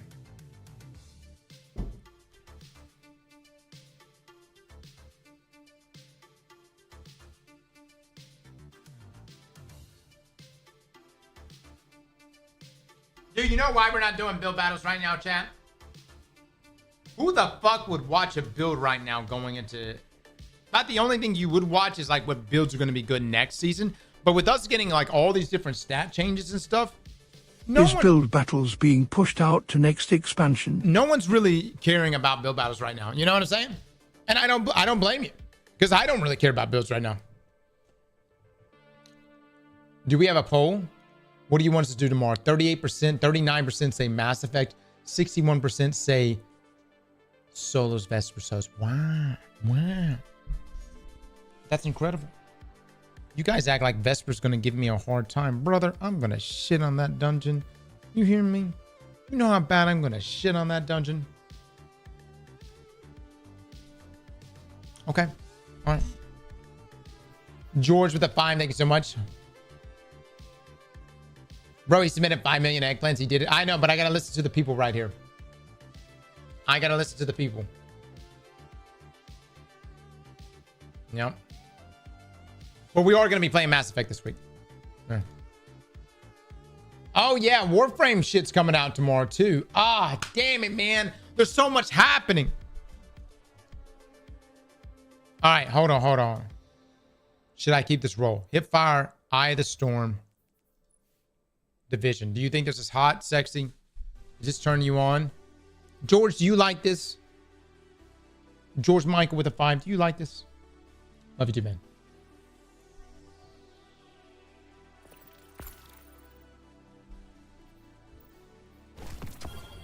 Delete is trash.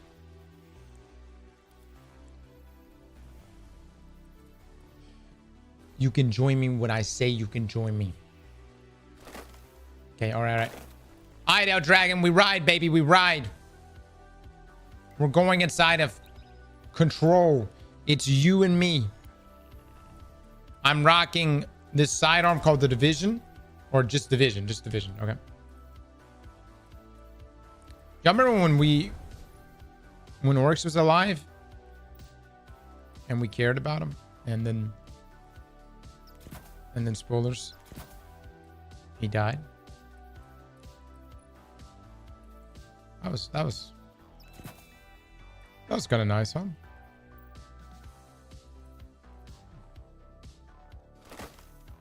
These are you trying to say something to me?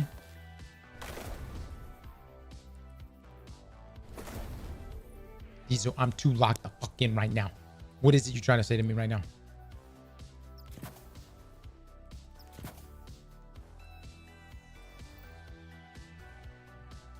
I missed Bungo's stream. Was it ass? It was peak ass? Oh, come on. Twisted with the Borderlands icon next to your name. Look, man. Whoa. Whoa, bro. Whoa.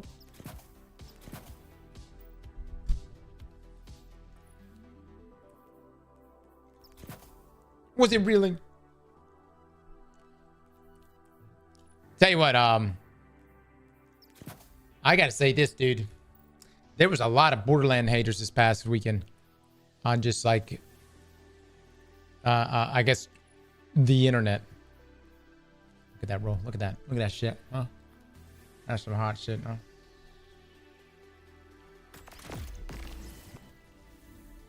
Oh my God, dude, it's wild. I didn't realize how many people. I mean, there's obviously a lot of people that are big fans of Borderlands, but I was really surprised. Is Death Stranding 2 coming out this week? I think so, dude. Here's the thing, I haven't even played the first one. I probably should. I don't know. Should we play it? Is Death Stranding going to change my life?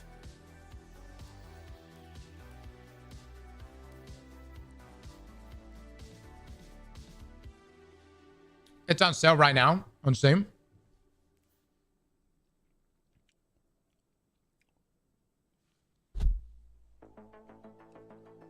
I know there's a lot of running. I've been on it all day in this peak.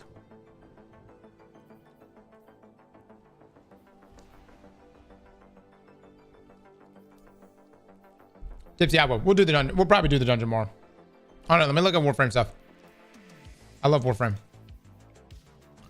D has me for life. All right.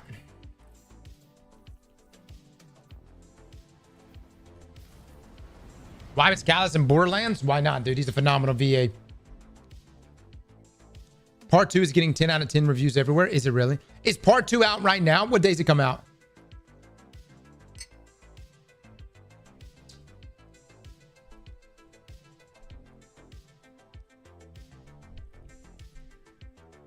It's out right now? Damn, brother. That's why I hate traveling, dude. I just lose so much time.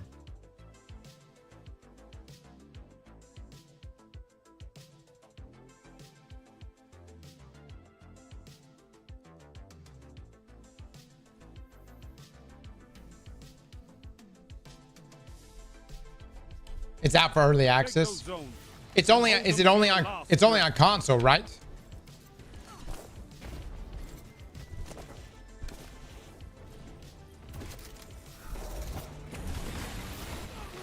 Enemy claims zone B. Oh shit. Oh my god, that guy killed everybody. All right, eggplant bets, everybody. Will we get 15 kills with this weapon? Mods! We need to move faster than this. I've gotten no kills so far. Zone A captured. Thanks so much, mods.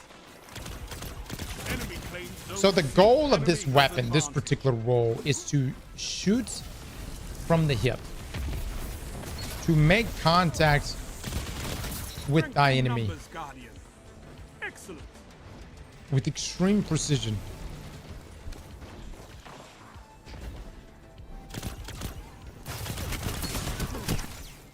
Precision. Zone B captured. Zone advantage is yours.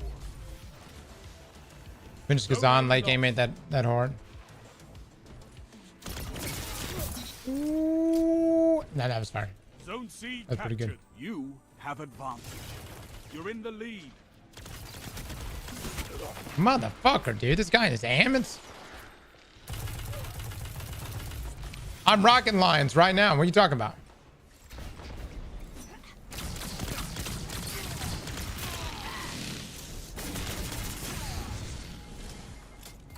Okay, this is actually not going good right now. Going pretty poorly.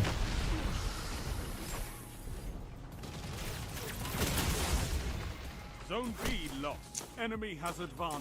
Wonderful. Push harder. Ant-Man is the best 450 in the game. Orby, thank you so much for the 10, man.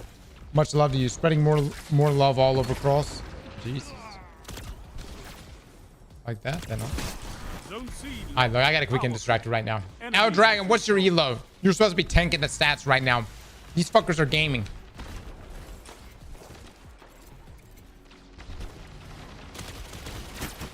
Look at that. Look at that guy.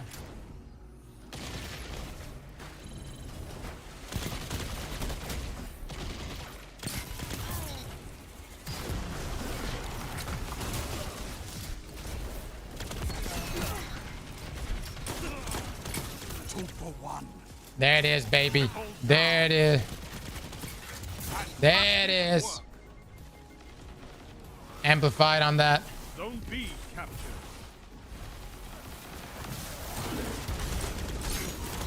Yes. 2 for 1. Triple down. Okay. Okay.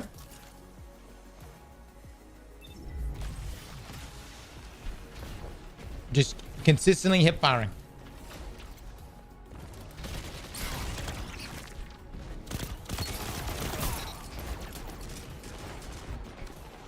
That from the hip is disgusting, though.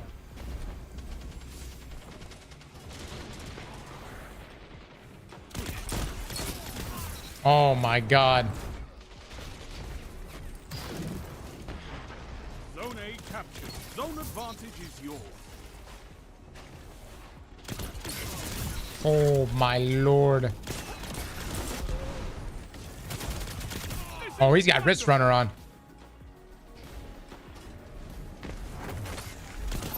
That's why we have fight. 2 for 1. No! These boys are feeding the terrible gun. What? No, the Division's a great gun. What are you talking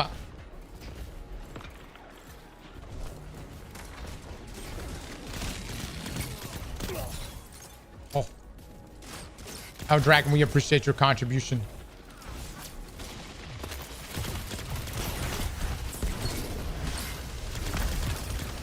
Together as one. I love it.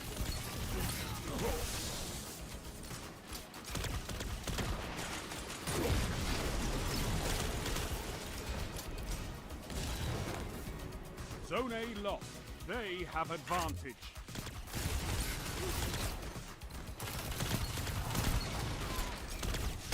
What can stop you if you fight together? Nothing. What an interesting environment we find ourselves in. 5 minutes remain. A strong Playing start. bots. Magic! Whoa! I'm smurfing? Am I? Is this what smurfing Zone is? A captured. You have advantage. You mean playing high technical elo players? Oh, he shit on me. Look at that. Oh, look at that game. What's the count? Way past 15. Way past 15. Are you saying you don't like me doing vault flation without dragon? Is that what you're saying?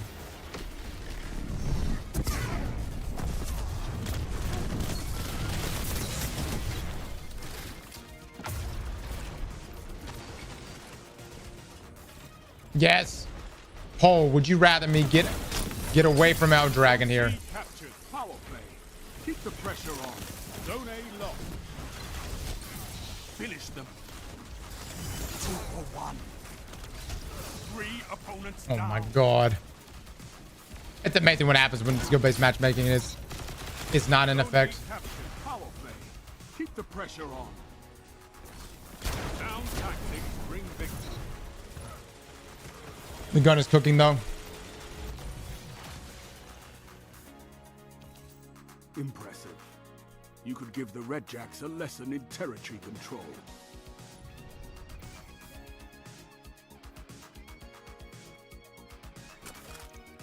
And that's a pretty good roll, but we need vault space.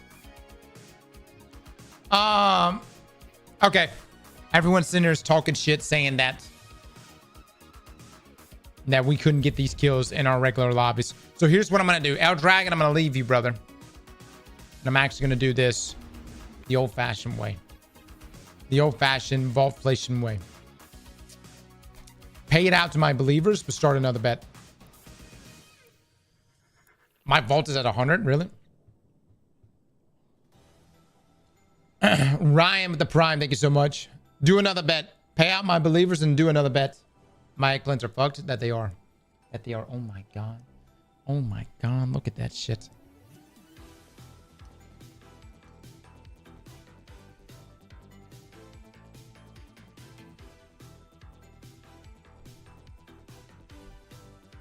My dot similar like to said in my second video, they want to find other indirect ways to continue catering to casuals. Forcing a meta, certain builds is double-edged sword. Yes, exotics may have been underused in the past, may shine now, but if that's all you will see now, to me, that is not a healthy sandbox. Yeah.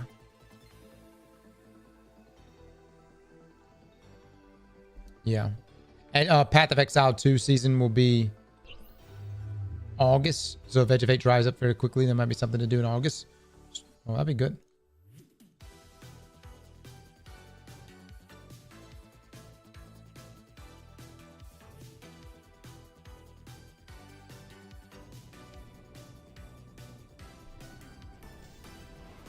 This is worse than losing in the casino. Brother, we're talking like the difference between... Oh my god, this map. Oh, dude, this couldn't have been a worse fucking map. Okay. All right. My child's college fund is on the line here. Control.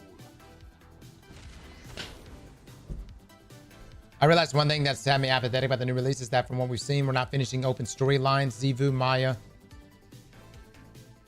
At least for another year. The zones are yours if you fight for them, Guardian.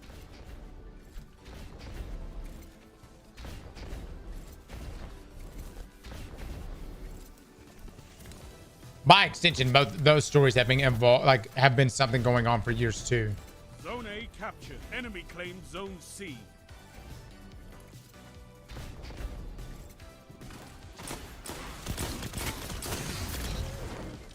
One.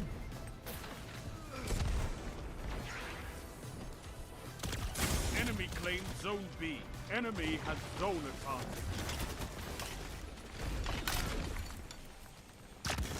Oh, Maya was in the trailer?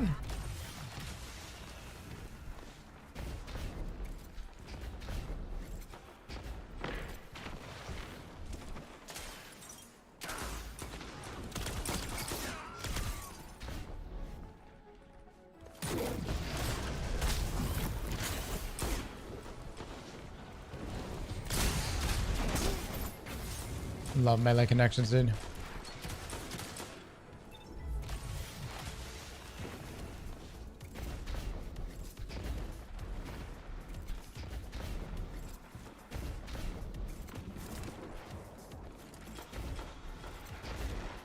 Not gonna be able to get close enough, man. I'm telling you.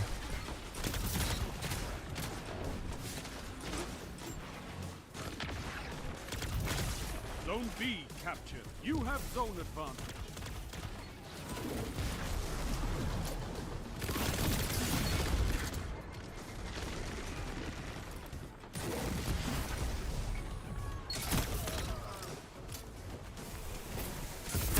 What a nade, dude. What a nade. We still do build battles? Yeah. We'll probably do some stuff to wrap up the season too. We'll do some fun build stuff. We're definitely gonna have a list of builds that we think are gonna be super potent in the next expansion. Oh.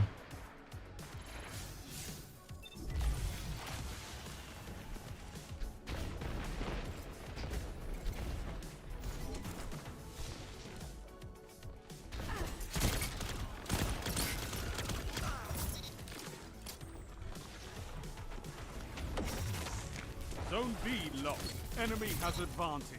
I mean, dude, the division shreds, in my opinion.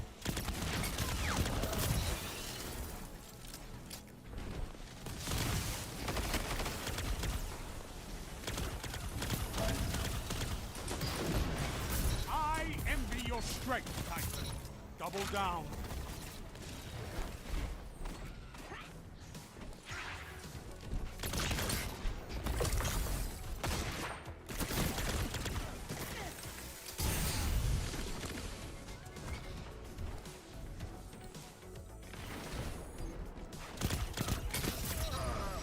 Dude, its accuracy is so good. This is with Lion as well. Oh man, it got me on that flinch though. Will I ever try out Schedule 1? Yeah. Yeah, for sure. Too hot of a game this year to not play it.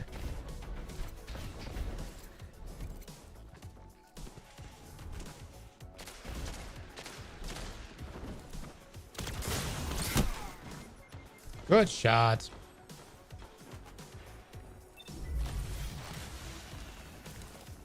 Was that a slug swap?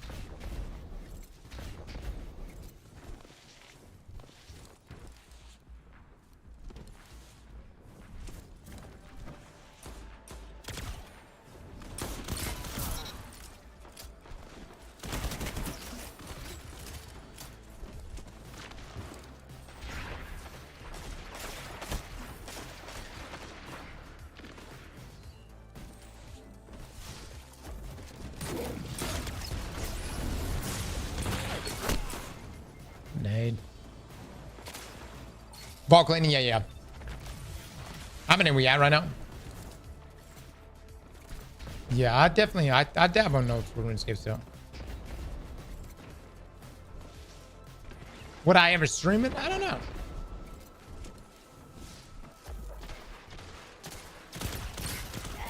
Okay, there we go.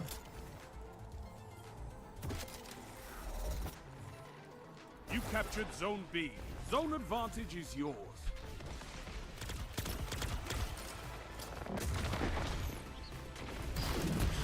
Five minutes. God, dude, that accuracy is nuts.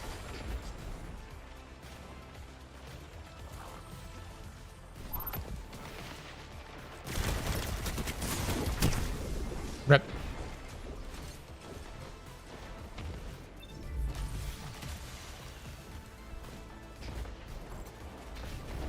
I'm 10 right now.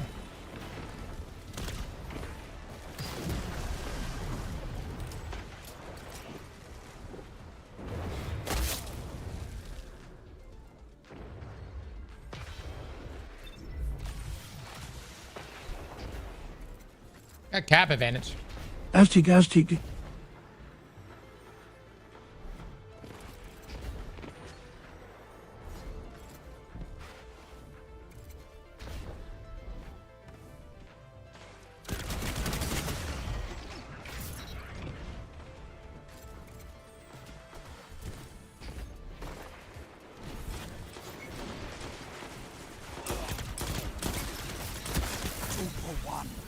That's crazy, dude.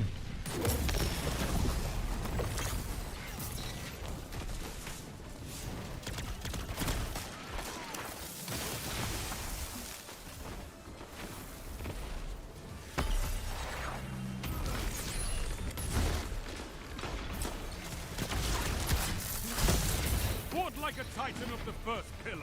2 for 1.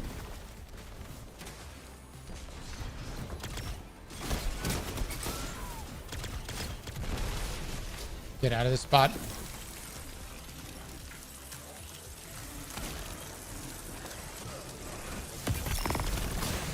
Damn.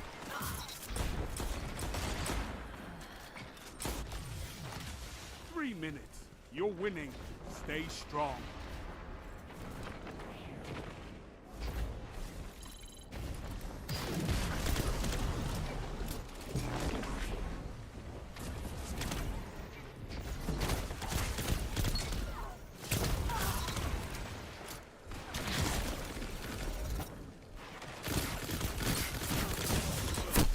I'll take it, man. I'll take it.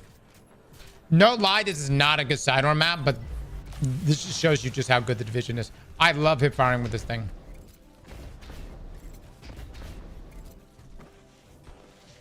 Zone B lost. Enemy has zone advantage.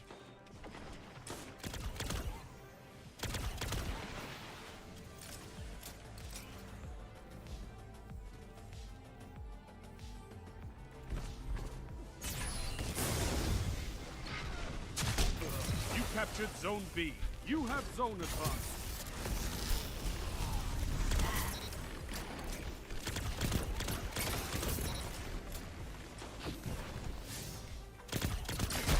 What a shot, brother. What a shot.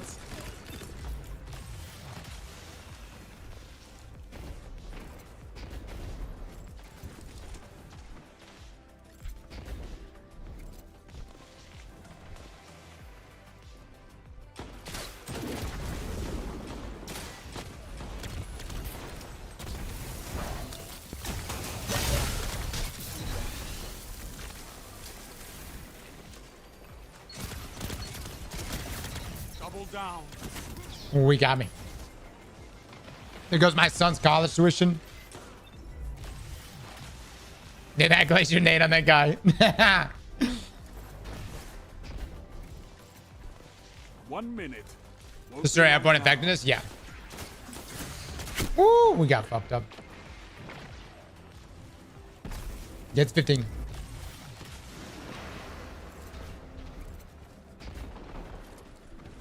Zone B lost. Enemy has advantage. Precision shot.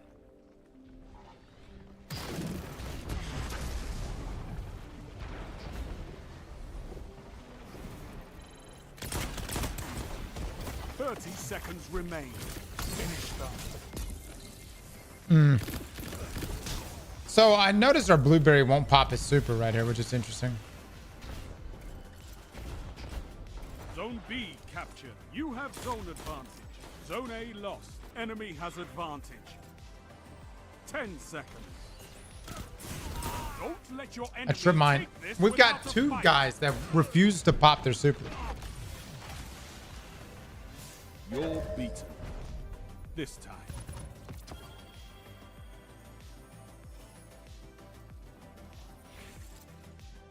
No. not this time. Oh! Controlling those zones is the only path to victory. Saving it for D3, I guess. All right, chat. This game has won. This gun has won 2 games. Can we establish it's a beast? Can we just establish that it's a monster? This thing is sexy and it's good.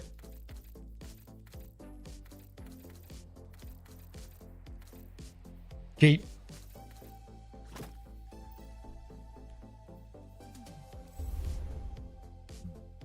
It's better with the kill perk. I really just like consistency. I guess 6 in 6s. I get where you're coming from though. All right. Put this thing up. Chat, let's take a look.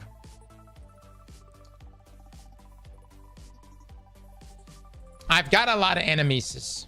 I've got this demoralized repulsor brace roll. This dragonfly destabilizing round roll, which is really nice. Oh, okay, these are my 2. Okay. Would you keep this one? You get the weakening effect, which is pretty nice. I think they're both good.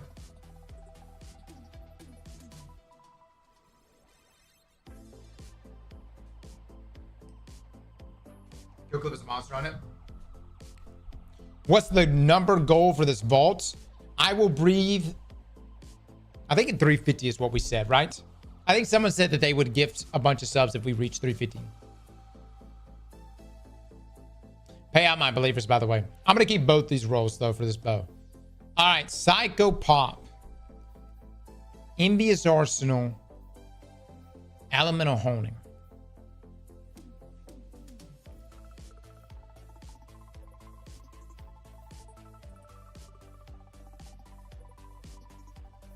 Not adept, but a good combo.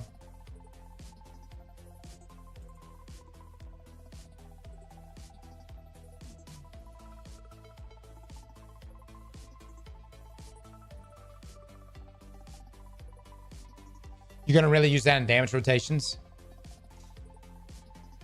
I might. Yeah, I might actually.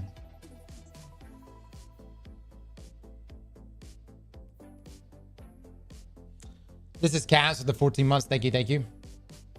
I think the only thing I would want is this exact same roll, but with Runneth Over. And until I get Runneth Over, I'll just keep that one. This is my other roll that I like.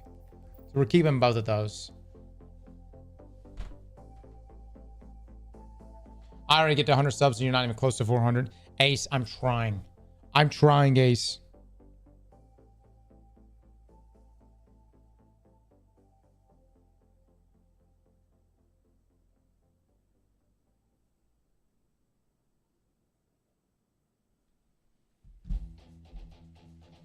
Cross, you should test PvE rolls and weapons and solo GMs.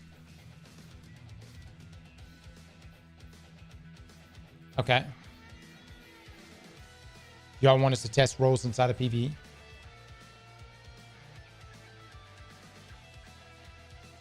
Go ahead for the 4 months. Thank you so much.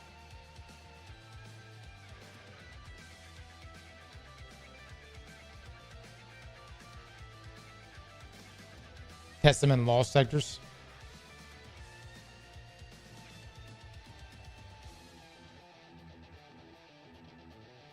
Takes too long. All right, Lotus Eater. The stabilizing repulsor, withering. Dude. I'm like keeping this just in case. Like just in case I want an on-demand weaken effect.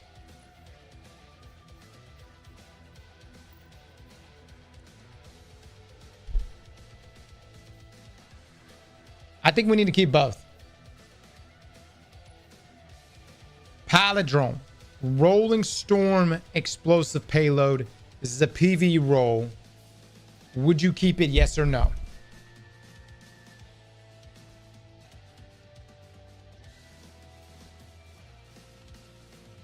Keep. I use that. Yeah, keep. Keen Thistle. Oh God, another sniper, dude. I suck with this thing. I am awful with this sniper rifle.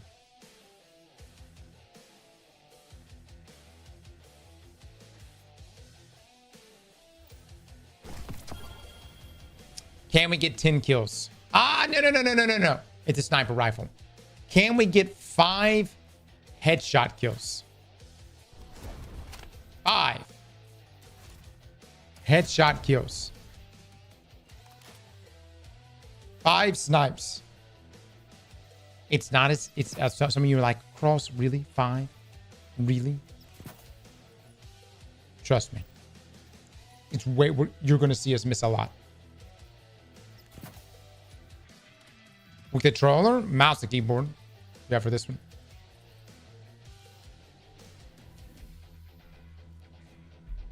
Hold on one second, guys.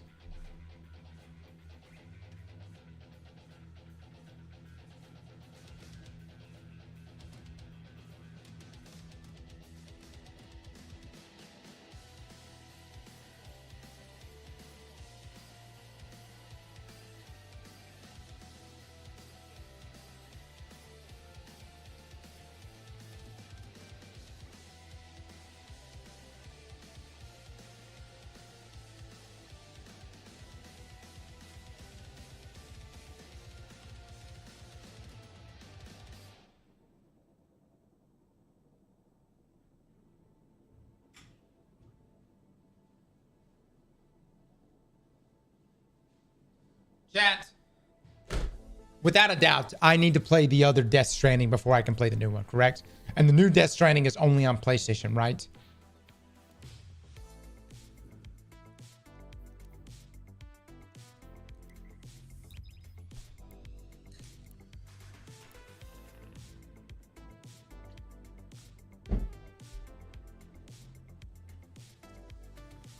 Fuck.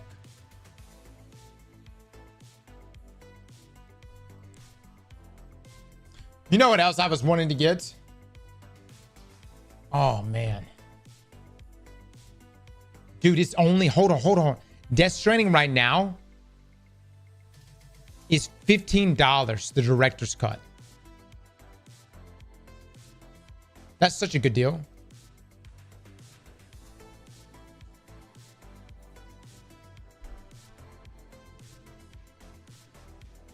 Dark Phoenix, much love, my man. Much love.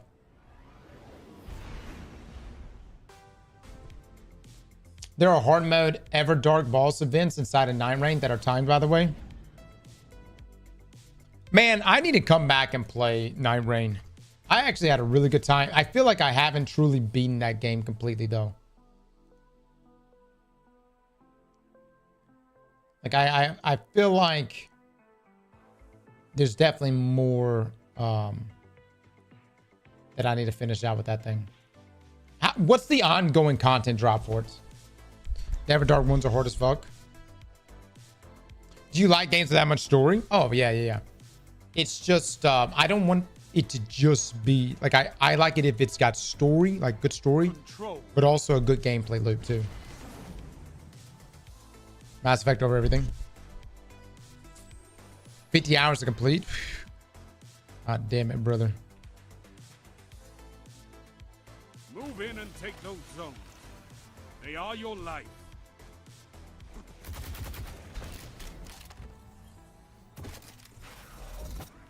Enemy claimed Zone A.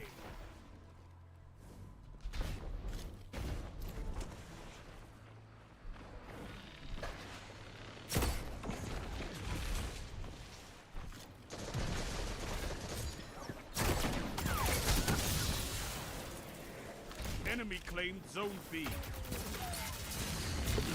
Do y'all remember when Kavasov was shredding everybody? Zone A captured. Zone advantage is yours. Kavasov was literally meta.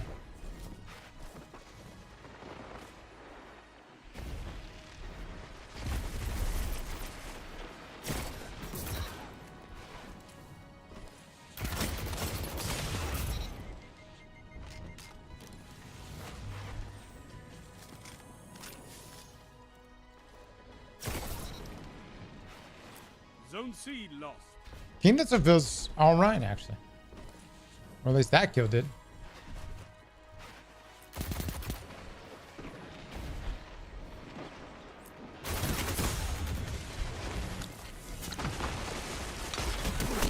Oh my god, he just shredded right through that thing. What do I have? Slightly reduces zoom.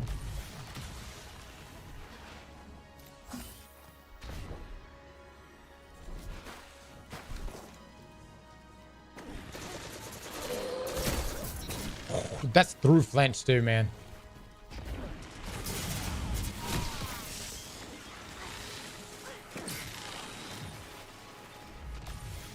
Opening shot is better. Oh yeah, over closing. You can get opening shot on King Thistle.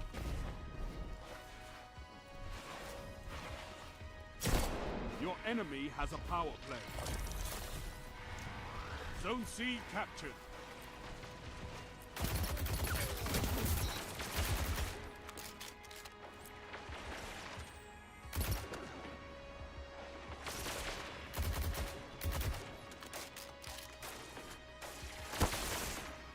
Hit my foot, dude.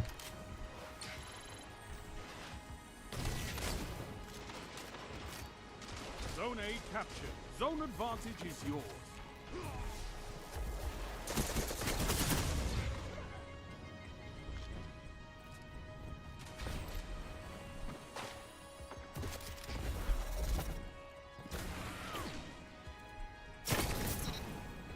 Body.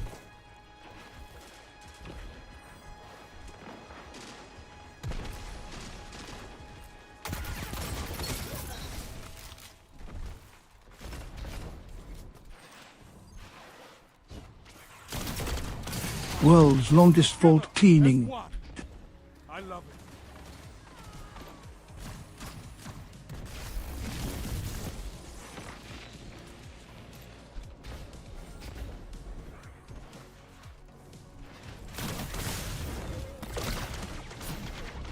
Ah, damn, I'm getting shit on.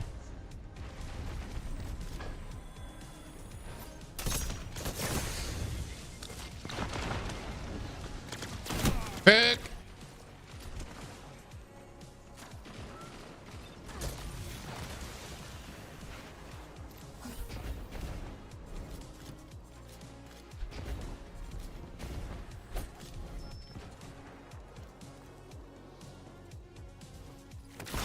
Zone B captured. Ah, rip, dude. Enemy has your zone.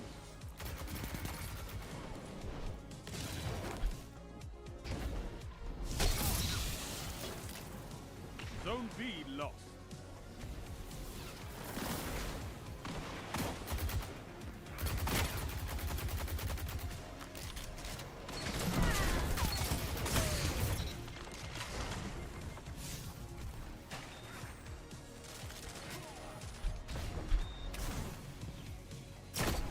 No! There goes my ammo. Alright, boys, not looking good. I've gotten 2 kills. 2. Zone C lost.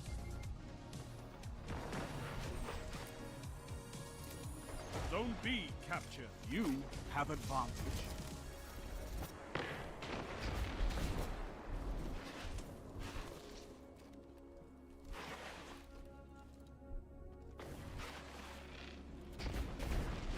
Five minutes left. Keep it up.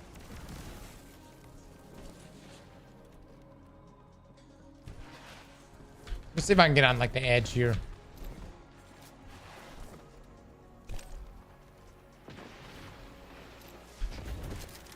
Dude, I have so much ammo though.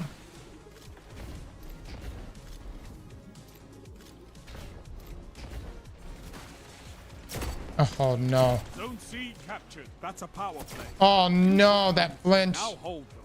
Zone B lost. No. God, the flinch is so harsh. All 4 shots just got wasted right there.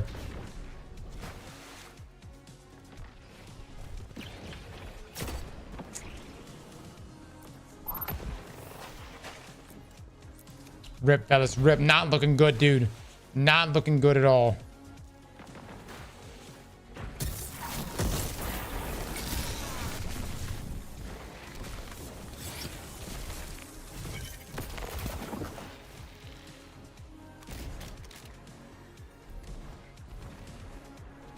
Our team is going in, dude.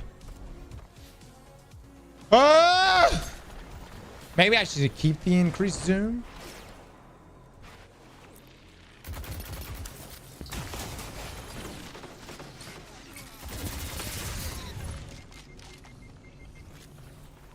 Yeah, I think we need more zoom on this map.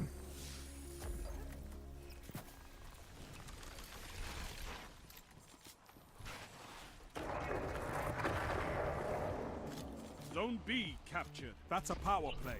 You took them. Dude, my teammates are just balling out so hard right now. Victory is yours.